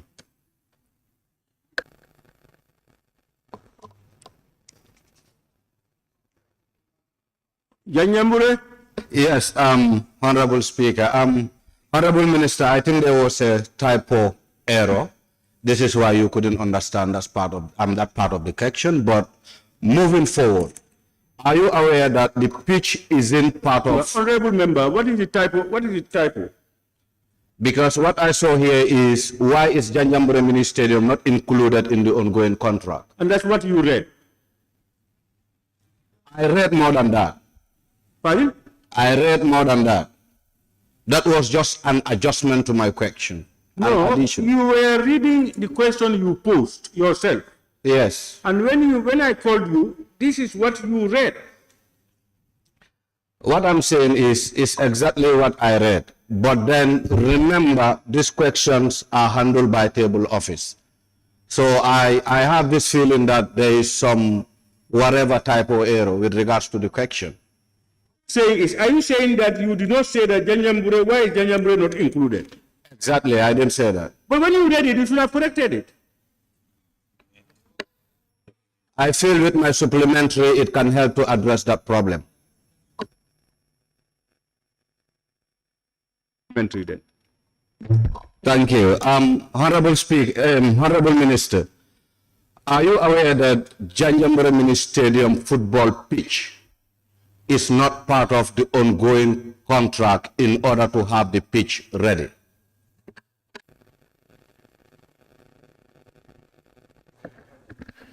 Honorable Speaker, the pitch is part of it because the Janjambure Mini Stadium is the works, as I know them, is supposed to be the complete fencing of the place, the change rooms, the pitch itself, the perimeter fence with the chain link wire and the goal post and the nets and the ticket sales room. This is what I know to be part of it. So the only thing that maybe, I don't want to preempt, but I want to believe you're talking about the grass. Yes, so no, the grass is not part of it. And, that is something that we came to realize, that in the BOQ, there is a pitch with the perimeter fence and the chain link fence and the seats for the players, but they omitted the grass. And it's a problem across all of these mini stadiums that we're building.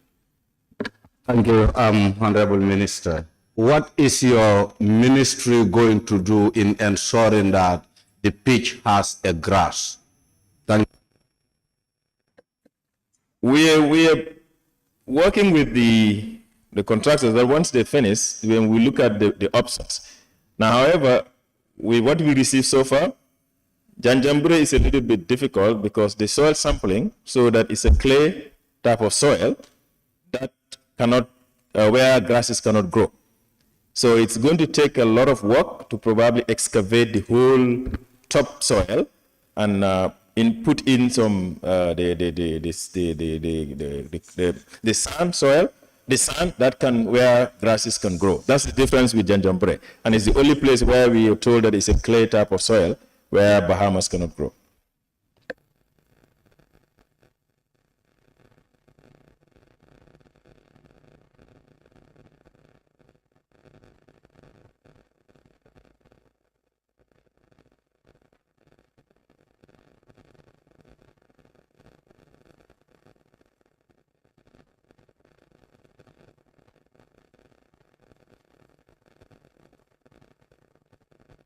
Member for Central Badibu.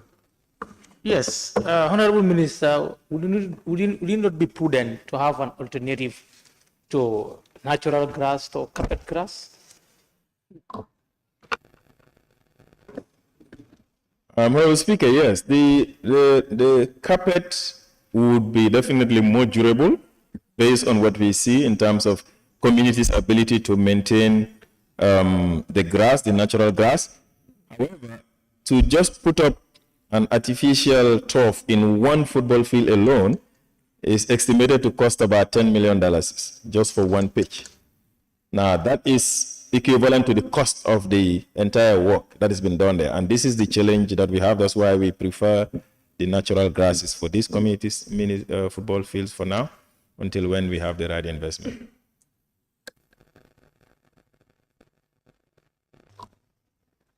Honorable Member for Sandu. I withdraw the same question I want to ask. Honorable, thank you very much. Honorable Member for Brikama North. Thank you very much, Honorable Speaker. Honorable Minister, I want to get you right. The parent question part of it is demanding for the contract document agreement to be shared with the August Assembly. Whether your answer was in affirmative.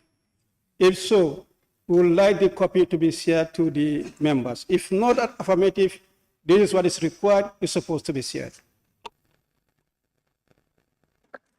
Yes, Honorable Speaker, in my response, I did say yes, we will make the contract document for the 7 ministeriums available to the House or to the Assembly. Honorable Member for Brikama South. Thank you, Honorable Speaker. My question has been addressed.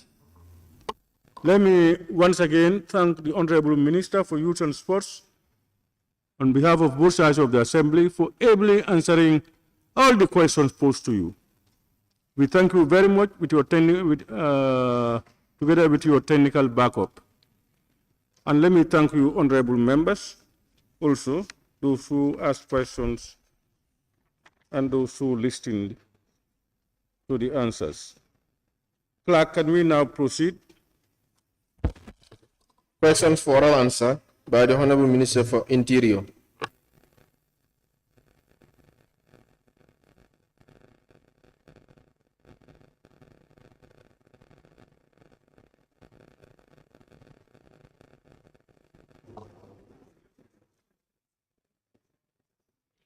Thank you very much. The Honorable Minister for Interior, you may take the podium. Honorable members, questions for which due notices were given to the Honorable Minister for Interior by honorable members for oral reply.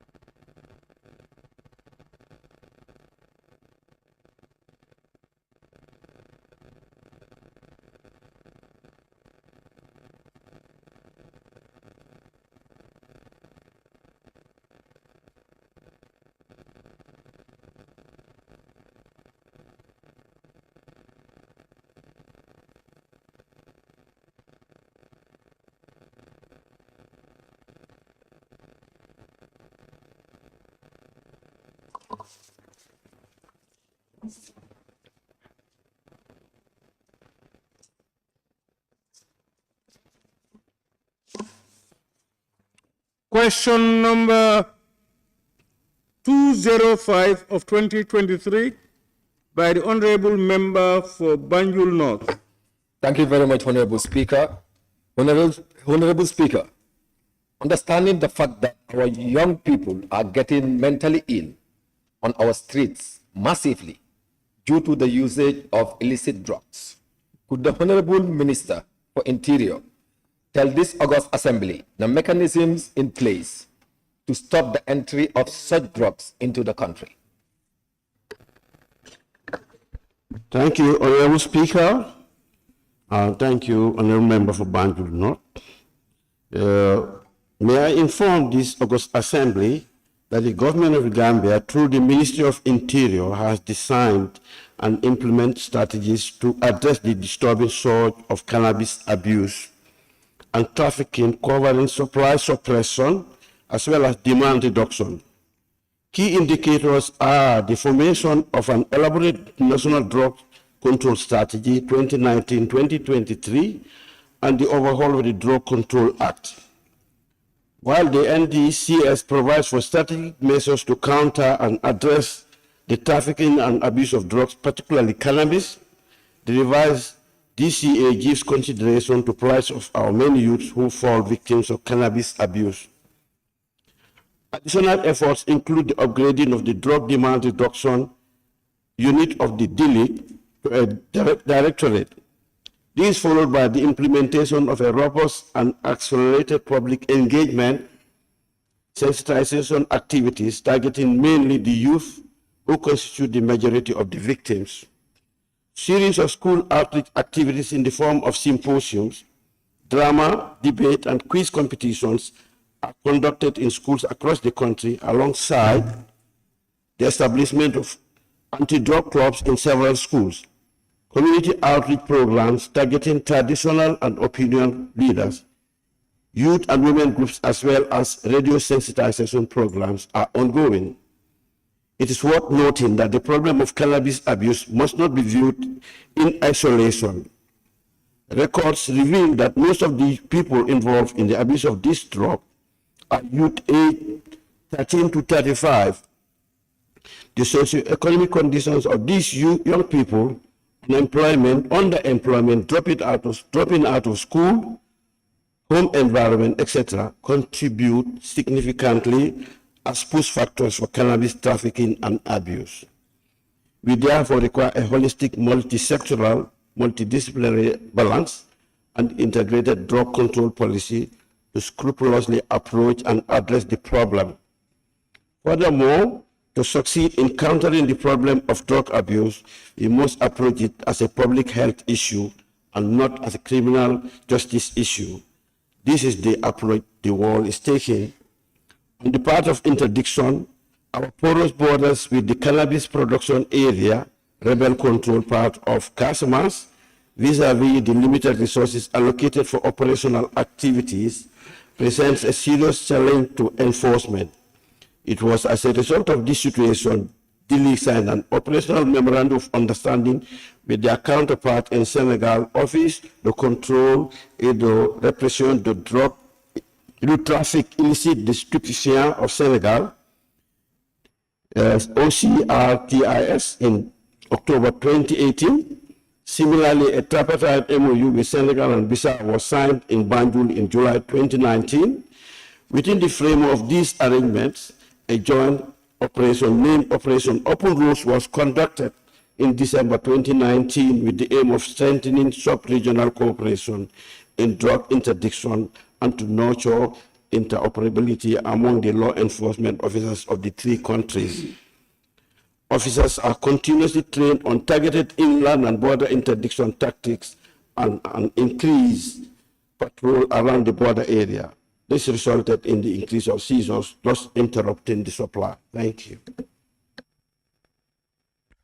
Thank you very much, Honorable Minister.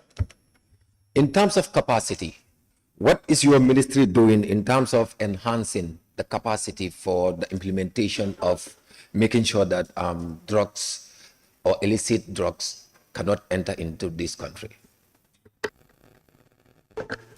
There is a lot of training ongoing. Thank you, Honorable Minister. There's a lot of training ongoing with the staff of the DILIC. And I just want to say that currently they are so well trained that they're able to do this. Well, even with the limited resources that they have, the sort of interceptions that are done recently indicate that they are really hands-on dealing with the situation. Thank you very much, Honorable Speaker. Honorable Minister, understanding that in the Gambia, we use spoon to move mountains. Is it not very important? We use spoons to move mountains. It's a saying. Spoons to move mountains in the Gambia. So what I want to know is, understanding that there is no specialized mental health centers in this country, what is your ministry willing to do in making sure that specialized mental health centers, particularly young people that are normally have issue with these illicit drugs, can be treated? Honorable Member, you are dealing with interior. I know, I'm dealing with interior, Yes. but it's about illicit drugs. Yes, Honorable but Speaker. about this thing you are asking, that is not within the ministry.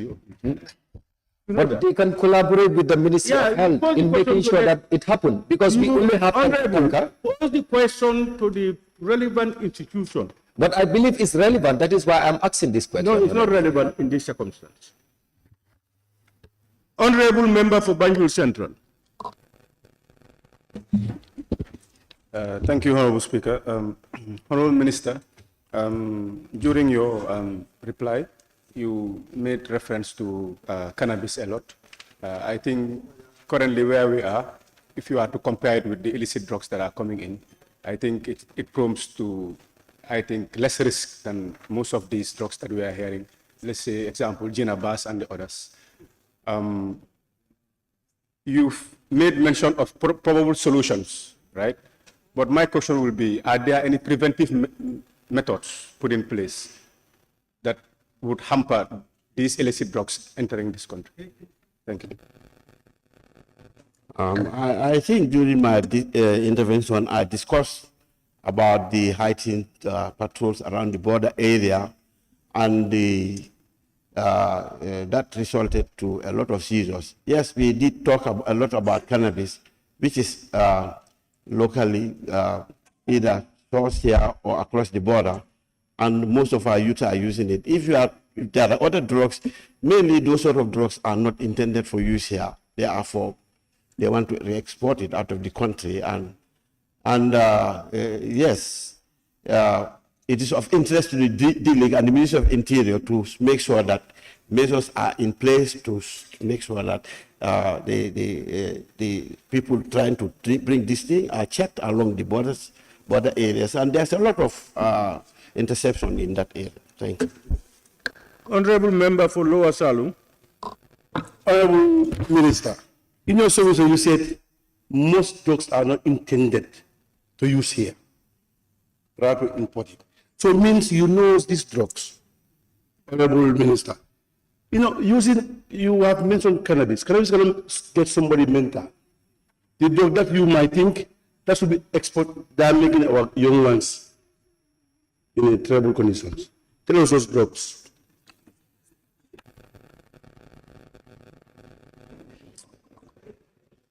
I'm sorry. Honorable Member for Banjul South. Honorable Speaker. Honorable Speaker. My question is not answered. Don't ask the question. Of course. Okay. What was the question? I said. He said, on his submission, I mean, those drugs intended ones are not meant to use here. They are used to export. Now, can you identify those drugs?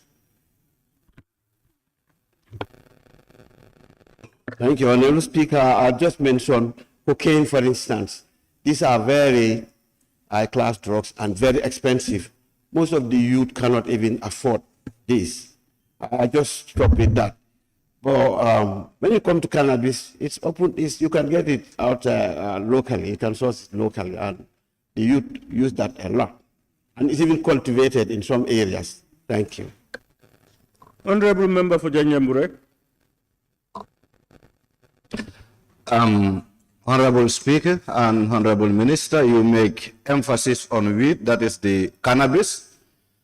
But then I want to understand from your ministry, what efforts are you making to combat other drugs that are not cannabis related? Thank you, Honorable Speaker. Thank you, Honorable Member for Janjambure. If you go by the records that we have recently, a lot of seizures have been made on people dealing with these drugs. One of them is the one famous 3 tons or so that is still being prosecuted in these courts. And the drug law enforcement officials are actively engaged around the borders and the local community. Are trying to make sure that wherever they have the intelligence, they pursue diligently to make sure they catch the people dealing with them so that they are brought to book. Thank you. Honorable Member for Central Badibu. Thank you, Honorable Speaker. We will all come to the same issue because the question is talking about illicit drug, and you lay emphasis on cannabis sativa. And are you going to tell us that it's only cocaine and cannabis sativa that is harming our young population? And if the answer is no, then tell us other drugs that are harmful to the life of young people. Thank you very much. Recently, there has been seen around the communities, young people using a particular drug called Kush. It is very, very harmful. Having mentioned cannabis is because it's the one that is regularly seen by everybody, but this one is a very dangerous drug and it's affecting the youth very badly. Not trying to mention a country that is coming from, but a particular country in the sub-region is noted for having it. In fact, they are considering to declare state of emergency because of the presence of that in their communities. There are quite a lot of drugs, methamphetamine and others. There are a lot.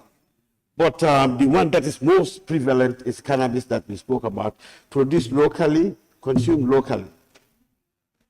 We even have got interception of drugs being imported into this country through the post office. Our officials are very much engaged. They don't want it to come. Interdiction is very, very progressive. Thank you.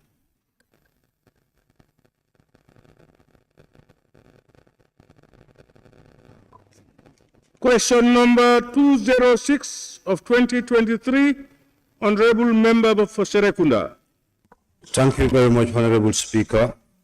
Honorable Speaker, could the Honorable Minister for Interior update this August Assembly on the amount of revenues generated from the issuance of passport, driver's license, ID cards, and airport security fee?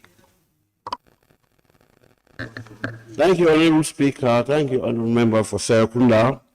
May I inform this August Assembly that my ministry would have loved to be given a time frame on how much revenue was collected in a particular period. However, during the first and second quarters,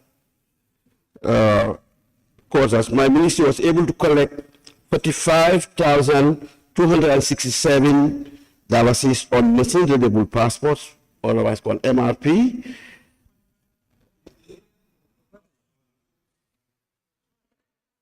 Yes, yeah, I think let me read that correctly again. The way it's written. It's a 45,267,000. But this is very, yeah. It's 45,000 according to what is on the paper on machine-readable passports, and 10,827,000 on the biometric passport. 9,414,720 on national identity cards, 28,710,692 on driver's license, and 88,337,838.75. US dollars, 575,813.75. 100 British pound, 120,955.25. Euro, 445,412.87. September to September 2020 to August 2023 on security port fees.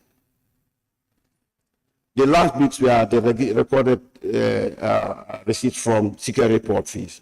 But I've got a breakdown here in my possession from security port. I'll be able to share that with cabinet. So the National Assembly office for use or reference by members. Any supplementary? Yes, thank you Member? very much, Honorable Speaker. Yes. Since the collection of most of these revenues are outsourced, so what percentage of the proceeds go to the government of the Gambia?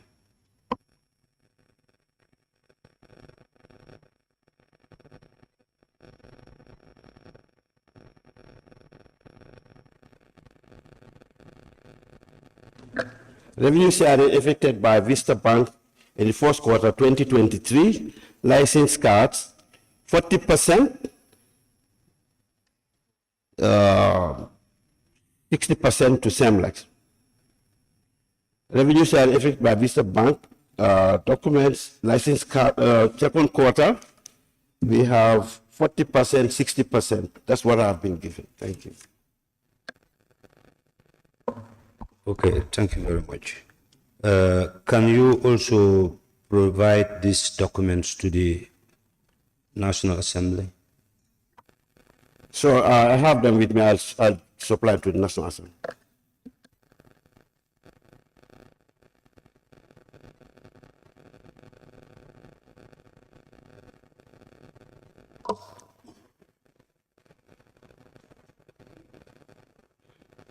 Honorable Member for Latrikunda Sabiji.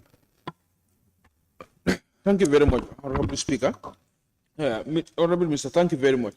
With regards to the security port, I realize that politicians, all the diplomatic passport holders are not paying this tax. Why do we subject only the ordinary passport holders and travelers to pay this tax? Why are politicians and diplomatic passport holders not paying this tax, please? My understanding is that even those that are not paying directly from there, it is being paid by government because it's taken from their share. It's taken from their share.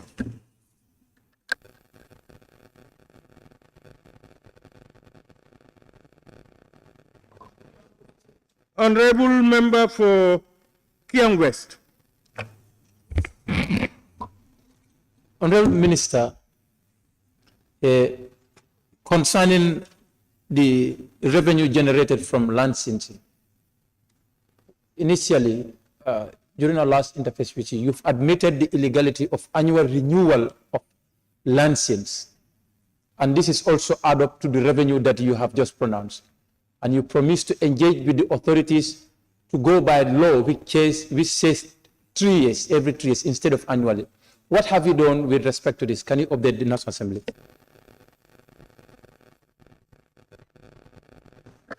Thank you, Honorable Speaker. Up to the present time,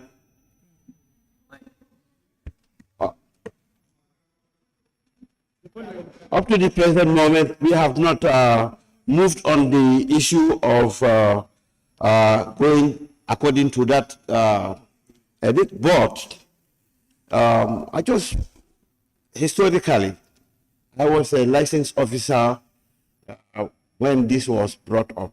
The issue of driver's license was like $50 for a driver's license. In those days, people cannot afford to pay. If you ask them to pay for that amount multiplied by number of years, so an administrative directive was given to curtail it to a yearly period so that people can afford it. I had 2 taxis. The drivers cannot pay for their license. I pay them their salary as well as pay for their license. I am sure if you ask around, you know a lot of people who are doing that. Now, the issue around this is this. You, even if you are talking about bringing it to 3 years, let's say. Honorable Minister. Yes, please. Okay. The question is not justifying why it is annual. The question, according to him, is that you did promise to engage. Have you engaged? Yes or no? No. Honorable Speaker, in fact, this question is completely out of order. Yes. I want to give him the benefit of the doubt because the honorable member for Kiang West likes to look under the carpet and then come out and cover himself. Yes. But let's have the honorable minister. The question actually is, you promised, according to him, you promised to speak a point of order. Government. But point of order.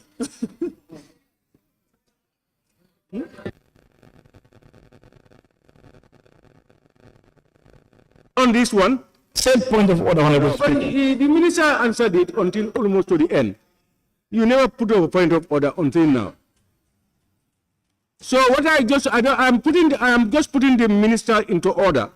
That is, he is not there to go and explain and justify. Have you engaged? Yes or not? You have not engaged. If you have engaged, update them.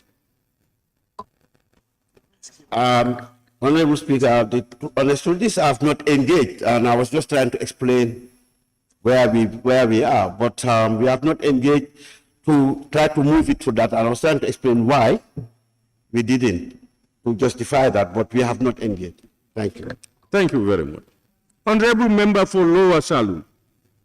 Yes, Honorable Speaker.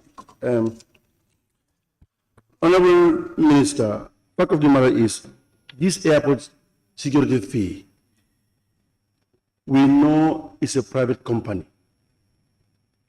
How do you account this private company, their monies, the inflow of the monies in dollars and euros, when is a private company?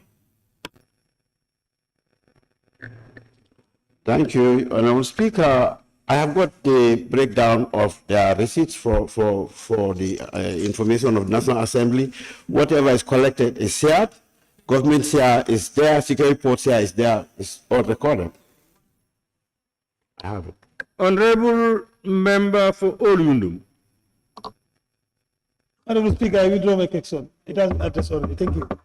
Honorable Member for Woolly East. Yes, thank you very much, Honorable Speaker. Honorable Speaker, we are dealing with revenue generation, and the ministry or department is a revenue generation department. But of late, when you quoted the amount, 45,000, is that low because the machine readable password is always out of stock? Is that because of the cost, the low income on the machine readable passport? What is the cost of this small amount under the machine readable passport? Do you understand? The Speaker is on. The Speaker is on. No, machine readable passports are still being produced. They are still being produced. No, we have. There was a time that there was a problem of securing machine readable passports, and there was a vote that was allocated for the purchase of a fire tender, about 50 million. Out of that amount, we used to buy more machine readable passports, and again, there was a supplementary supply. We have them. It's only that machine readable passports are to be given to people outside this jurisdiction, and then you have to show that you are out of the jurisdiction, but that's it, they are being produced. All right. Thank you very much, Honorable Minister for Interior, for ably answering to the questions from honorable members. We thank you with your technical backup, and honorable members for your participation. Can we now proceed, Clerk? Right?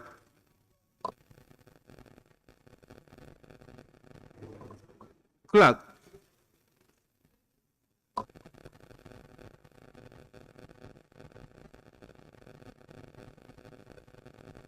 Speaker, you have the bills also.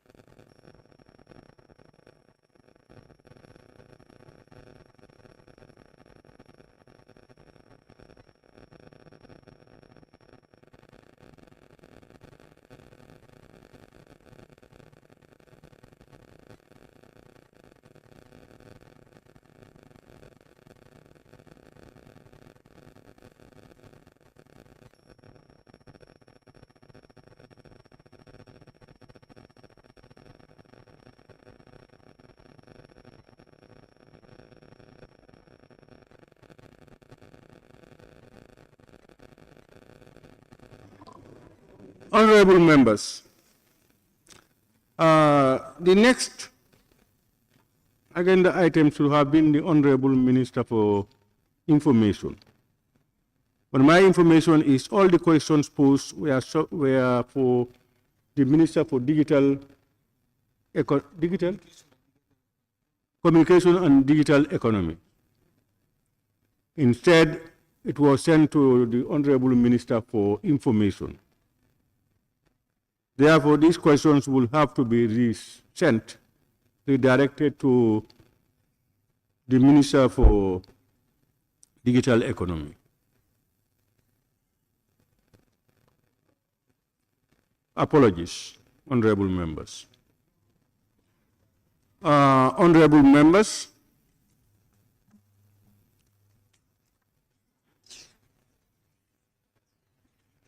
from there,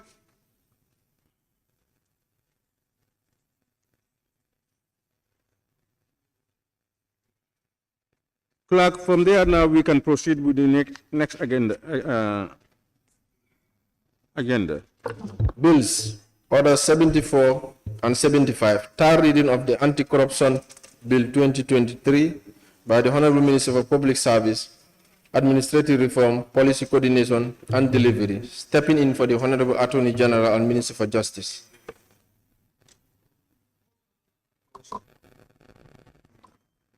Motion, yes, Honorable Member for Brikama North and Minority Leader. Thank you very much, Honorable Speaker.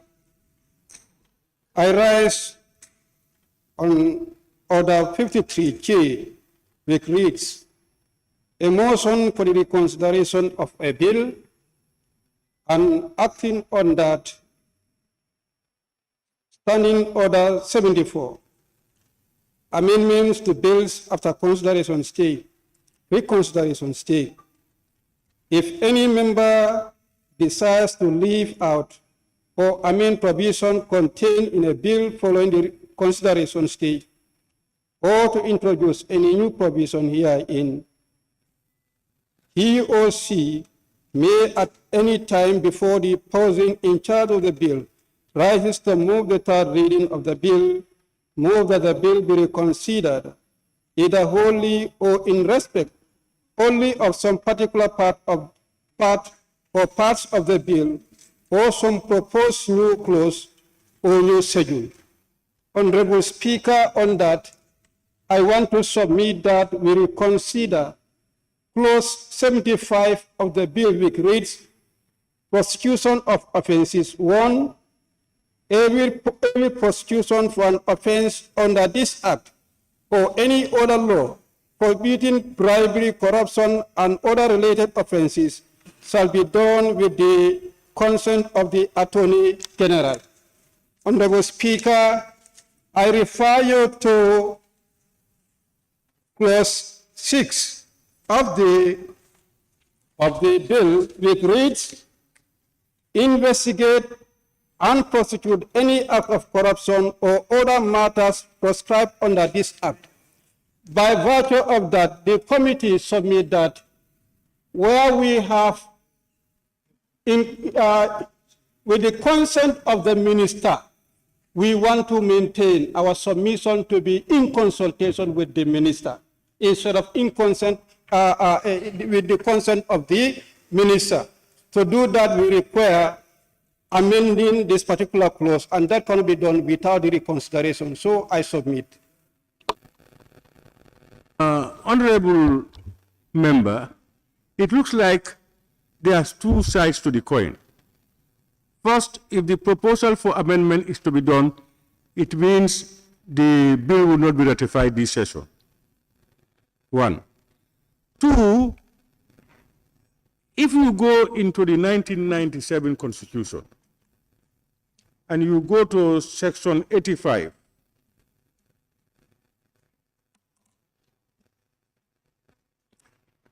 and section 85, 1, A, B, and C. 1A, 1 reads, the Director of Public Prosecutions shall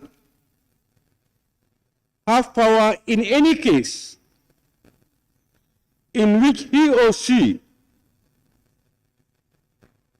considers it desirable to do so, and subject to the approval of the Attorney General, to initiate and undertake criminal proceedings against any person before any court for an offense against the laws of the Gambia. A. B. To take over and continue any criminal proceedings that has been instituted by any other person or authority. They have rights to take over and to continue or discontinue by the Constitution.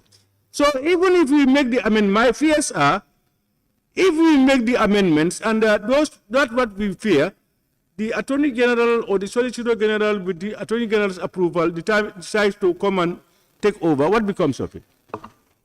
Then it may mean for me, then you may want to amend the Constitution itself. That's my only, because your issue, I understand it. For this particular case of corruption, you don't want any interference. You don't want anybody to determine it. It should be done independently. But you cannot leave out the Attorney General. By the Constitution, any court, any criminal of this case, they can take over. Yes, honorable minority, with that an information only. Yeah, but that is to say, I think the Constitution is very clear.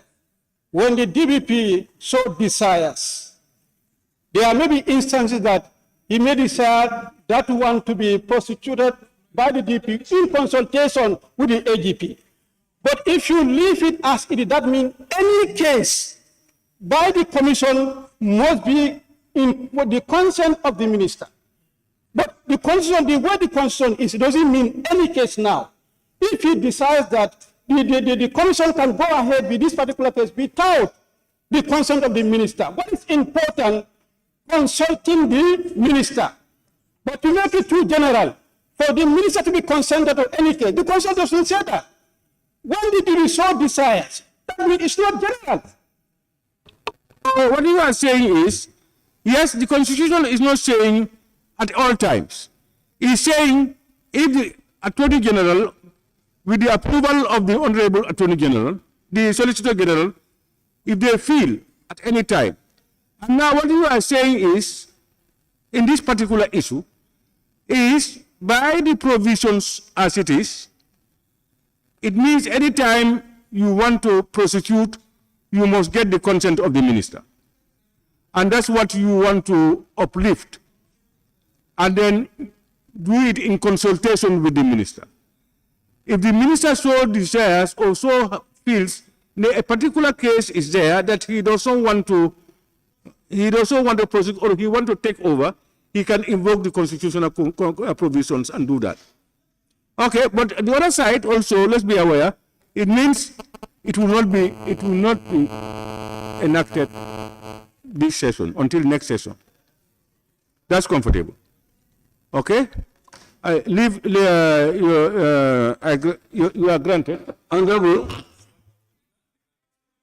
Somebody second it. Motion. Huh? No, you cannot.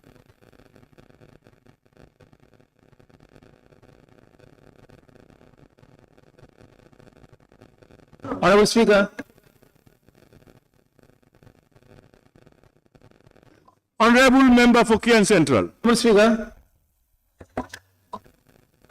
For a second. Yes, I rise to second the motion. Honorable members, it has been moved and seconded that the bill entitled Anti-Corruption Bill 2023 be committed to the ABC for reconsideration.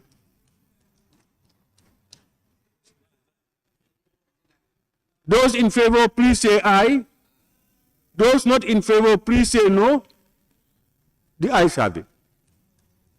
Motion. So the bill will be committed to the ABC, and then it will be it will be rescheduled for Under the motion. Pardon? Motion. Who's crying motion? Fine. Willis? Yes? Well, Honorable, thank you. I just want to ask,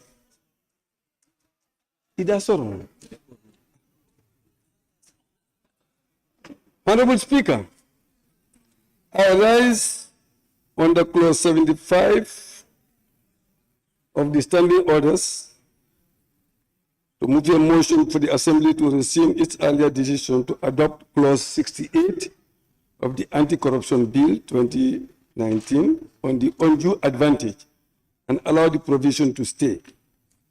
And I'm also relying on clause 74(1) of the standing orders. Thank you.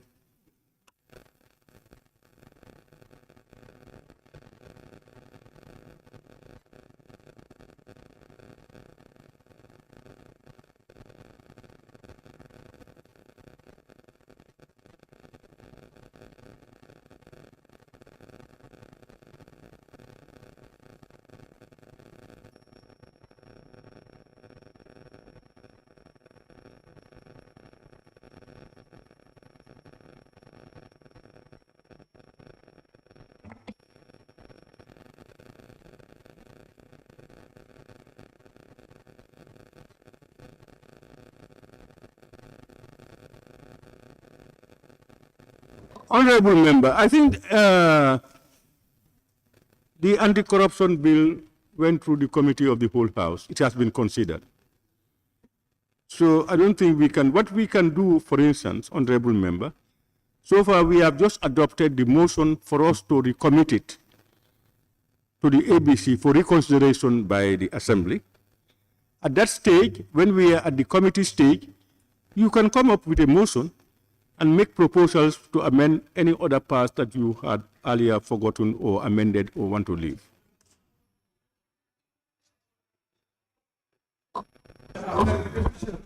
Yes, Honorable Speaker. Thank you very much. Honorable Speaker. Honorable Speaker, you are heard very well on record. But I said we have heard you very well and on record. But the procedure is, if you want to deal with any matter at the reconsideration stage, you have to raise a motion here to be supported. So if you go there, the motion raised by minority leader is very specific. It's very specific. So if the motion was tailored in a way that any other issues we can understand. But if you say so, we can accept and wait until the time comes on record. Oh, that's why you are emphasizing on records. I am more a gentleman than Honorable Saho of Central Badibu. No, Honorable, you see, our common interest actually is to get the best of the bill that will serve the purpose for which it is sought. Now, in it, we must remind each other and convince each other. Our understandings of issues are different, various, but we have one common goal. That's the best. So what you are saying, for every proposed amendment in our review of the bill at next time, we may see something wrong. We may have omitted something. So when we say we will leave it there, I'm asking honorable members, we are looking at a document that tomorrow will be said enacted by the Gambian Parliament. If we see errors that we felt it was an oversight, we reserve the right to correct it at that stage. The important thing is you must convince the majority of members that it should be corrected. Yes, Speaker, you are on track. You are right. Lower Salum. Honorable Speaker. Actually, Honorable Speaker, I don't know what is the motive behind this. When we have gone through the committee stage, now whoever feels what we have deleted or omitted is not good. We allow it to pass, then you come with an amendment, Honorable Speaker. I think so. We are confused.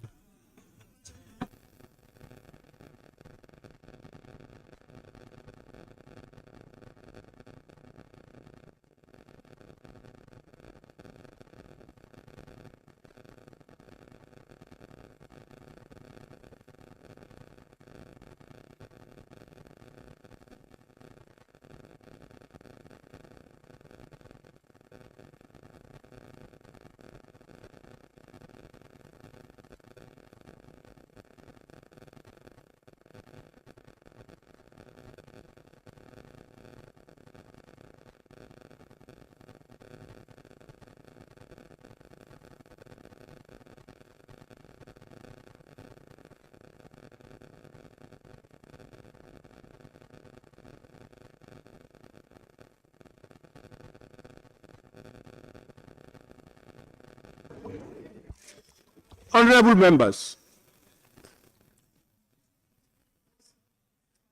members, as I said earlier, our intention is to get the best out of the anti-corruption bill. Now, as what the member for Central Badibu indicated, specific as the minority leader said, he was specific to a specific clause for review. And why the honorable member for Woolly East came up, he also wants another clause to be looked into. And I said, what's wrong when we look at, when it comes, as we look at the relevant clauses, we see any other wrong or problem or issue, we correct it. And then the technical people said, yes, it's yours, you can do it, but why don't you amend your first motion? You look at the whole document again, if that is so desired.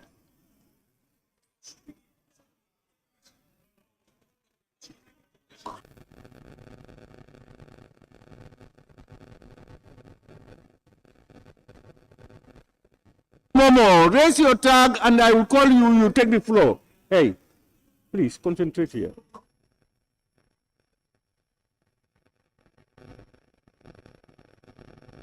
Raise your tags. Let's not go. If you want to talk, raise your tag. Lower Salum, you just spoke.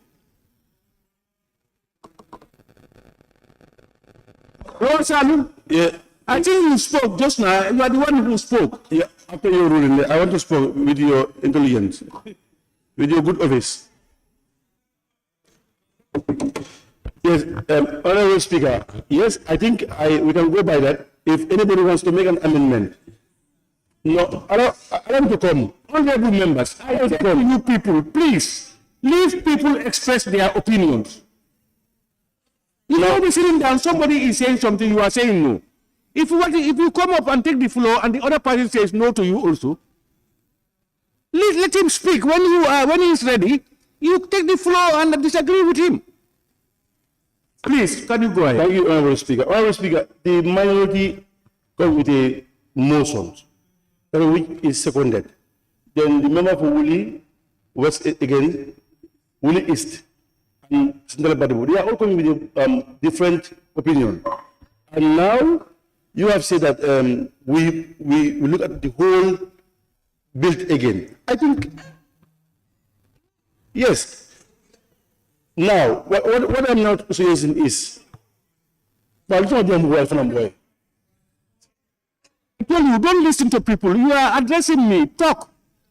You cannot respond to all these small comments. What I'm trying to do is, we have made our decisions, and they want to, how to call it, get back, revise our decisions by moving emotions. Why not we check the whole text again? Then we will continue for the betterment of our people. You know, my proposal, I only made a proposal. I'm not asking you to do it that way. But as I said, after all that, if we are to do it from the technical backup, it will be best for us either for a motion to be moved to look at the whole thing again, one, or specifically, as just like the motion from the minority, there was a specific issue to be looked into, and the one proposed by the member for Woolly East will be specific. It means in the absence of those two, we cannot look at any other thing. Oh, we cannot. We can't. Honorable Speaker,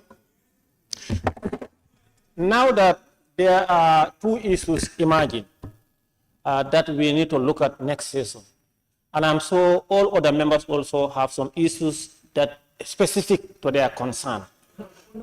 No, you cannot speak my mind. No. You can't put words to my mouth. No.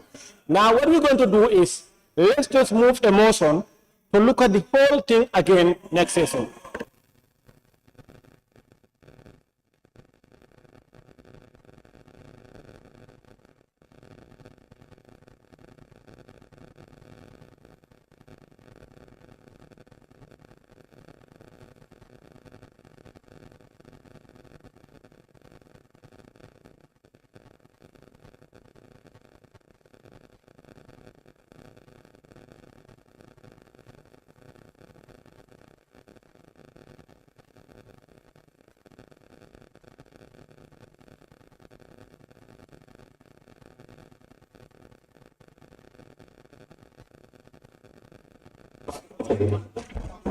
Mr. Speaker, if I did was second reading, right?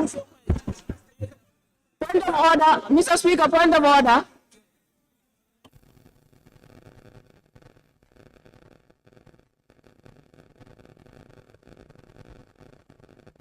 Point of order, Mr. Speaker, point of order.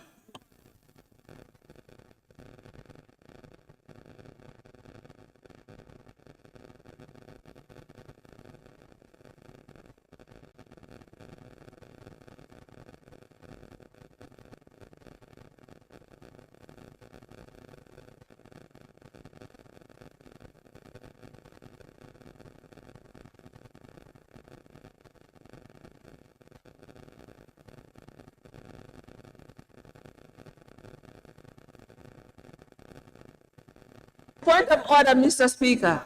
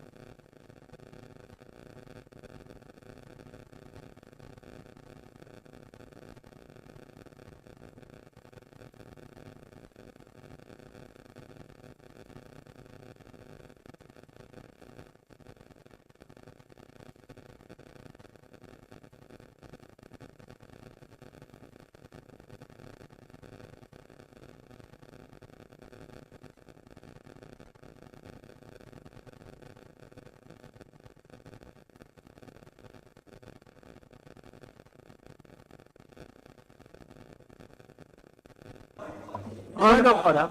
Yes. Point of order. Speaker. Yes. Point of order. Yes. May I hear the point of order?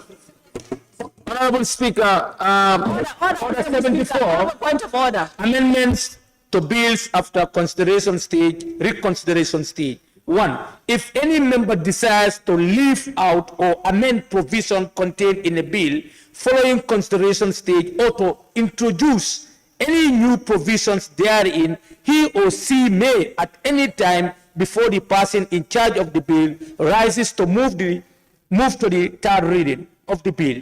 Move that the bill be reconsidered either wholly or in respect only of some particular part or parts of the bill, or some proposed new clauses or new schedule. I think all of us are in right direction. So there is no Honorable, I don't know what is your point of order. Yeah, my point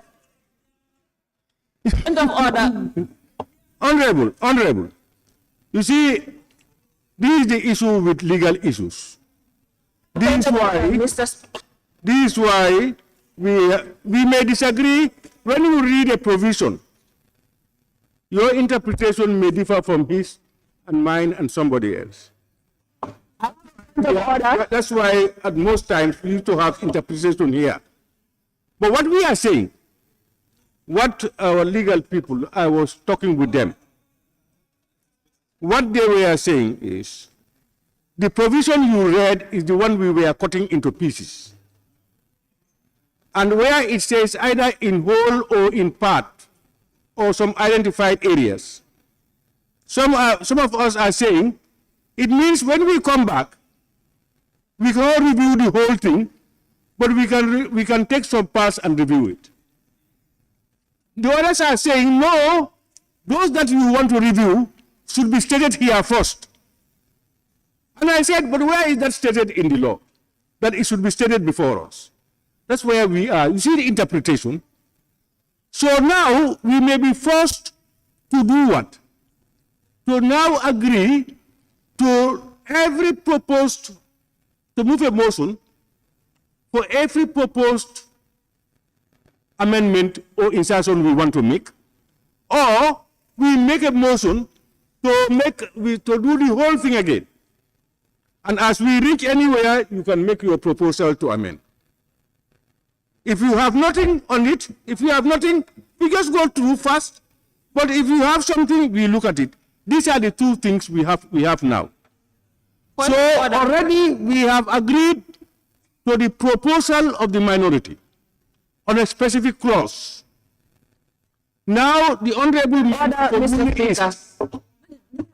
Woolley East was trying to make a proposal, a motion. So we now agree, either we let members make proposals for amendments or insertions on issues they want us to deal with, or we make one motion to look at the whole thing again. Order. Yes, Honorable Member. Thank you. Order 75, amendment to third reading. Mr. Speaker, on the third reading of the bill, it says similar amendments may be proposed to the question that the bill be now read a third time. And if the assembly stage agrees to an amendment in either of such form, the second reading of the bill shall be considered to have been negative. So it means that, Mr. Speaker, we don't even have to debate all this. It has to go back to the second stage. That's why we want to avoid. We want to avoid going into the third reading when these things will be done, and it will be rejected, and we go back again. That's why this motion was entertained. So that now it's in order that yes, we have done it at the committee stage, but we have certain observations, A, B, and C. So therefore, we are committing the bill back to the ABC committee. And it will come back for those specific areas to be looked into, agreed or disagreed. One. But have you ruled on my order, Mr. Speaker? You're out of order. Honorable members, I don't think we need to waste time on this.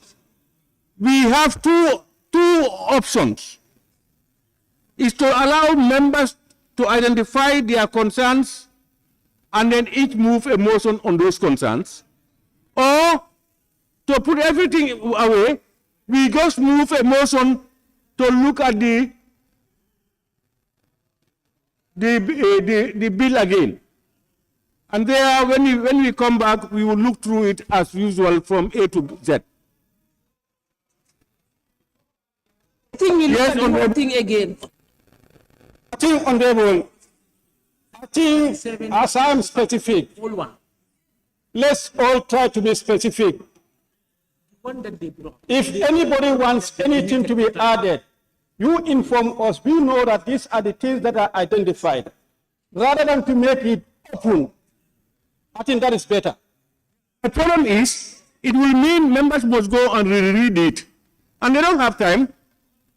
And at the time to reread it, when are you going to do it? Because what they are saying is, as you mentioned a specific clause, any proposed amendment to be done must be mentioned now. Yes. This is what they are saying.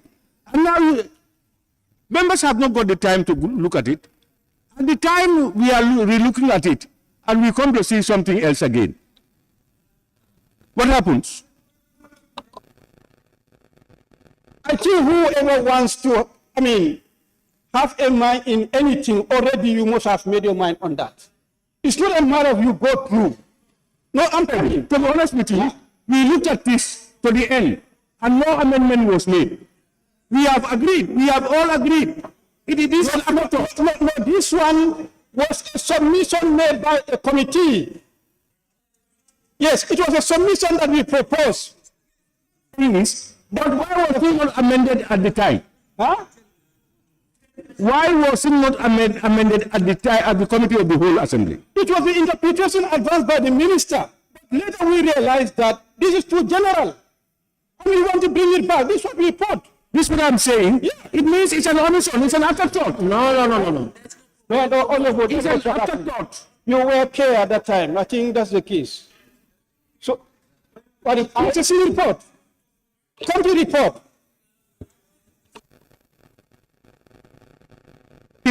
For me, I'm trying to make it easier for everybody. But if you choose, when we have specifics, then we will allow members to make specific applications, motions for probable amendment, as done by the Honorable Member for Brikama North. We will then allow the Honorable Member for Woolly East to make his proposals, and if there are any more, we will allow it. All right, instead of looking at the whole thing again. Okay, Honorable Member for Woolly East. Yes, no, Honorable Speaker.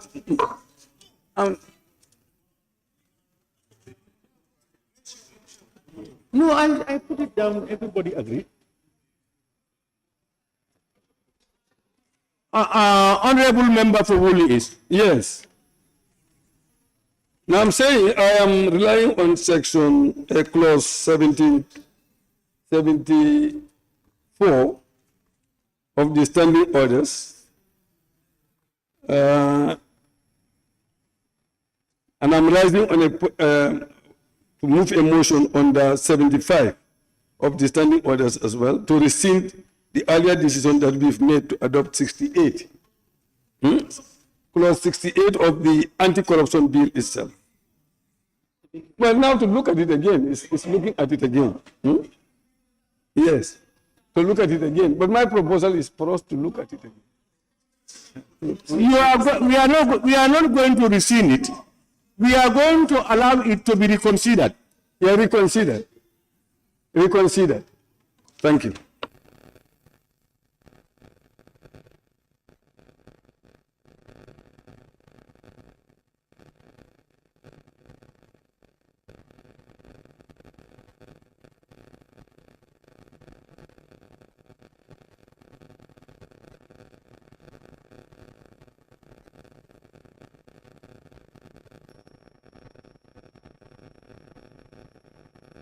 Honorable members, the Honorable Member for Woolly East has moved a motion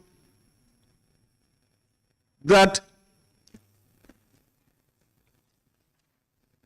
clause 68 be reconsidered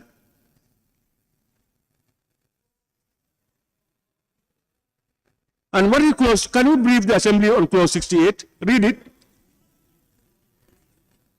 What is clause 68 they are asking?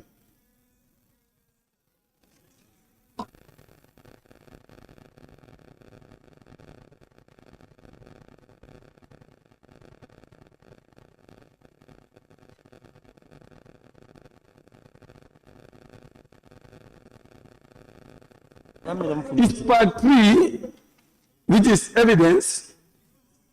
You said clause 68. 68, yes. Presumption in certain offenses. And that's why you have undue advantage. And that's why I want us to reconsider that one.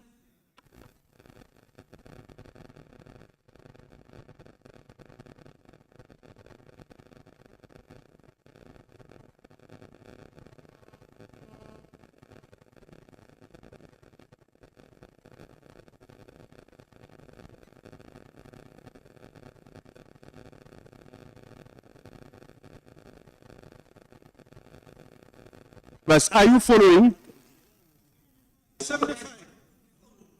No, it has been deleted.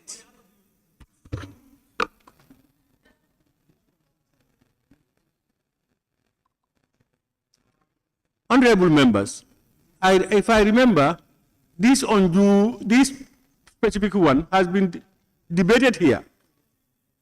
In fact, it looked like it was deleted. Honorable member for Woodley East, have you taken down the notes? Have you been taking down notes as we make proposed amendments? Pardon? You know, at the committee of the whole house, amendments were proposed. Have you got all the proposed amendments?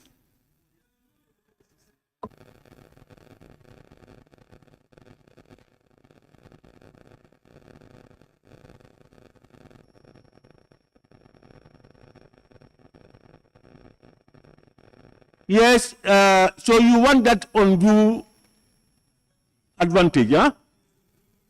You to be reconsidered for? All right, all right. It has been moved, yes?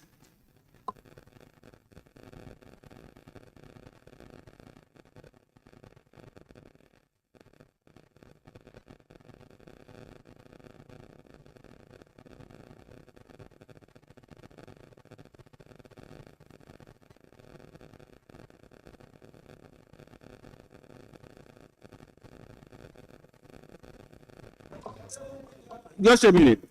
Honorable member for Woolly East, you have part 3, evidence, isn't it?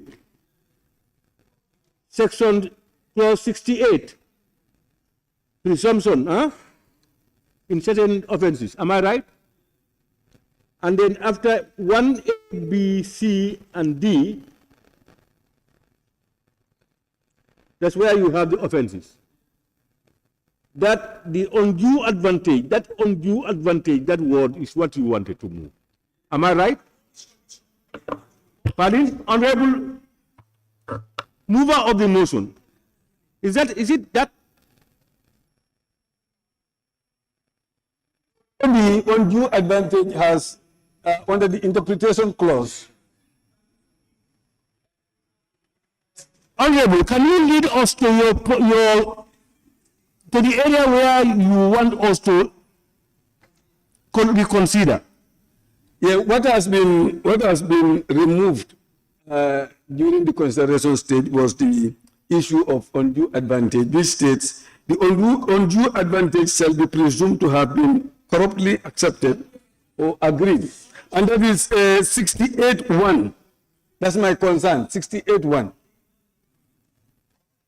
Which was Honorable, you are confusing us more. You are confused. No, listen. You are proposing that we reconsider something on the bill. Please. I'm not giving anybody until I'm ready. I want something clear. Honorable member for Woolly East, your proposal is for us to revisit an area of the bill. We want you to pinpoint that area. To tell us specifically, I want us to revisit this area when it is back with us. No, as was done by the minority leader. Honorable, I have already quoted 68(1).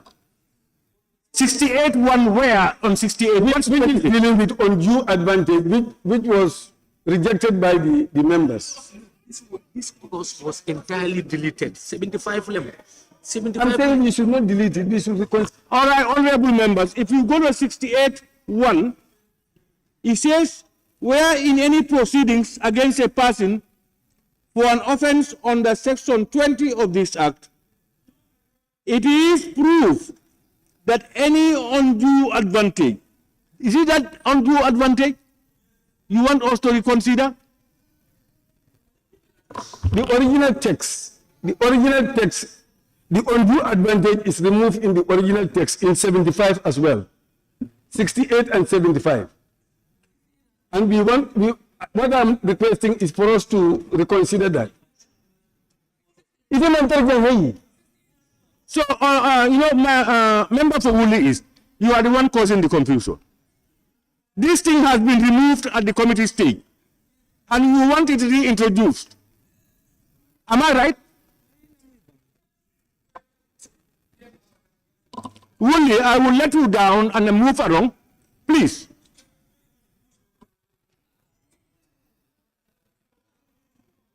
Honorable, I quoted 68, I also quoted 75.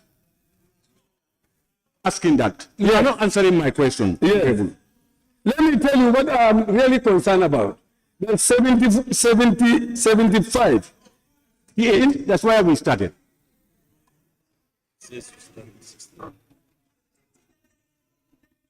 Use your mic, I cannot hear you.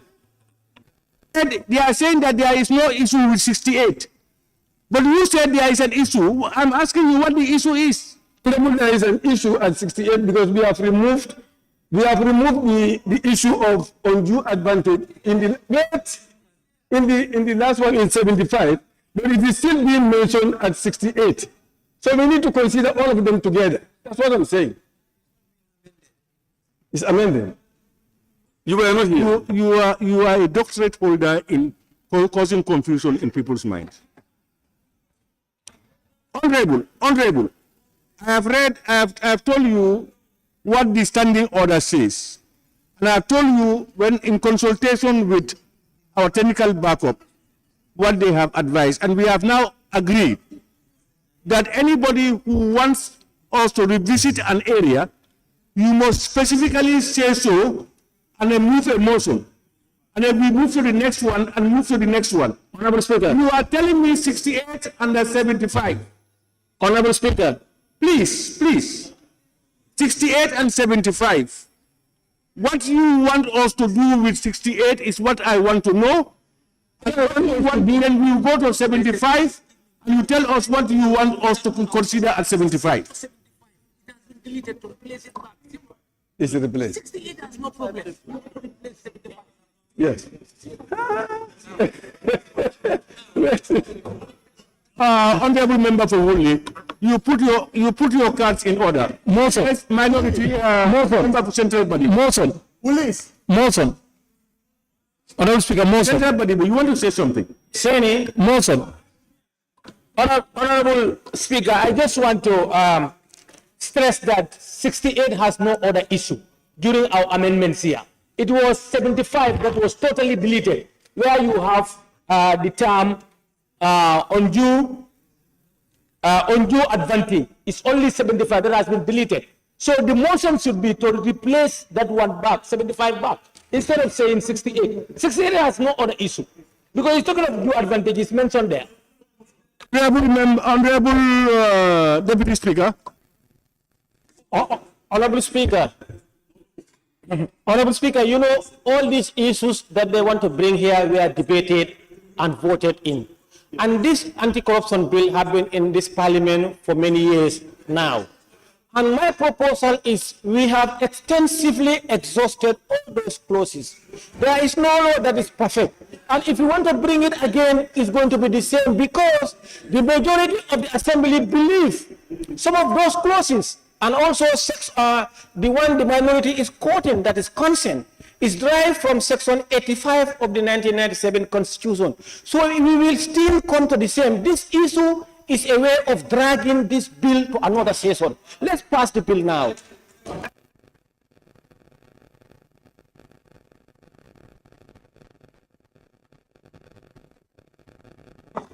Honorable Speaker.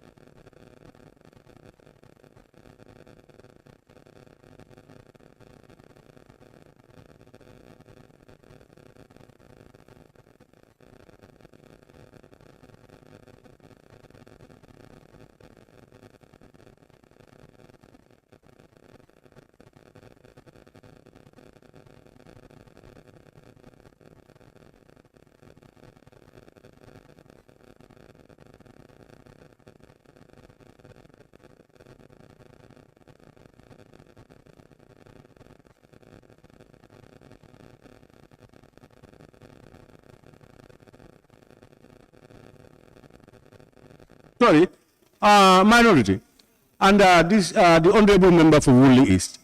Yeah, I was now briefed, and I understand what the member for Woolly East was doing. What happened was, clause 75 was deleted.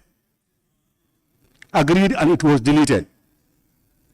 But now the amended copies are circulated. How can you talk about section 75 again? That is gone. Your reference, no. Your reference can only be on what you have with you. And two, I'm not giving you a chance. And two, I'm coming to you. I heard you well. I just want to clear some issues. We are now dealing with the amended version. And what I made to understand is, it was a problem for you people to delete that. It reached a stage where the individual opinions were sought. And it was passed. So are we not going to waste time again if those people are not convinced to bring it back again, and then we have the same result? That's what I wanted to. Honorable member. Okay. Thank you very much, Honorable Speaker, for giving me the floor.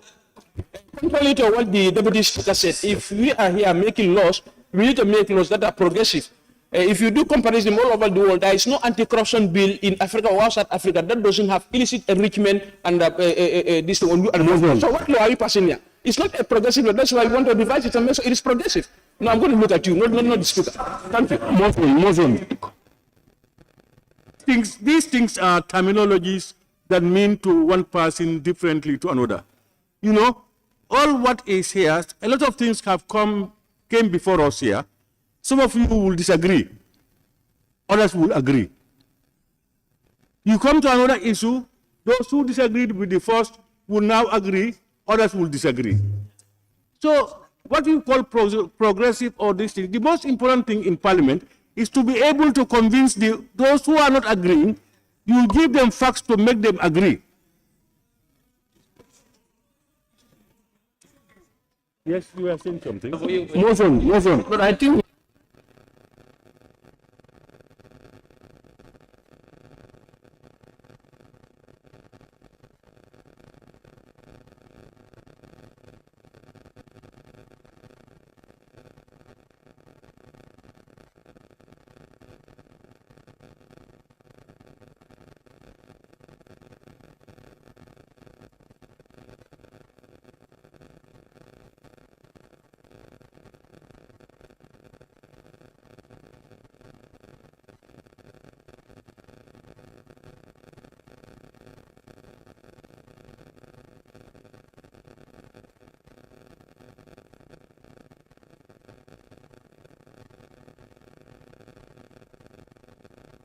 members, we have all been in Parliament. You know, when you bring something to Parliament and it is rejected, and you want Parliament to change, you want Parliament to revisit it, you must redraft what you brought. Otherwise, the same negative attitudes will occur. That's normal. So my problem actually is, I don't want us to waste our time on things that can be done now and concluded, because at the end of the day, you don't have any bill or act that is perfect. And you had the opportunity to debate this thing here. You had the opportunity. You cannot convince each other, and the majority decided what was to be done. So I don't know now how we move, because we have already passed the one for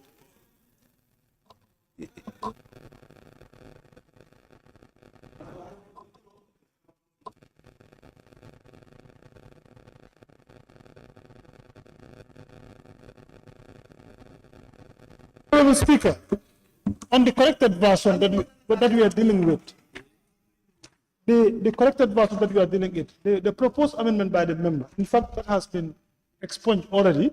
If you look at the interpretation clause, you still have the undue advantage there, and I think it should be deleted as well because it is not captured. It should be deleted because that is not in the bill at the moment. It has been expunged already, so you can still. No, you have to listen to me. No, listen. Listen. Listen to me. Listen to me. The best way for us to go forward. So far, members have a right to make a motion seeking for reconsideration after committee stage of a bill, specific area of a bill. That motion will be tabled, and the motion has to be seconded and passed for it to have effect. Now, but we cannot deny them the right to make those motions. If you feel a particular motion should not happen, don't accept it. If you feel it is good enough, you accept it and then we move forward. We cannot be arguing, we have nothing on the floor, arguing the pros and cons. Yes?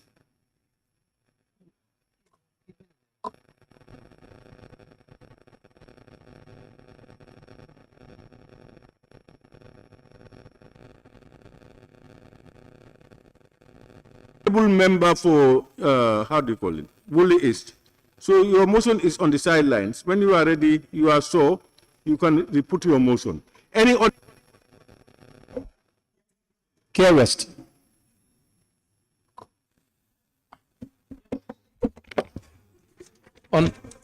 Honorable Speaker, I rise to move a motion on the amendment of a specific motion on the original script, which was illicit enrichment, clause 37.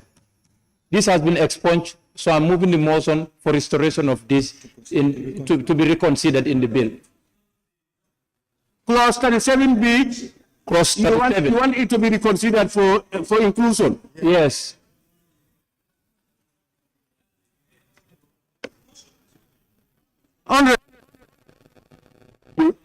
You see,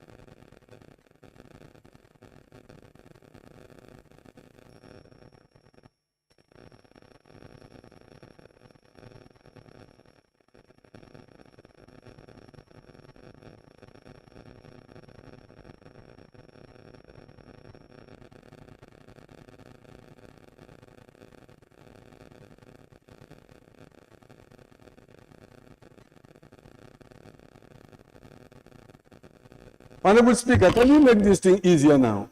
Let me withdraw this.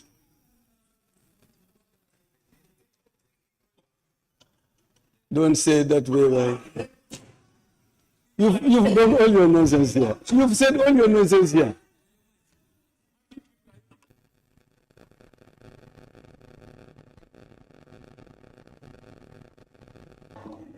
Honorable member for Honorable Willis. Willis, what's your problem? Thank you very much. I know you like that. Yeah, you said you want to withdraw your motion. Yes. Yeah, can you withdraw it? So, Honorable Speaker, after considering all the other details with other colleagues, I have come to the decision to withdraw my motion. Thank you. Honorable members, I think now we have come to the end. A motion was moved by the Honorable Minority Leader. It was seconded, and then it was agreed to. And therefore, the bill, the anti-corruption bill, will be committed to the ABC committee for reconsideration of that particular clause of the bill. Unfortunately, it means the bill, the anti-corruption bill, would have to wait until the next session.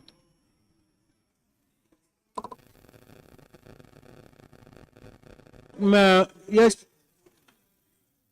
all you know.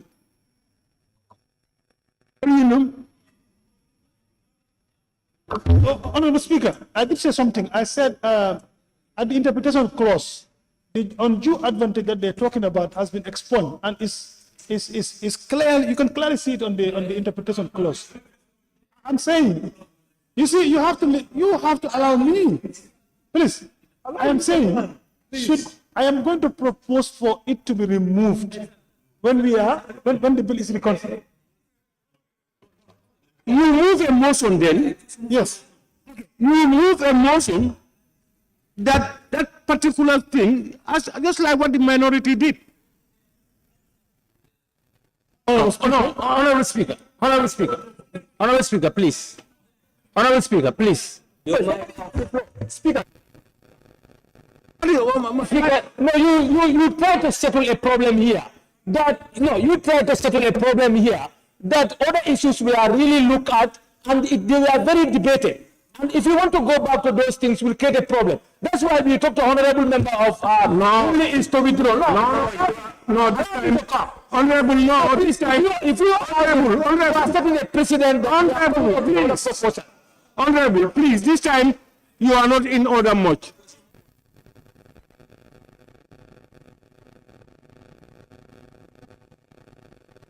Honorable Speaker, I think Deputy Minority Leader, Deputy Majority Leader, the undue advantage is still part of the bill.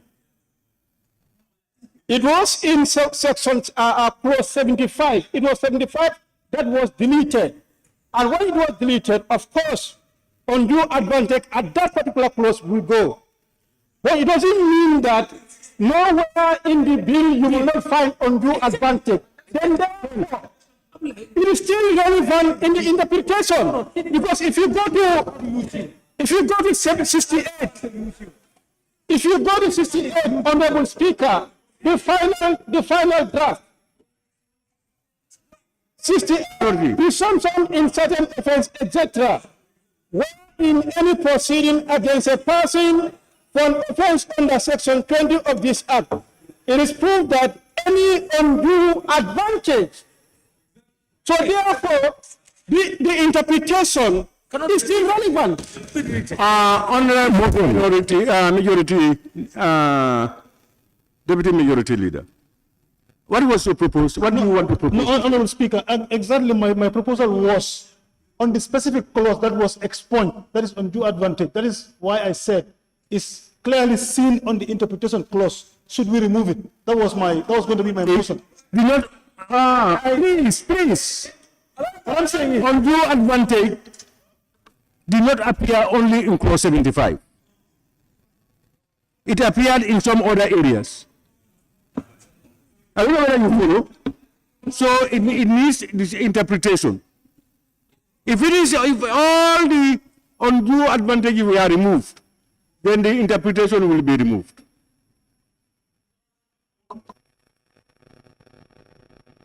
Yes, Deputy Speaker. Honorable Speaker, you know what the Deputy Major Leader is saying? On that day, it was debated. The debate on undue advantage was so heated.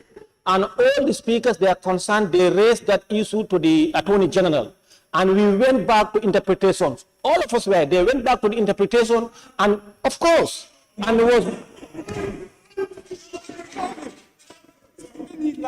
And it was because based on the undue advantage, because its interpretation stemmed down to the deep of our rooted culture, tradition, and religion. That was the reason why it was deleted. So therefore, undue advantage should not be part of it.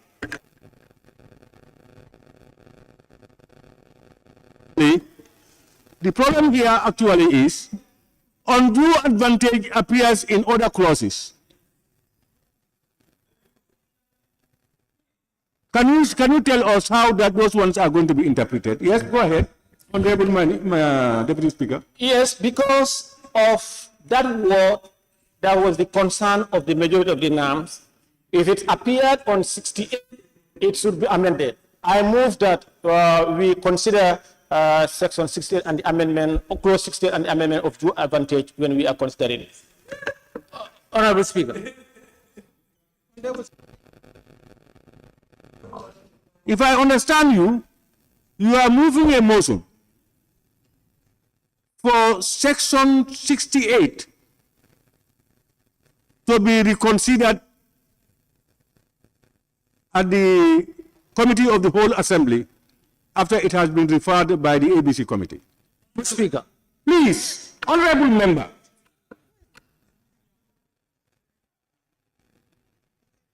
Do I understand you? What is he doing?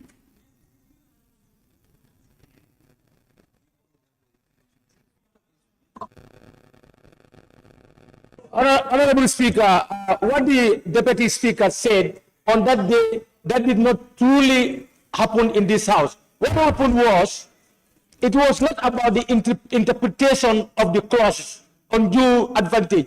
Members were asking their understanding on due advantage, but it was not, we did not look at it as a clause to be removed from the bill. That had never happened. We never voted on it. What I'm saying is, in fact, that is not relevant. Because what the rights you have is to reconsider any part of the bill. I don't want to go into those details because I don't know. What I'm trying to put across is, I've said it many a times, each and every member reserves the right to move a motion to be reconsidered, for a person or a clause to be reconsidered following its reintroduction after the ABC. Any member. The process will be, you move your motion, it has to be seconded, and it has to be agreed to, it has to be passed by the members. Then it's agreed. But we cannot deny somebody from, anybody, from moving a motion that he so desires. No, I did not tell anybody to, no. Speaker. Please. Speaker. I never said that. Speaker. In fact, what I said, in fact, my proposal then was, we have one motion to review everything. And you rejected. Yes. Members rejected. Yes, honorable member, honorable, yes, before the motion, yes? Well, yes, there's no motion. The thing is... Motion is not done. He said he wants to put that motion. I will allow him to put the motion. I did that already. I did that already, Honorable Speaker. No. You have to do it then. Yes. I want to clarify that. It was clause 75. Evidence of custom or conviction inadmissible. it was this particular section that was deleted, not specifically the word undue advantage.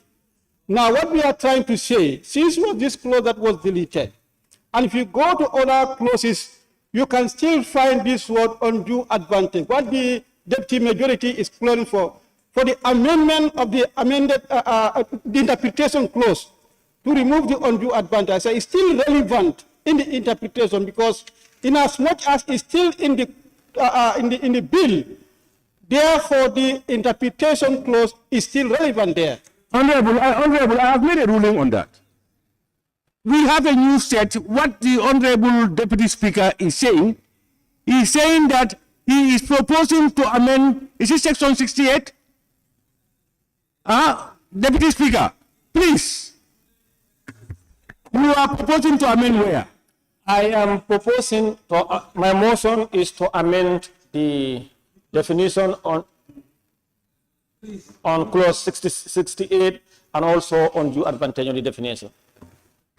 Deputy Speaker, you see, we cannot allow to play, we cannot be here and play with the law like if please, this is a serious national issue, please. No. Very serious. We are dealing with law. We are making law for government. We are making law for our designation. You know, they don't just remove anything because Honorable Member for Lansing-Kunda, you are one of the most people who commonly take the floor, and people respect your opinion, though they may disagree. If you don't, you cannot deny somebody a right. What you can do is allow him do it, and then when you vote against it, and then let it die. Honorable Member, I want to know the specifics, because Honorable Minority Leader was specific. Honorable Speaker, yes, I am specific on minority 75. 75 something. 75 is not part of the bill.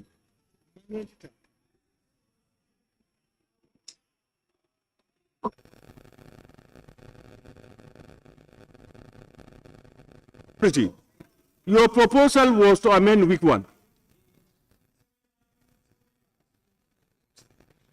75. Hold on, please. Minority, is it 75?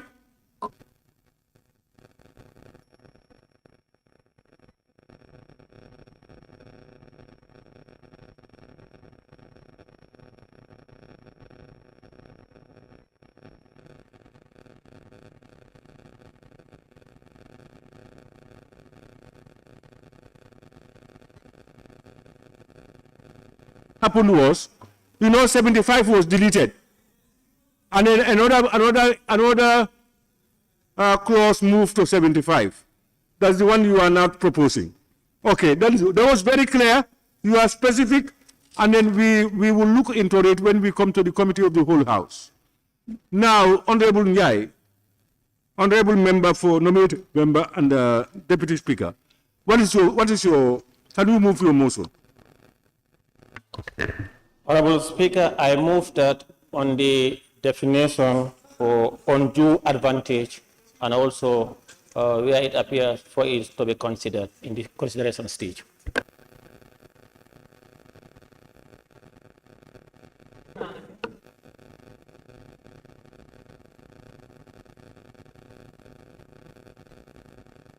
Definition for undue advantage and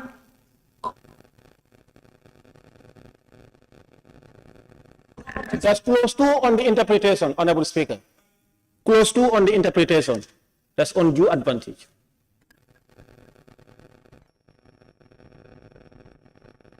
Yes, I mean, on the definition, yes.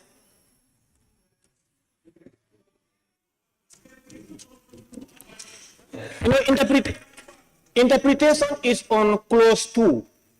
I said on clause 2, definition of... Honorable, can you frame your whole sentence, please? I want to get to how you frame it. Please, can you say it? Let me write it down. Please. Motion. No, yeah. Motion. Yes. For consideration of clause 2 interpretation, under that is undue advantage. for consideration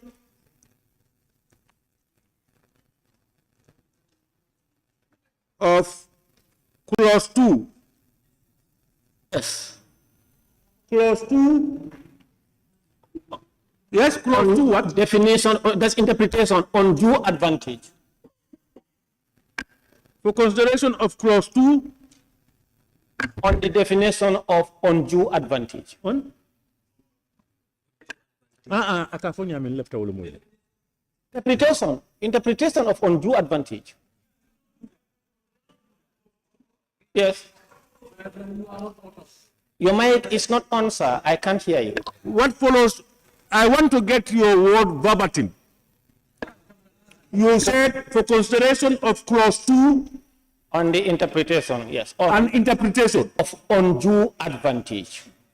And the interpretation of undue advantage. Of the words undue advantage. Yes. Undue advantage. And wherever it appears. Advantage. And wherever it appears.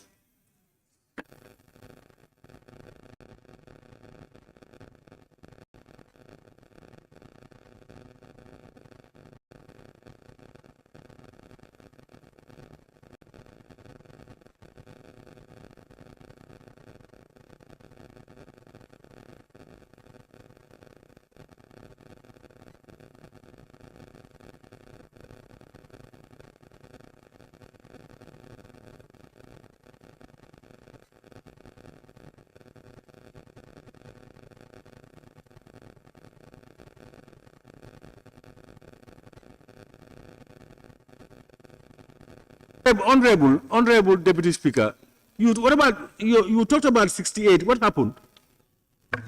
No, Honorable Speaker, you know, the crux of the matter it stems on 75, our tradition. So some of the members are insinuating that it also in 68. I said not only in 68, but I said wherever it appears. The interpretation of the words undue advantage and wherever it appears. Yes, sir.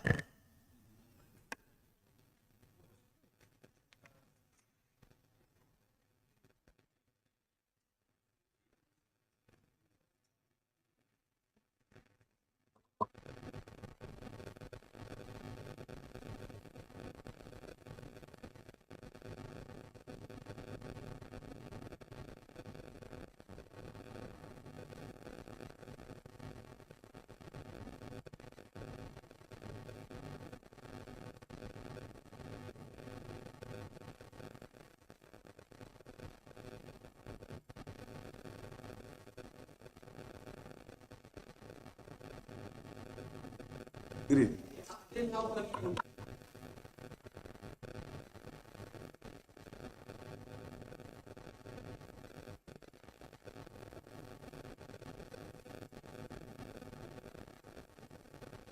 All right, honorable members, a motion has been moved by the Deputy Speaker for the consideration of clause 2 and the interpretation of the words undue advantage and wherever it appears to be looked into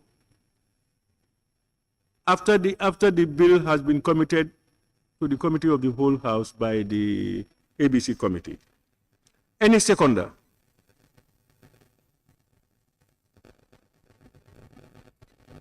Nyamina West. Thank you very much, Speaker.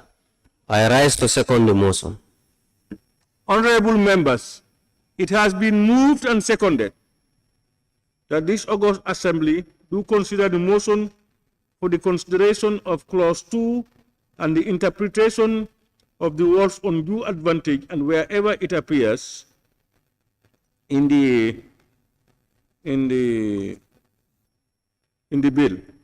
Those in favor, please say aye. Those not in favor, please say no. Division, now we vote. Division. Now, get ready. Now, those who are in favor of the bill, raise your tax. The motion, rather. Those in favor who are agreeing to the motion, raise your tax.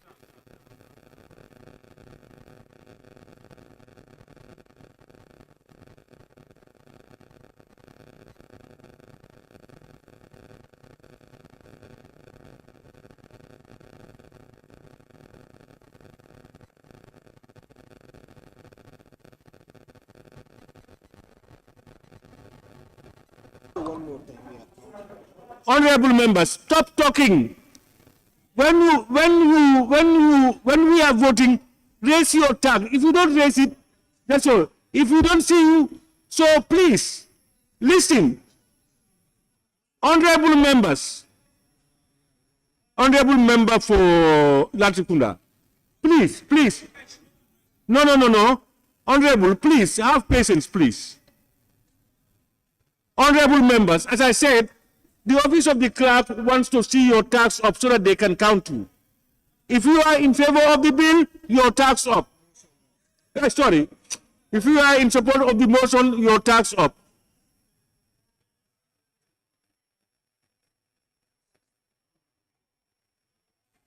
You've got it?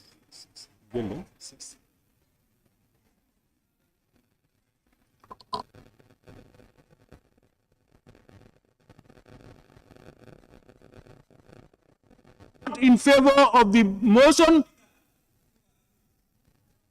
Who is shouting?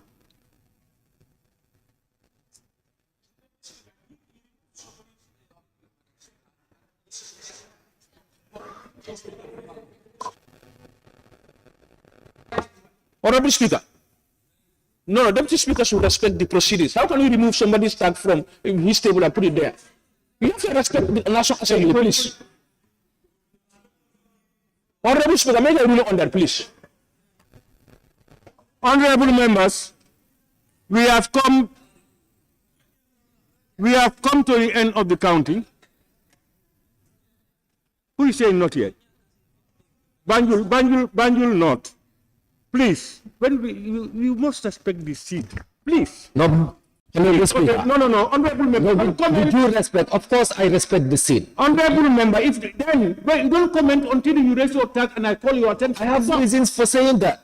Ask me the reason first. Pardon? No. We are not asking people to announce their presence. Who was seated. We can see the Deputy Speaker misbehaving in this parliament and we are not saying anything about it. With due respect. Let's talk to him first. Honorable, can you withdraw that? No, you are, because I even put. I want you to make a move on that. Because Banjul not. Before the Banjul not. No, Latrikunda, please. No, Banjul not. Banjul not. No. You have no respect for me. Don't tell me with due respect. Of course I have respect. No, you have not. You going beyond marks. I told you people, respect people's opinions. You cannot suppress somebody's opinion. You have a right to disagree with the person. If you feel you are right, somebody else also is thinking that you are wrong. So please, let's be tolerant and accept. You bring convincing words to convince others. Now we have the results. The results is those in favor 16, those not in favor 14.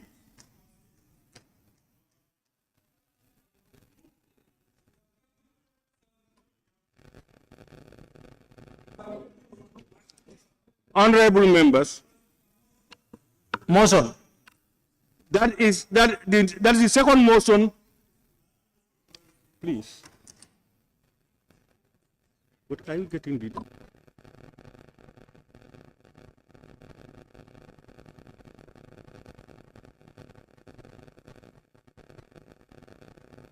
That is the second motion, honorable member. Any other motion? Motion, Speaker. Yes. Lower Salute. Honorable Speaker, I raise a motion to allow the minister to make the third reading for us to adopt the bill. Yes. Sure.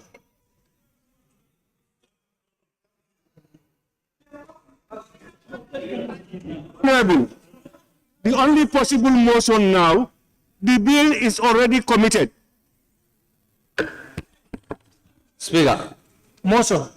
Sorry, Speaker. Can you withdraw? Hello? Speaker. Move a motion beyond 6, please. Time. Yes, Nyamina. I was just reminding you to move a motion beyond 6, if you will stay above beyond 6. In fact, Nyamina, we are just concluded. Anyway, you can move it. You are, no, just move it. You can move the motion.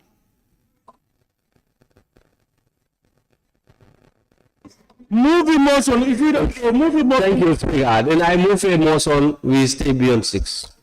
To finish the work. Finish business. Any seconder? Yes, Jara Central. Second, Speaker. Honorable members, it has been moved and seconded that we sit beyond 6 to complete the other paper. Those in favor, please say aye. Not in favor, please say no. The ayes have it. Now, we now have the next one. Yes? Huh? Motion.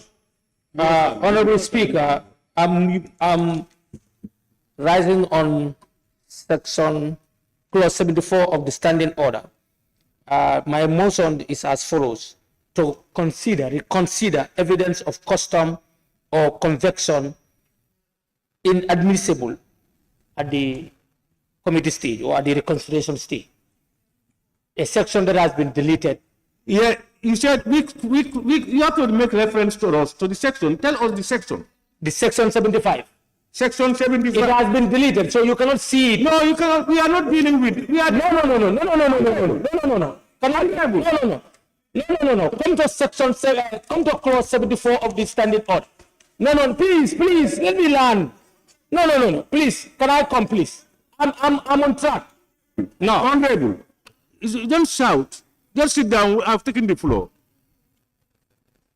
When a clause is not in this book, it has been deleted. Then when you move that you're going to state that for an inclusion, you cannot make reference to it. It's going to be an inclusion of a new clause. And then you go, that's what you should do. Honorable, I did not make reference to the new clause that you have or the new rule. I said the one that has been deleted, even if I don't quote, but I said the deleted one, I want it to be restored back. So that's not it. You should understand, whether I use the old copy or the new copy, but what I'm saying is my motion is to bring it back. So there's no crime in that. There's no crime. No, if you tell me 75, that's what happened. When I looked at 75, I saw something different until it explained to me that 75 had been removed, and then there is still 75 in the bill. There is still 75.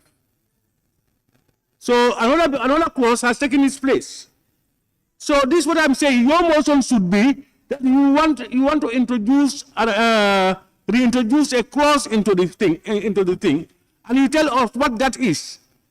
This is what we are saying. Okay, Speaker, noted. I did say I want this clause to be reinstated back. That is prosecution. No, it's not prosecution, right? Yes, to introduce evidence of custom or conviction inadmissible. This is what I said. It was later that when you want to find out, I make reference to the old one. You said, let me hear that. You said, I said I want this clause to be clause. You said what? Evidence of custom. Evidence of custom or conviction inadmissible. If you want to see it, you have to make reference to 75 of the old one. No, this is what I'm saying. Yes. It's not for us to... But you understand what I mean. Honorable, please. You must give us, so far it's not in our records. It's not there again. You tell us what exactly you want what insertion do you want? Honorable Speaker. You can go back to the old one and then read whatever you have there. Honorable Speaker, I want the following thing to be considered at the reconsideration stage. Yes, insertion. Yeah. So they are as follows: evidence of custom or conversion inadmissible as a new clause. Of custom or convection, inadmissible.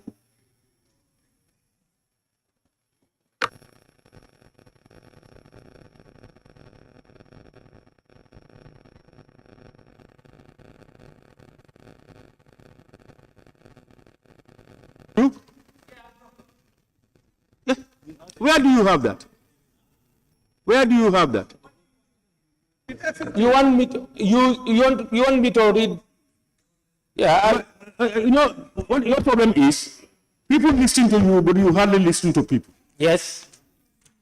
You are now proposing for an introduction of a new clause. Huh? That new clause, I think you have just given us the heading. What is the content? I edify you to the old one. 75. We are not dealing with the old one. Our new bill is here with us. When we read there, I will come with the rest. No, we need to know what you want us to look like so that we present it as everybody did. All right, so you can now listen. In any proceedings under this act, evidence shall not be admissible to... That's why if you want to write, Honorable Speaker, it's going to take your time. Yes. I can submit it after. No, you see, it's a right for every member to know. In any proceedings, under this act, yes, comma, yes, go ahead. Evidence shall not be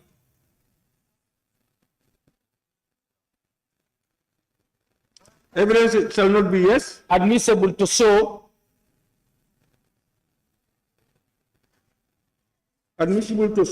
that any undue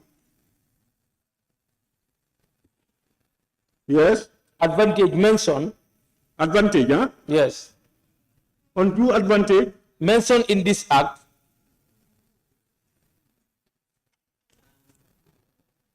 yes is customary in any profession.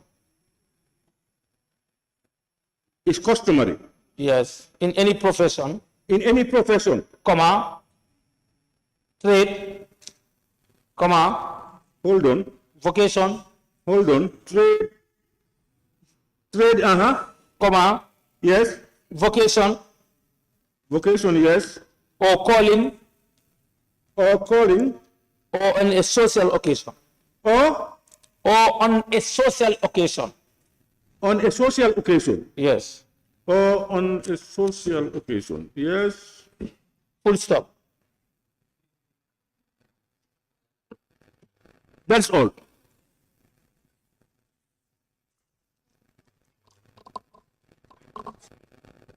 Members, the motion is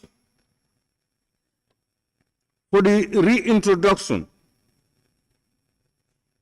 of evidence of customs or convection inadmissible. In any proceedings under this act, evidence shall not be admissible to show that any undue advantage mentioned in this act is customary in any profession, trade, vocation, or calling, or on a social occasion. Any seconder? Honorable Member for Woodley East. Thank you very much, Honorable Speaker. I rise to second the motion. Thank you.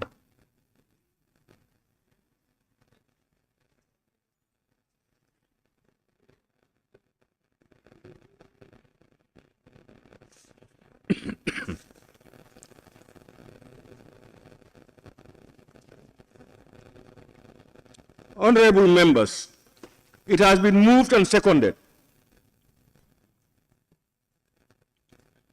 that this honorable assembly do consider the motion for inclusion of, I quote, evidence of customs or conviction inadmissible as the heading, that in any proceedings under this act, evidence shall not be admissible to show that any undue advantage mentioned in this act is customary in any profession, trade, vocation, or calling, or on a social occasion. Those in favor, please say aye. Those not in favor, please say no.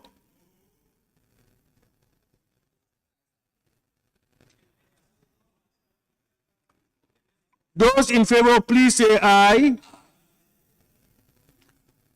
Those not in favor, please say no. We just count it. But if you are not clear, you have to give judgment. So if you are not clear about following, I am to give judgment. And more so, if I give judgment this way, these people will say split vote. If I give it, so let's go to vote.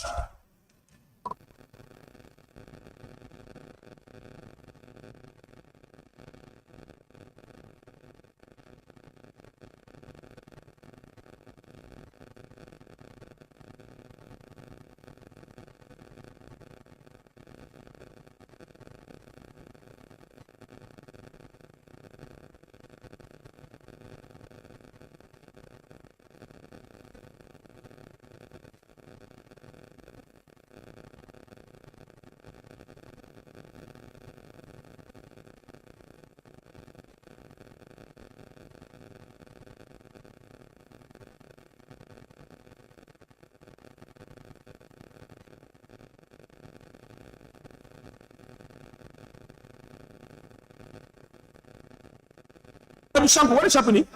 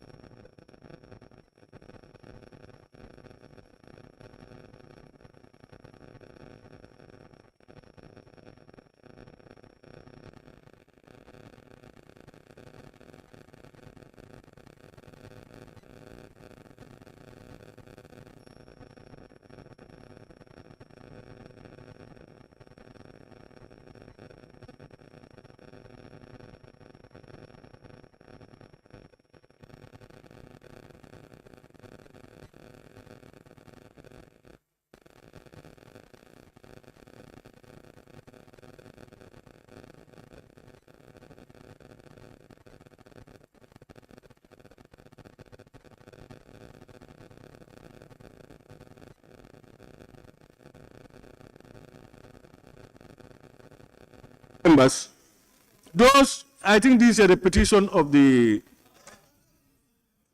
I have those for the motion 14, those against the motion 16 again. The motion is lost.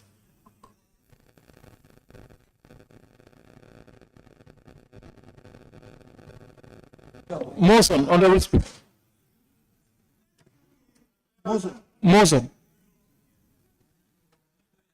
Here, West. Yes. Honorable Speaker, I also rise to propose an insertion of section 37, illicit enrichment, to be in the original copy. Illicit enrichment. Read it.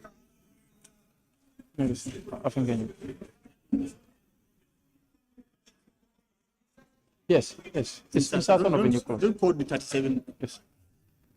Quote the section.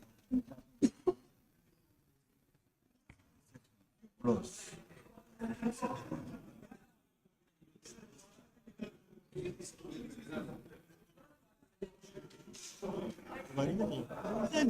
Bareng-bareng nggak nakar overek.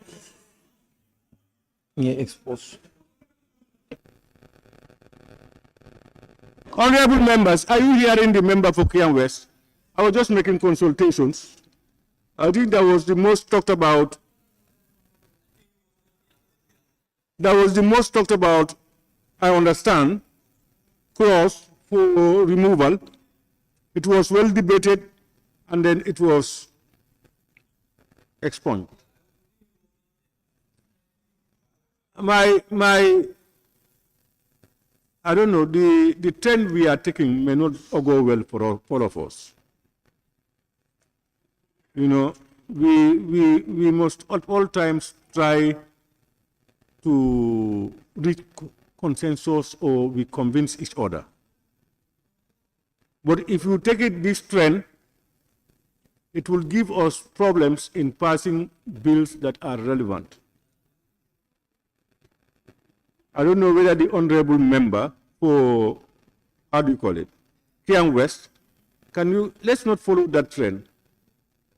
Will you still want to put up your motion? Yes, I still want to put up my motion. Okay. Okay. Honorable members, I think you know section, is it section 37? 37, yes. Honorable Speaker. But Speaker, something explained. No, wait. Speaker. Honorable Speaker.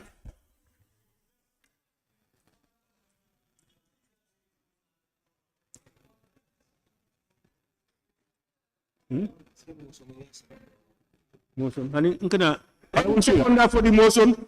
Honorable Speaker. Yes, who is talking? Yara West. Yara West. Yes. Yes. It seems like we are going back through another consideration for the whole bill. And some members who are raising these issues here, when these things are we are debated, we only are considering this clause. They are not in chambers. They are not here. Are we going back for the whole to consider the whole bill again? Because the whole house for the whole house, we are wasting our time. Honorable. In fact, honorable. Yes, in fact, that's what I want to discourage. Honorable, please. I want this assembly to look at things holistically for the good of everybody. I don't want us to take those other trends where I am putting up something and I'm not getting it and I'm convinced, let me put in more facts to convince people so that we move on. But not the type I am trying to see. Any seconder for the motion? Honorable member for Central Badibu. I rise to second the motion. We cannot pass a law here that is not going to support. Honorable members, again, it has been moved and seconded that clause 37, I think you are all familiar with clause 37, illicit enrichment, that was expunged.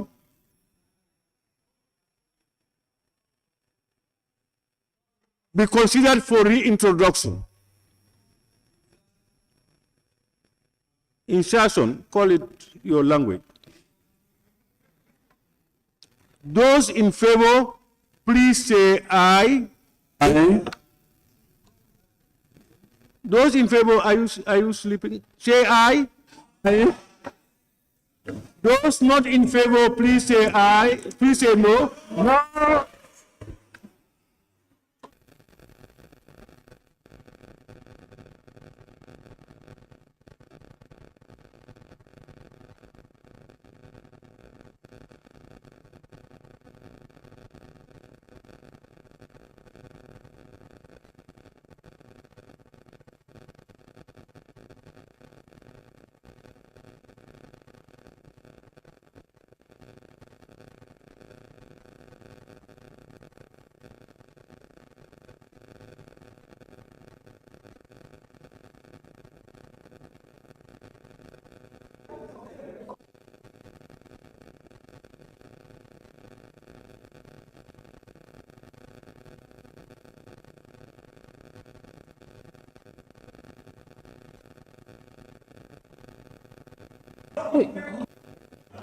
If you put your tag up and you put it down before it is counted, you will lose it.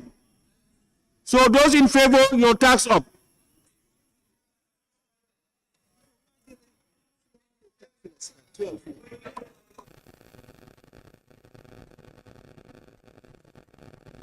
Now those not in favor, put your tags up. Not in favor.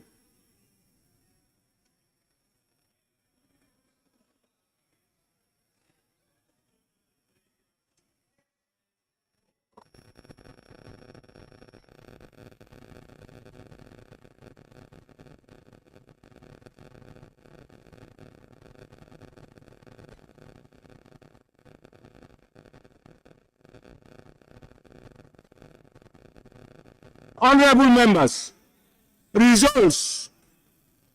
Those in favor, 13. Those against, 19. So the motion is lost.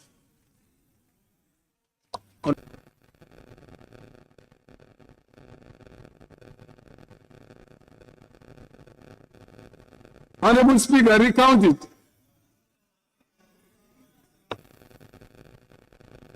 Members, it has been recounting. Do the recounting. Honorable members,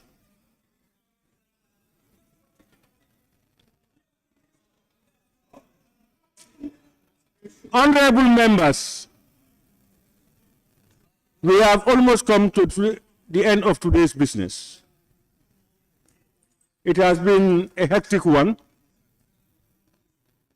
It has been participatory, I observed. I want to also remind ourselves that let's be a little bit tolerant, honorable members. Let's come out with our facts to convince those who don't agree. We cannot suppress anybody's opinion. Let's remember that.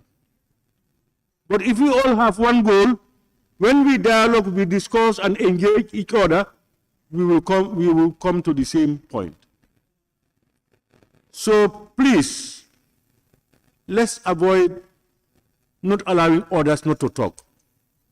The way you want to talk, any other person has the same right. But I said you reserve the right to disagree with anybody. So, honorable members, with that, once again, let me thank you and the clerk, office of the clerk, and all those honorable ministers who are here with us with their technical backups. Be resolved, I now put the question, be resolved that this August Assembly do stand adjourned until Thursday, 24th September 2023. Those in favor, please say aye. Those not in favor, please say no. The ayes have it. This assembly now stands adjourned until Thursday, 24th September 2023 at 10 a.m. prompt.